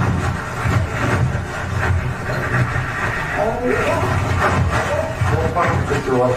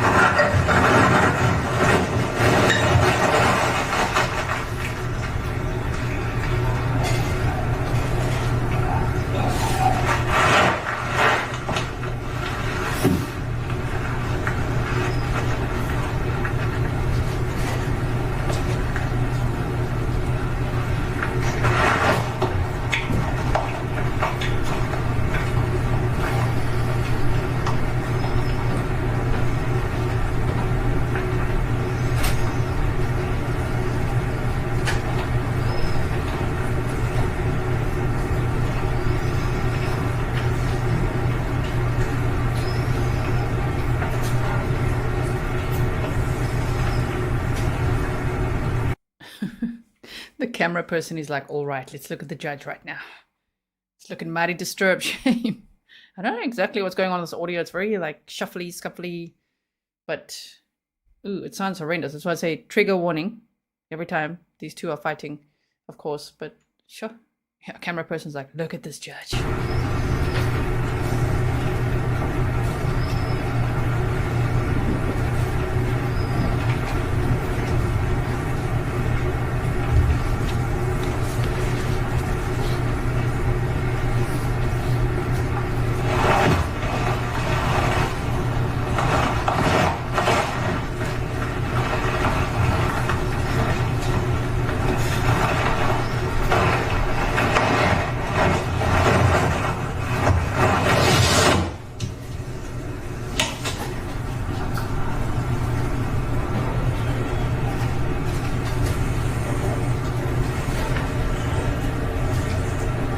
Yeah, don't come.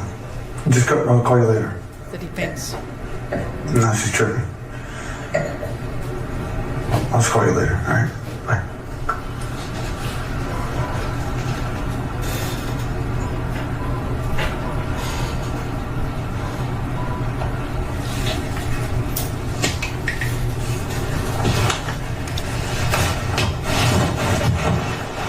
Not 100% sure who this guy is, but I think he's a detective. Doesn't he look like the same detective that was on the stand earlier from earlier court footage we saw?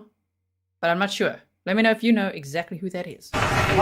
Or is he defense? Is he part of the defense? I don't know. Don't hit me. I'm not hitting you. Don't hit me. Unless you're talking to me. Don't hit me. Stop video. Why do you play these games, Ali? You want a marriage, but you're playing these games. That you're fucking somebody else. What game? That you're fucking somebody else? I have another option. Somebody that actually doesn't fucking play games. Yeah, somebody that's just gonna suck your dick. That's it, right? No, she does a lot more than Yeah, what does she do, Ali? Tell me. things that you don't. So why the fuck are you begging for me? You have other options. Then why are you begging for me? Huh? Why do you want this marriage to work so badly? Because you have other options? You gonna do anything for it? You fucking drove all the way to see me and cry because you have other options. That's not what I'm here for. That's not what I'm here for. I came here for you. And you're fucking telling me all this bullshit stuff about friends. I don't give a fuck. What friend? One guy left his bike. He's coming to pick it up. Big deal. Okay? And where's this go? Why can't I meet her? No. Why can't I meet her? Then what the fuck is this marriage going to be? I don't know. You don't even know what you want. You don't even know what you want. You're telling me you have options. You're trying to break my heart. Like, it's not already broken. I don't give a fuck at this point. I just want to meet this bitch. You don't need my Let's dick. meet her. You don't need my dick, right? Let's meet her. You use me for sex. You don't even fucking give me sex. Let's meet her. I want to meet her. He's not even worth your time. Says he wanted you. Yeah. It's not worth my time. She's not I worth told my you you time. broke my heart. Shut up. Wasting my time. Oh, yeah. Yeah. Wasting my time. Okay, Ollie. You're toxic, again. You're playing these games. You're the toxic one.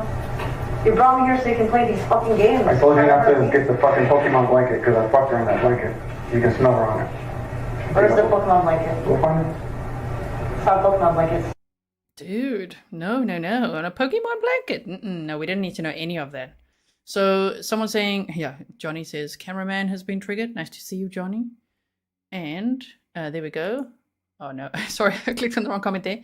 Mindy said he told her that he was going to call the girl on the 44th floor if she didn't come back inside. That, yes. And if I just scroll up, Woodland Creature said, what is the point of them playing this audio? I think if I had to speculate, the defense is trying to show that, I don't know, that she pushed him, drove him crazy, things like that. Anna, thank you for being a member for 1 year, 12 months. Oh my goodness. Happy Grizzlyversary to you. You said, I've been a member since Letitia's trial. I even got a blue heart necklace for Gannon. Oh my word. That is so nice. Okay. Right. So thank you all for being here. We've got about, how long? About 40 minutes left to watch of today's footage. Whatever. First time is all over. You're trying to hurt my feelings? 42nd floor, huh? Let me call Jay. I have his number.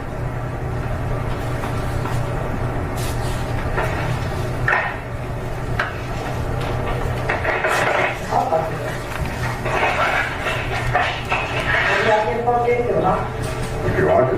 Good. Well, you don't know, right? That's important.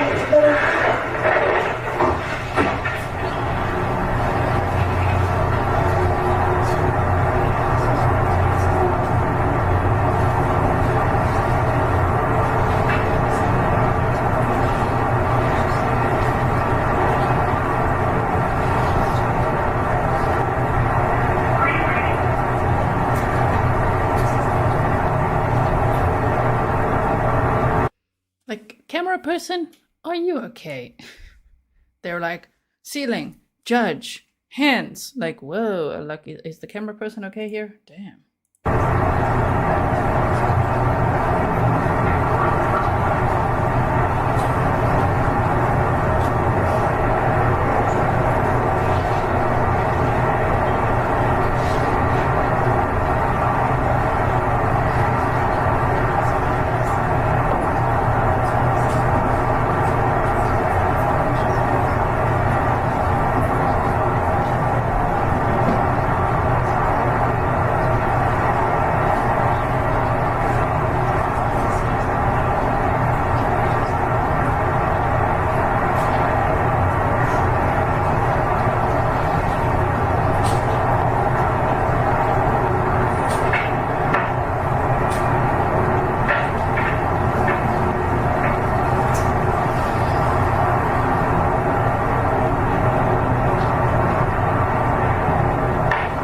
keep saying you're done. Why don't you just leave? Just leave, Anna. You've already hurt me enough. I'm not leaving. I'm waiting for Jay to come. You've already hurt me enough. To pick up his fucking bike. I don't know why you're here. You hurt me enough. My home. My name is on the police. You didn't kick me out of this house. I'm not leaving here. You can't kick me out of this house either. It's my home. No? My name is on the street, remember? Okay, cool.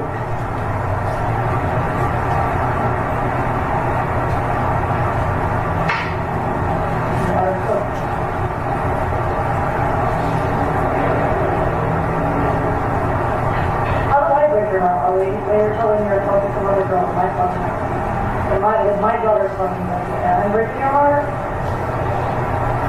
And I'm the psychopath? Come on, honey. Stop playing this fucking me. Stop fucking calling me in the middle of the night crying.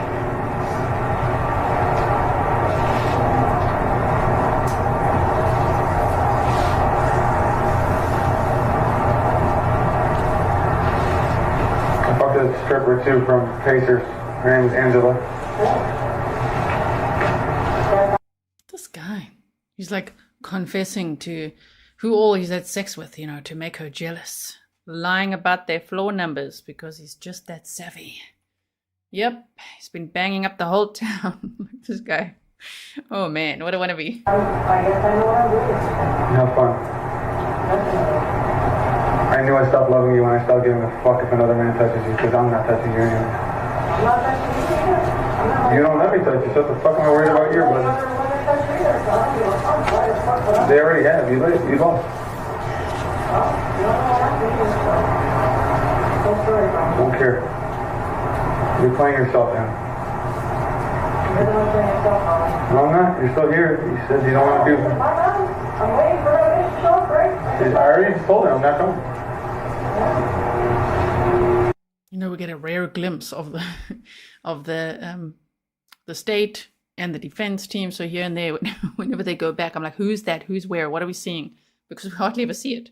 So I think this guy must be part of the state's attorneys, right? You're not coming to. I already told her she's don't come through. Now leave me the fuck alone, man. You're fucking retarded. You are so manipulated. No, I just put this on to make you feel special. Yeah. I don't care. You don't make me feel special anyway. So why the fuck you come to my house? Yeah, where's your clothes?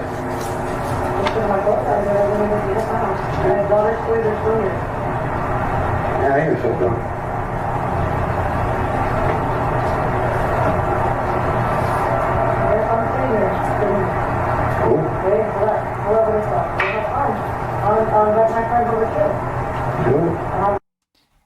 Knitting with Betty said you're off to bed. Okay, sleep tight. And then yes, you'll be catching up tomorrow, you say, with a snark fest, and I'll be live again tomorrow because we've got more footage to watch, and it's going to escalate because it's going to, of course, also be the cross-examination. So the state will be asking him questions, especially about the night or the time of the murders, and that is quite something to observe.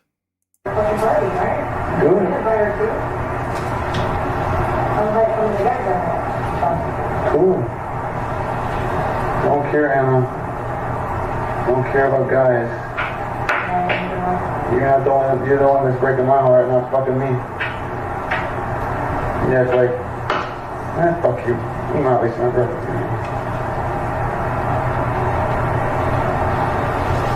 Go to you guys. He's fucking emotionally destroyed me. You took a good man and turned him into shit.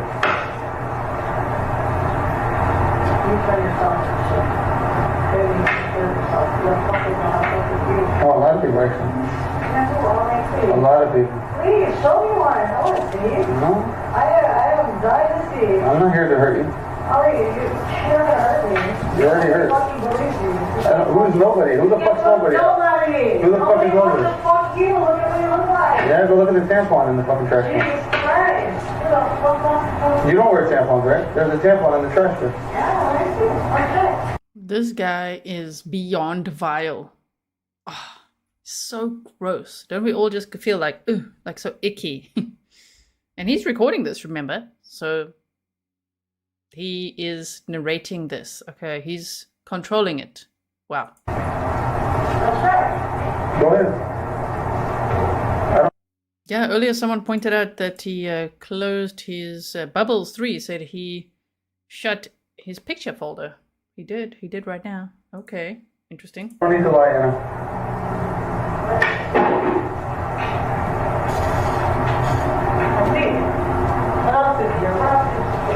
You can check her hair in the tub too.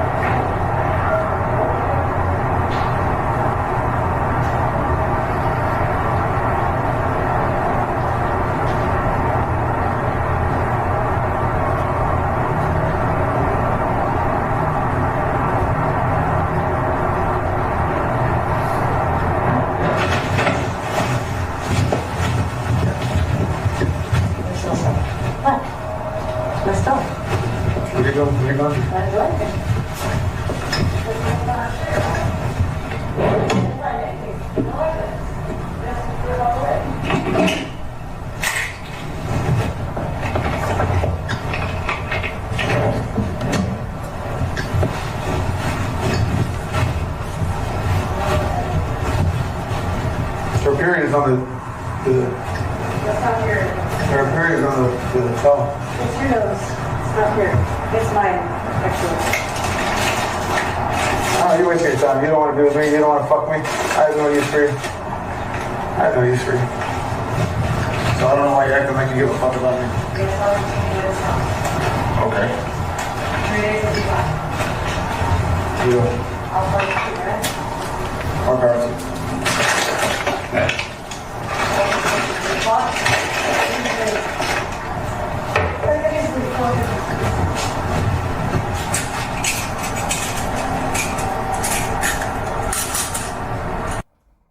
Okay, so Laura says he is very immature and like a college grey boy trying to play the player, but with his wife. That's crazy, right?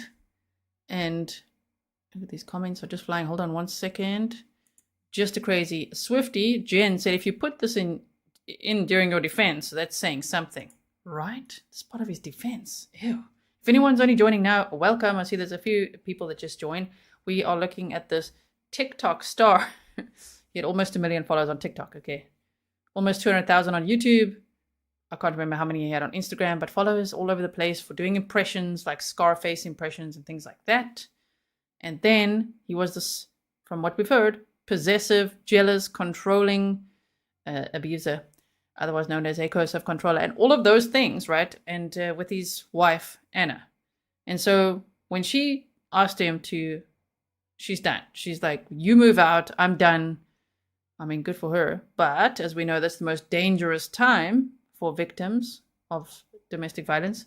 And so 3 days later, she asked him to move out on October 18th of 2021. They share a child together. The little girl was only 5 years old at the time. So this happened October 21st of 2021. On October 18th, she asked him to move out. Then he installed the Discord app on October 21st in the morning on his daughter's iPad. He broke into the apartment apparently with a key that he made secretly, after he got kicked out. Put this Discord app on her iPad and had like a voice channel going that he could just hear what was going on in the room. And when he heard later that Anna had come home with a male friend, Ray, as you could picture it, I've got the victims pictured above there. he lost his mind. He was so freaking jealous. He said he was going to go over there and catch them in the act. So he double nostriled some nose candy and got in his car with his weapon, drove there, burst into the apartment, and within 3 seconds, he started firing shots. He fired 6 shots. He actually, the shots, you know, he shot Ray 3 times in the neck and the back of the head as well, all in the head and neck, and then he shot his wife next in the forehead. Then he put a little bag of sherbet in her hand and just continued to degrade her by making her flop over so it looked like she was, you know, in the guy's lap, and then proceeded to take his phone and take a picture of the victim's deceased bodies, okay, and sent it to his mother and father and a friend or cousin. Can't remember if it's a friend or cousin. That's a little foggy in my memory. We'll get to it when we listen to it tomorrow. But isn't that just sickening? Like the way that he was kind of bragging about it. Like, look what I did. Yeah, because he was like, I'm going to bust them. But he didn't bust them in the act of anything. He just heard that they were talking. She was giggling. She was having a great time. They put on some R&B music, but they were ultimately just sitting on a couch in her apartment. And he just burst in there and murdered them. So he doesn't deny that he did it. This whole trial is about, was it premeditated or a crime of passion? So, okay. We've got 35 minutes left of today's footage. You're going to be here with me. You booked, okay? You are booked all weekend. I'm going to see you tomorrow again and then on Sunday again because we're watching this footage in segments from everything that's available so far.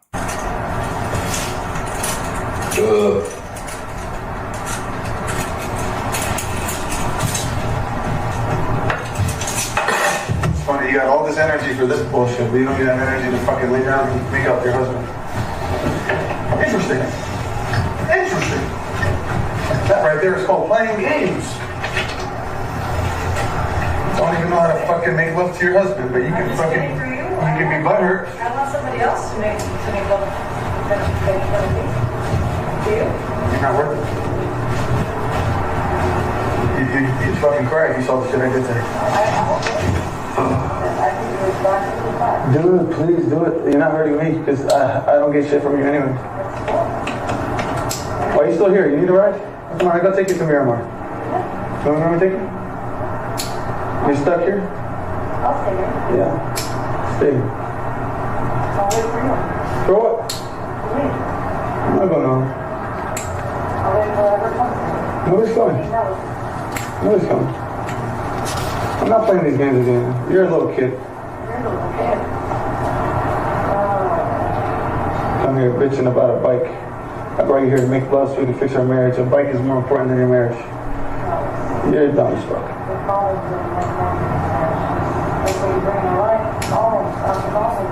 Yeah, you're the problem. You're so happy. What shit? Yeah, it's because I had it all in the savings. I had it in my savings. Yeah, what do you care? Why are you worried about me? I thought you don't need me. So then why are you here? You look so pathetic. Yeah. Okay. I can come here in and out, but it's my house. My house, my house. Nothing better to do. I fucking drive all the way to see you Starbucks and you want to fight. That's cute. You had dinner? About wanting to have sex with my wife? Holding you tight and crying? I'm a bad person, man. No, don't touch my shit. It's for good people. Don't touch my shit. It's not yours. Your house. Live in. You should go smell that blanket though. The first is my husband's labor, right? So he's my husband. Oh, well, that's so beautiful. Bruce smells your baby.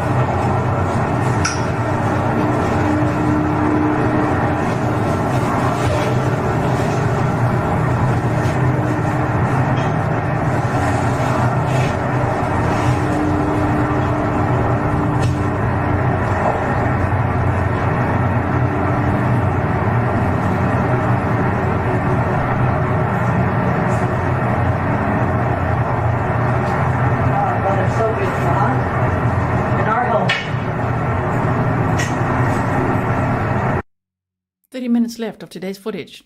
Damn, the chat's getting spicy, but not in a good way.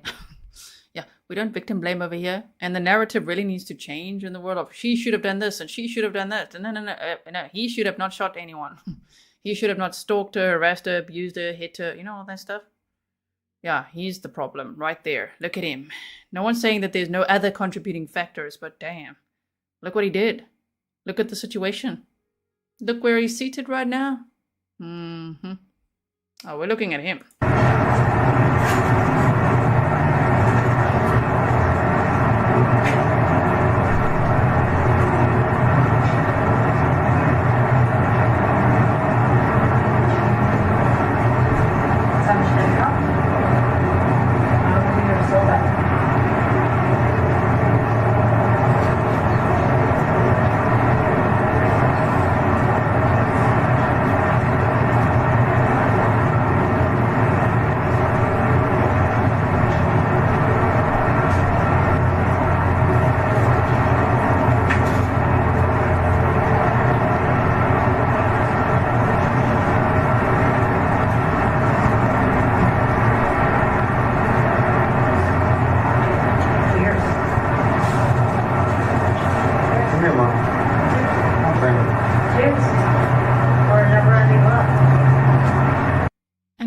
Keep in mind, this is his narrative. This is what he recorded. This is his defense. This is a snippet that he's presenting.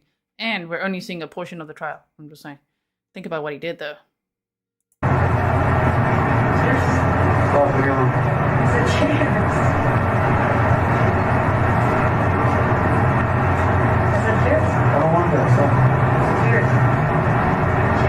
Leave me alone, Anna, please.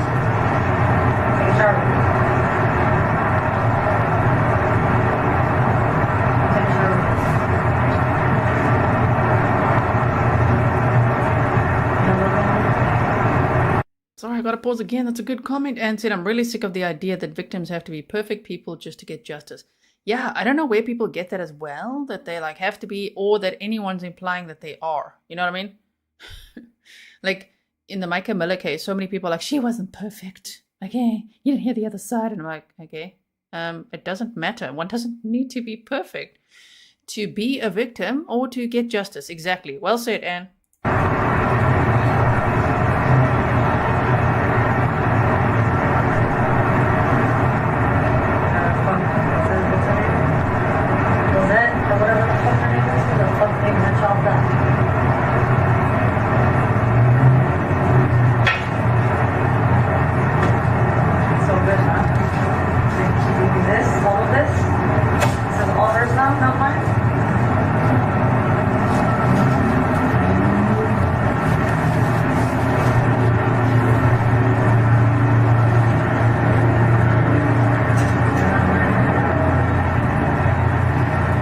So loud. The background noise is so loud in this clip wherever it is happening, right?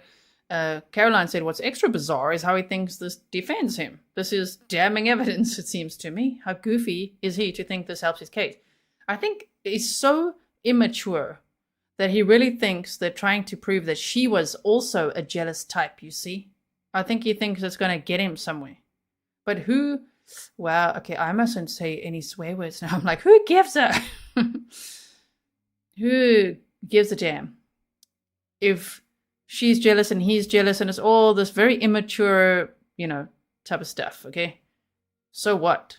He was a domestic abuser. He hit her multiple times. Other people saw it. And then at the end of the day, he murdered her. He shot her in the head and took a picture of her dead body and sent it to people. Like...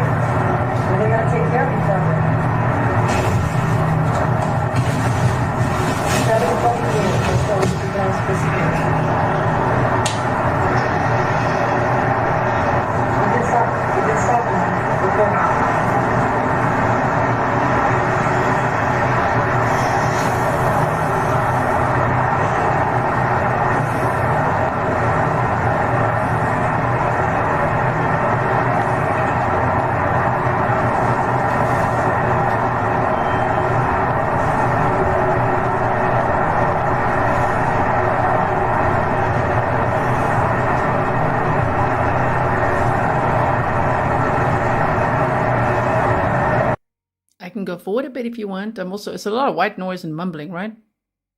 I can go forward a few minutes here.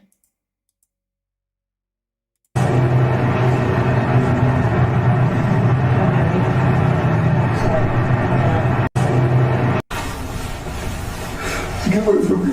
I'm fucking you. Stop, you're just drunk. Stop. You're fucking hurting me. Fucking you. You're hurting me, Ollie. You're a fucking bully, yo. You're fucking hurting me. I didn't even bring up these fucking girls. He's recording this on purpose. This guy. Premeditated recordings.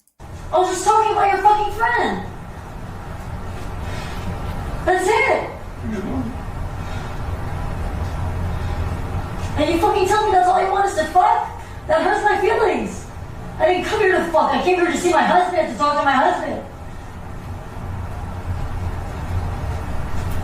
You hurt me too, Ollie. That's what you don't understand.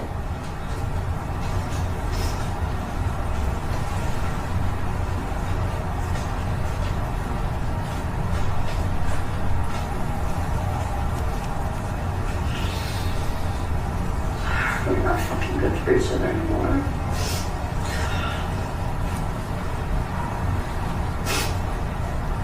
I don't want to lose you, baby. I'm sorry. You're fucking losing me. I don't want to lose you. You're fucking pushing me away.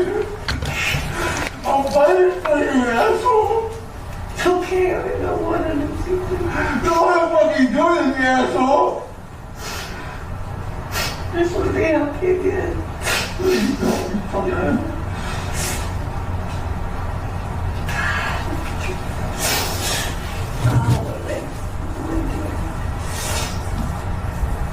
Oh, tomorrow we're going to see the prosecution get him for that little tissue wipe.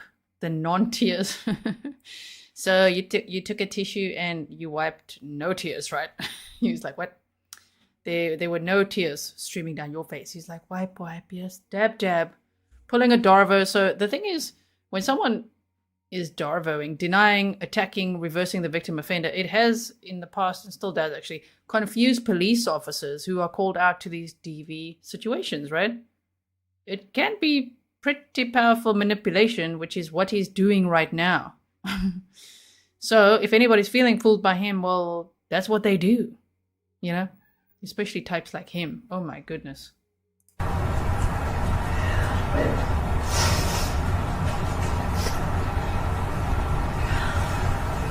fucking strong guarantee for this daily abuse. Ollie, you abuse me too! Don't act like the victim all the time. Don't act like the victim all the time, okay? You have hurt me multiple fucking occasions. And I come back and run into you every time. And you tell me you're some fucking bitch that can steal you away in 2 seconds, okay? Take her, please. Don't fucking call me anymore in the middle of the night. It made me think about you all over again. Because I want to forget about you if that's what it's going to fucking take for me to be happy again. You're my fucking best friend, Ollie. I don't have anybody.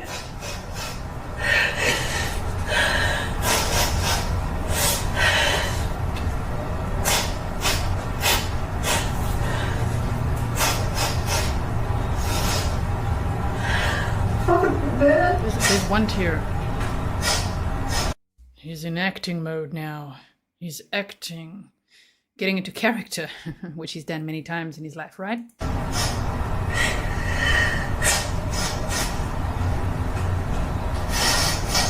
7 years only I devoted that shit to you. Only you. Only you. And you fucking know that. I treated you like a goddamn king. Why are you abusing me now? Yeah, because you fucking hurt me, man. You hurt me all the time. And you continuously hurt me.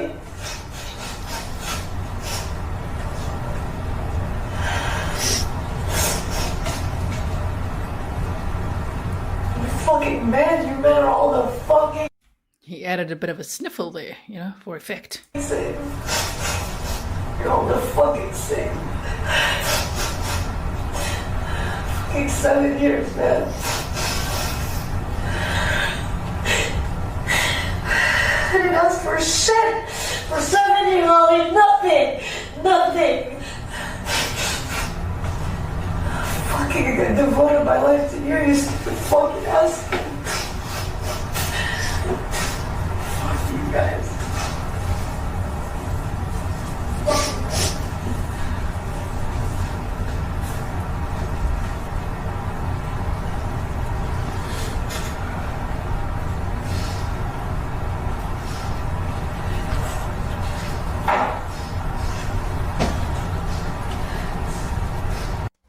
We've got 19 minutes left of today's footage. We'll meet again tomorrow, and you don't want to miss it. The prosecution's going to ask him questions. Also, don't watch it before. You can, but rather come back tomorrow and watch it with us so we can all talk about it, okay? I've seen all of it, so I understand if you have also. But come and chat with us tomorrow. Brittany says it's normal for abused spouses to turn into their worst self when being constantly gaslit and manipulated. He's a monster. Rest in peace. Anna, exactly. That as well. Yes.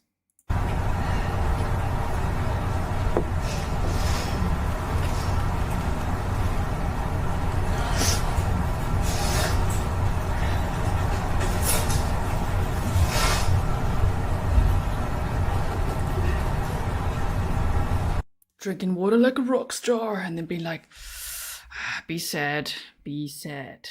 Is this... Dude, do you think it's believable? No, it's not.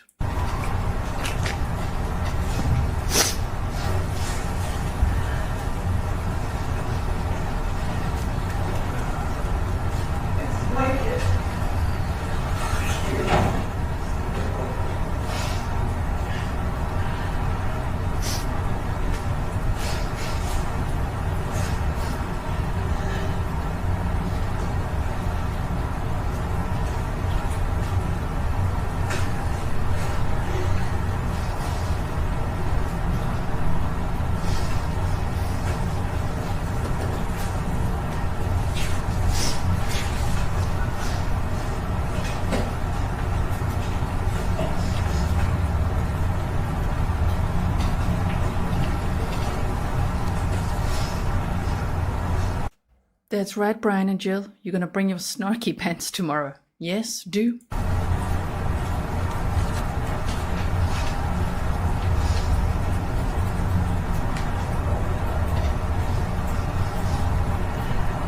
Stop it at 3347. Mr. Abulaban, are you and Anna still in the apartment together? Yeah. We have just heard what sounds like Anna and you crying with each other back and forth. Is that a fair recitation of what we heard on this? Before he answers, damn, the defense attorney has got her vocal fry on now.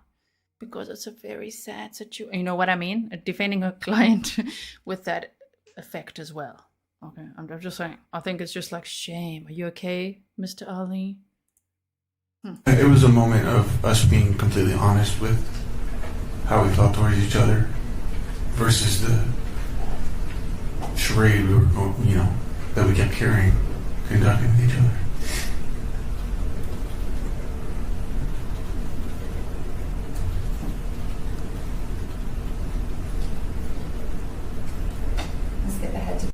A moment where they were being completely honest with each other. He says, oh, so when Anna said, you hurt me so many times, you hurt me all the time, like you effing a-hole and all of that. Why does he think this will help his case? Presenting this? 3458.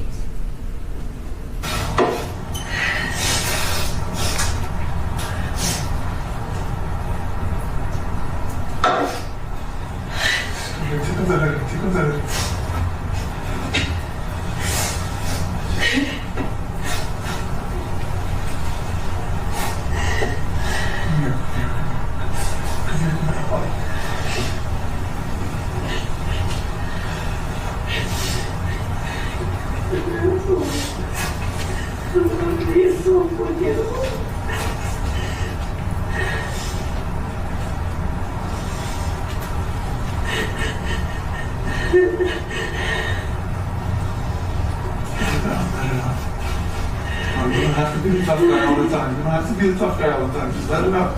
Real emotion, real fucking emotion. We're both fucking hurting, man.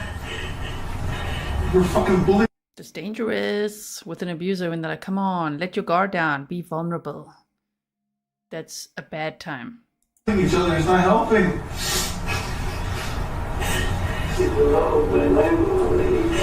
Why won't you let me be there? You hurt me already. You continuously do it. It's good.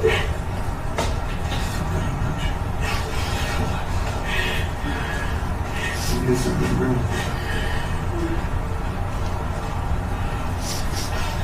Yeah, there's nobody else that needs to leave to you but having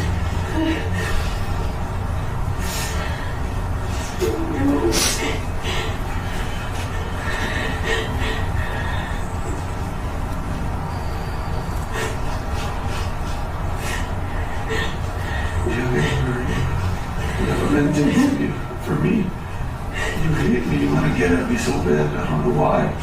Did I hurt you that bad? I never wanted to hurt you. Because you have this vengeance, this hate, and fire in your heart. You want to hurt me so bad. I don't want to be hurt, and I'm not trying to hurt you. I'm trying to heal. I know. But hurting me is not going to make you feel good. Hurting me is not going to help you. Hurting me is not going to help you because you are hurting me. That's not how.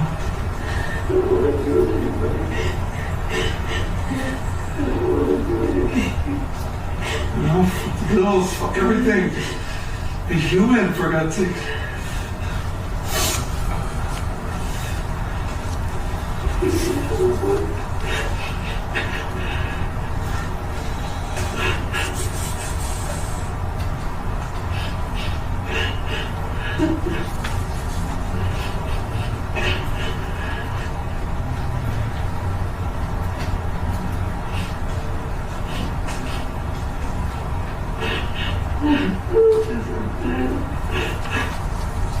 Sure, it's exhausting. That's why I talk sometimes in between. Just a little break, little energy shift here.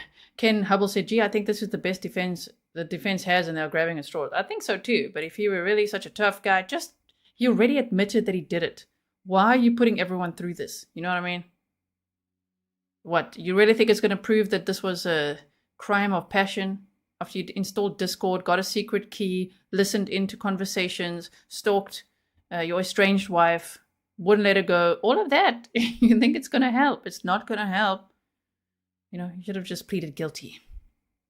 Sometimes those criminals that plead guilty, I can respect that just a little bit. Not what they did, but that they're like, you know what, yeah, I did it. We saw one recently that was that committed a quadruple homicide in Idaho, not Coburger. Another one. It's on my video section there, right? So anyway, this guy to sit here for 3 days. 3 days on the stand. That's unheard of, right? Well, at least he didn't defend himself. We've seen that. But 3 days on the stand, they say in this county, it's a record.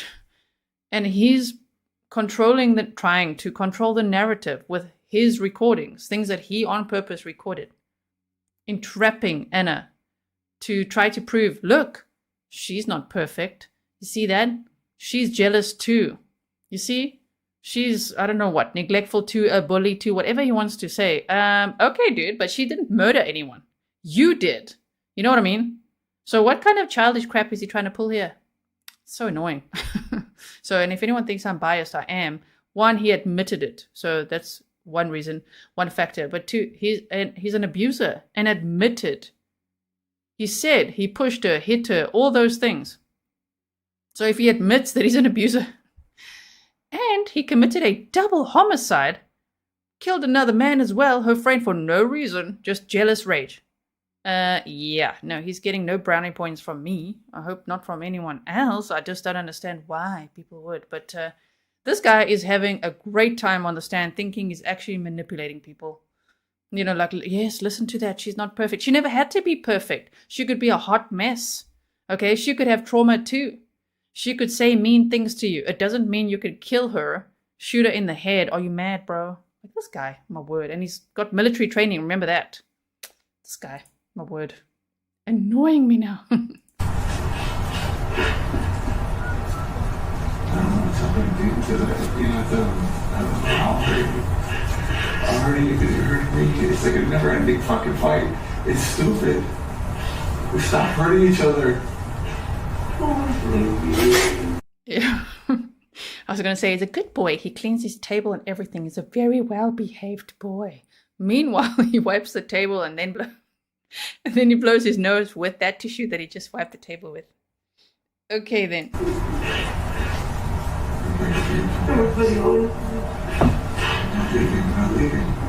trying to stay. I see the perspective. I'm the one man trying to stay. I chase you down. I ask you 20 times, get lunch with me, get lunch with me.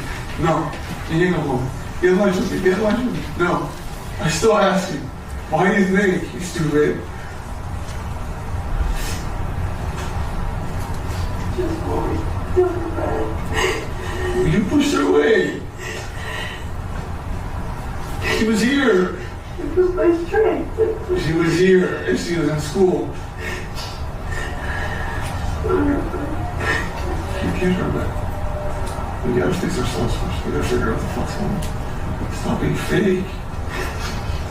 You don't have to be tough with me. I'm not tough with you. Think I'm being fake right now? No, I'm saying. I don't like your mouth, man. I don't want to do this anymore. Just tell me how you feel. Take your mouth by your mouth. Take me back home. Where's home? I don't want to be here. Take me back home. Where's home? Give me back to my family. I don't want to be here. I didn't know I was ready to do this one. I didn't know. I don't want to be here. I don't want anybody here. You're doing good. Just note, there's only 12 minutes or so left of this footage, okay? Today is a bit of a longer day, setting the foundation up for our weekend, okay? And then we'll meet again tomorrow, later, a little bit later in the evening. For me, it's always evening, right? For me right now, it's 10 to midnight. So I don't know what time. I'm not going to say a time because then everyone's going to calculate the time in their time zone. When you see it, hit notify me. It will be sometime tomorrow, okay? We'll meet for a shorter session. Today's a bit of a long one, okay? You just fucking around. You're just fighting with me all the time. You don't have to. I'm not going to control you ever again. I'm not going to control you. Ew. He's blowing nothing. No boogers, nothing. It's just like, yeah. How do I? Oh, fucking hard. Where's the heart when I'm trying to be nice to you? You hurt me a lot hard. I've been telling you that I'm hurting and you don't know how to fix it. How? You don't know. You always fight me. Because you're not even fucking doing anything to fix it. You don't know. You don't know shit. You just want to fucking hurt me. I just wanted to be left alone. I just want to be alone.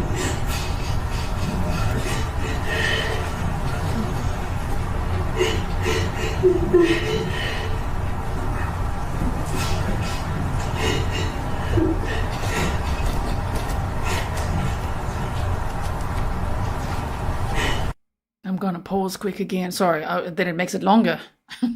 Sorry about that. We're almost done. I know it's also hard to hear, but it's, she's emotional right now, and she's like, all you do is hurt me, and she doesn't want to do this anymore, and she wants to give up on this, and he's like, no, because he's just completely obsessed and possessive and controlling and will not let go of her. I don't know if you've ever been in a childish, abusive relationship like that. It's exhausting. Okay. So, wait, somebody asked a question. Where is it? Oh, Savage B said it sounds like they are both gaslighting each other because I bet she tried hiding the guy. Well, duh. Why would she? There was no romantic relationship from what we know. But why would you dangle a male friend in front of a stalker husband who's completely unhinged and hits you for years? Why would you be like, I'm with this guy now? You know what I mean? That will get you killed. So she was trying her best to survive. Maybe even had the male friend there for protection. Because 3 days earlier, she kicked her husband out. Like, you need to get out of here now. He made a secret key, vandalized the apartment, listened on Discord, and then came in there literally guns blazing. Her worst fears realized. You know what I mean? So I don't think she was gaslighting anyone. I think she was trying to survive him, the abuser, in my opinion, right? Catastrophe says he's going to look real nice in the orange jumpsuit. And let them shave his hair, right?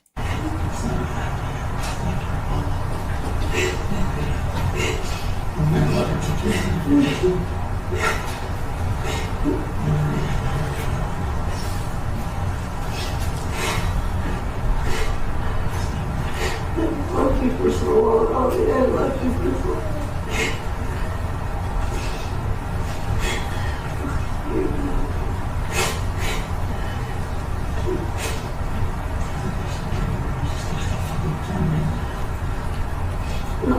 You're confusing me. I just want you to get better. What's wrong with me? Nothing's wrong with me. You're still doing the same shit. And you're getting worse. You're not in your right mind. Look at your face. That's not my husband. I want my husband back. I want the fucking guy. Please. Keep laughing. What are we gonna fucking do? You did that earlier. You're not letting me. You're not letting me have it. I'm here. You're trying to be that guy. You're not letting me. You have this vengeance in your heart.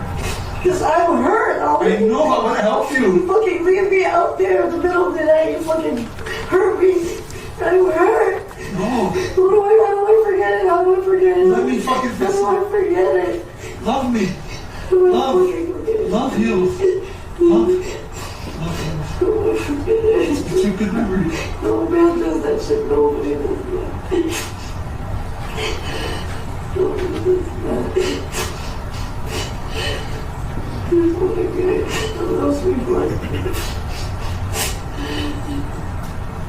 Don't do anything for me.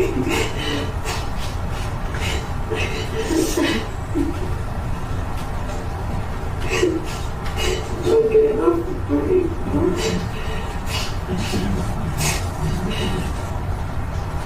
Just want to be loved, honey. Instead, a real love.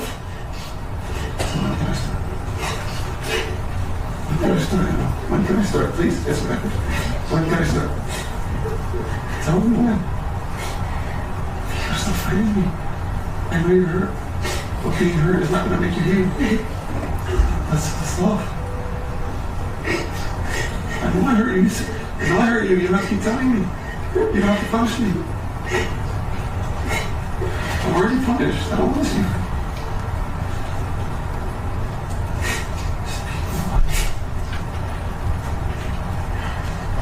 Almost there.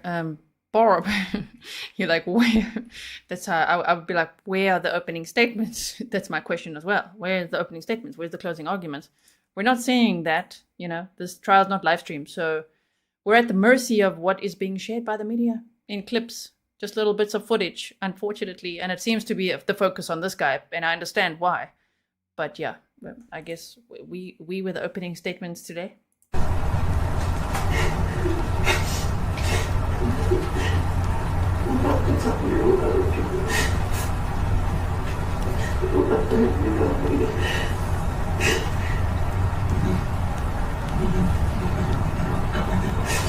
I'm gonna go forward a little bit. Stopped it at 44:42, Mr. Abulaban. That was 44 minutes in a day in the life of the relationship between you and Anna on September 21st. Is that right? Yes. Started in the morning with a series of fights over text and ended with this conversation. Is that right? Yes. Anna remained at your apartment. Yes. The two of you made love after this recording. Is that right? Yes. We can see on the recording it goes to 1 hour, 20 minutes, and 29 seconds. There is more of that recording, but it is of you two having sex. Is that right? Correct. Sorry, what?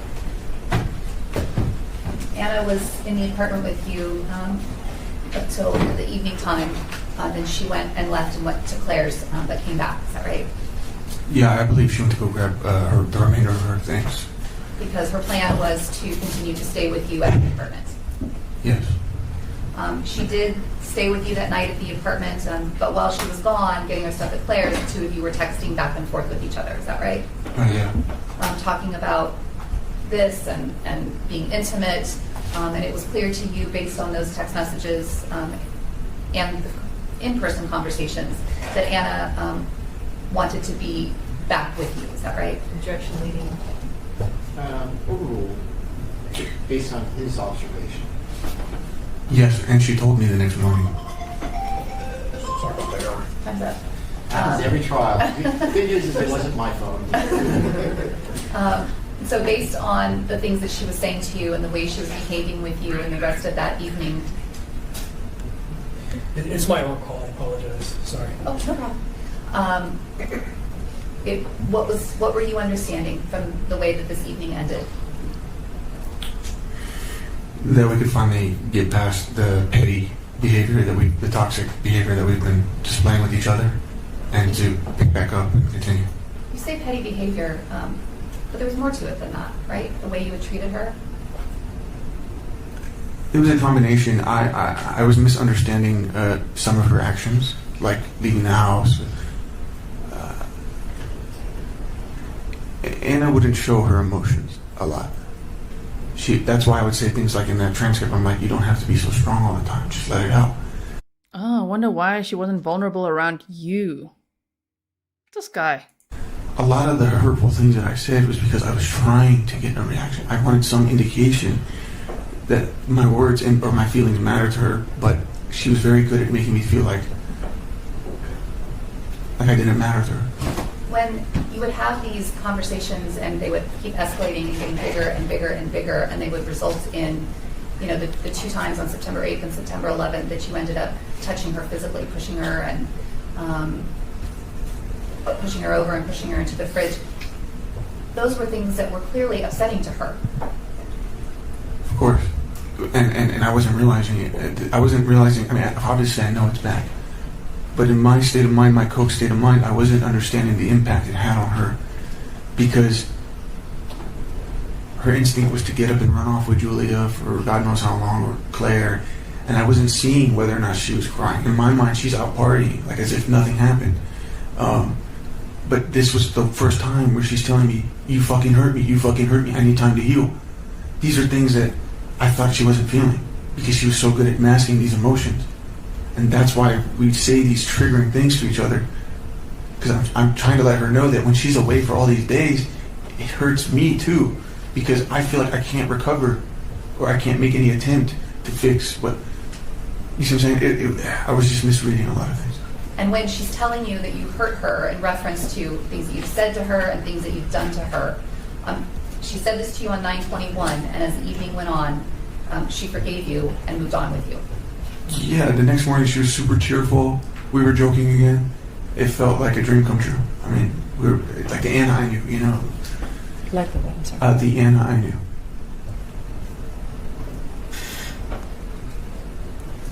Do you want to stop here, or? Yeah, if you're moving on to another. I am. Perfect. Okay, ladies and gentlemen, then you are very focused, which I really appreciate. Ladies and gentlemen.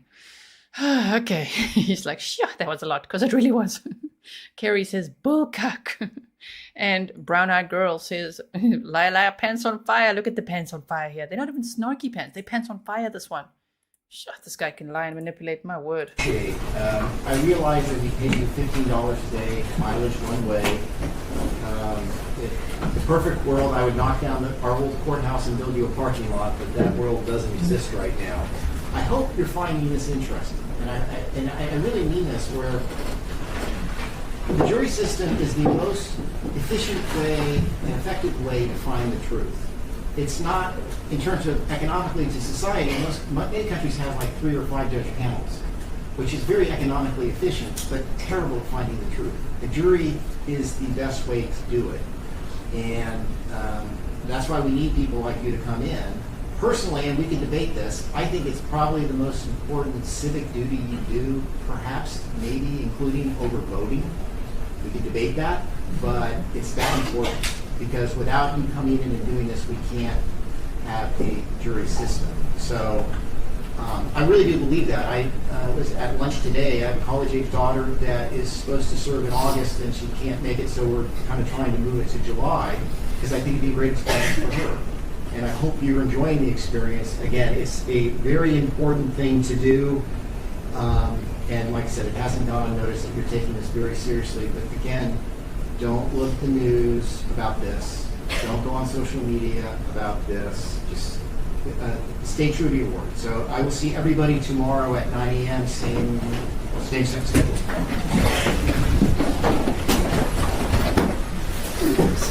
You see that?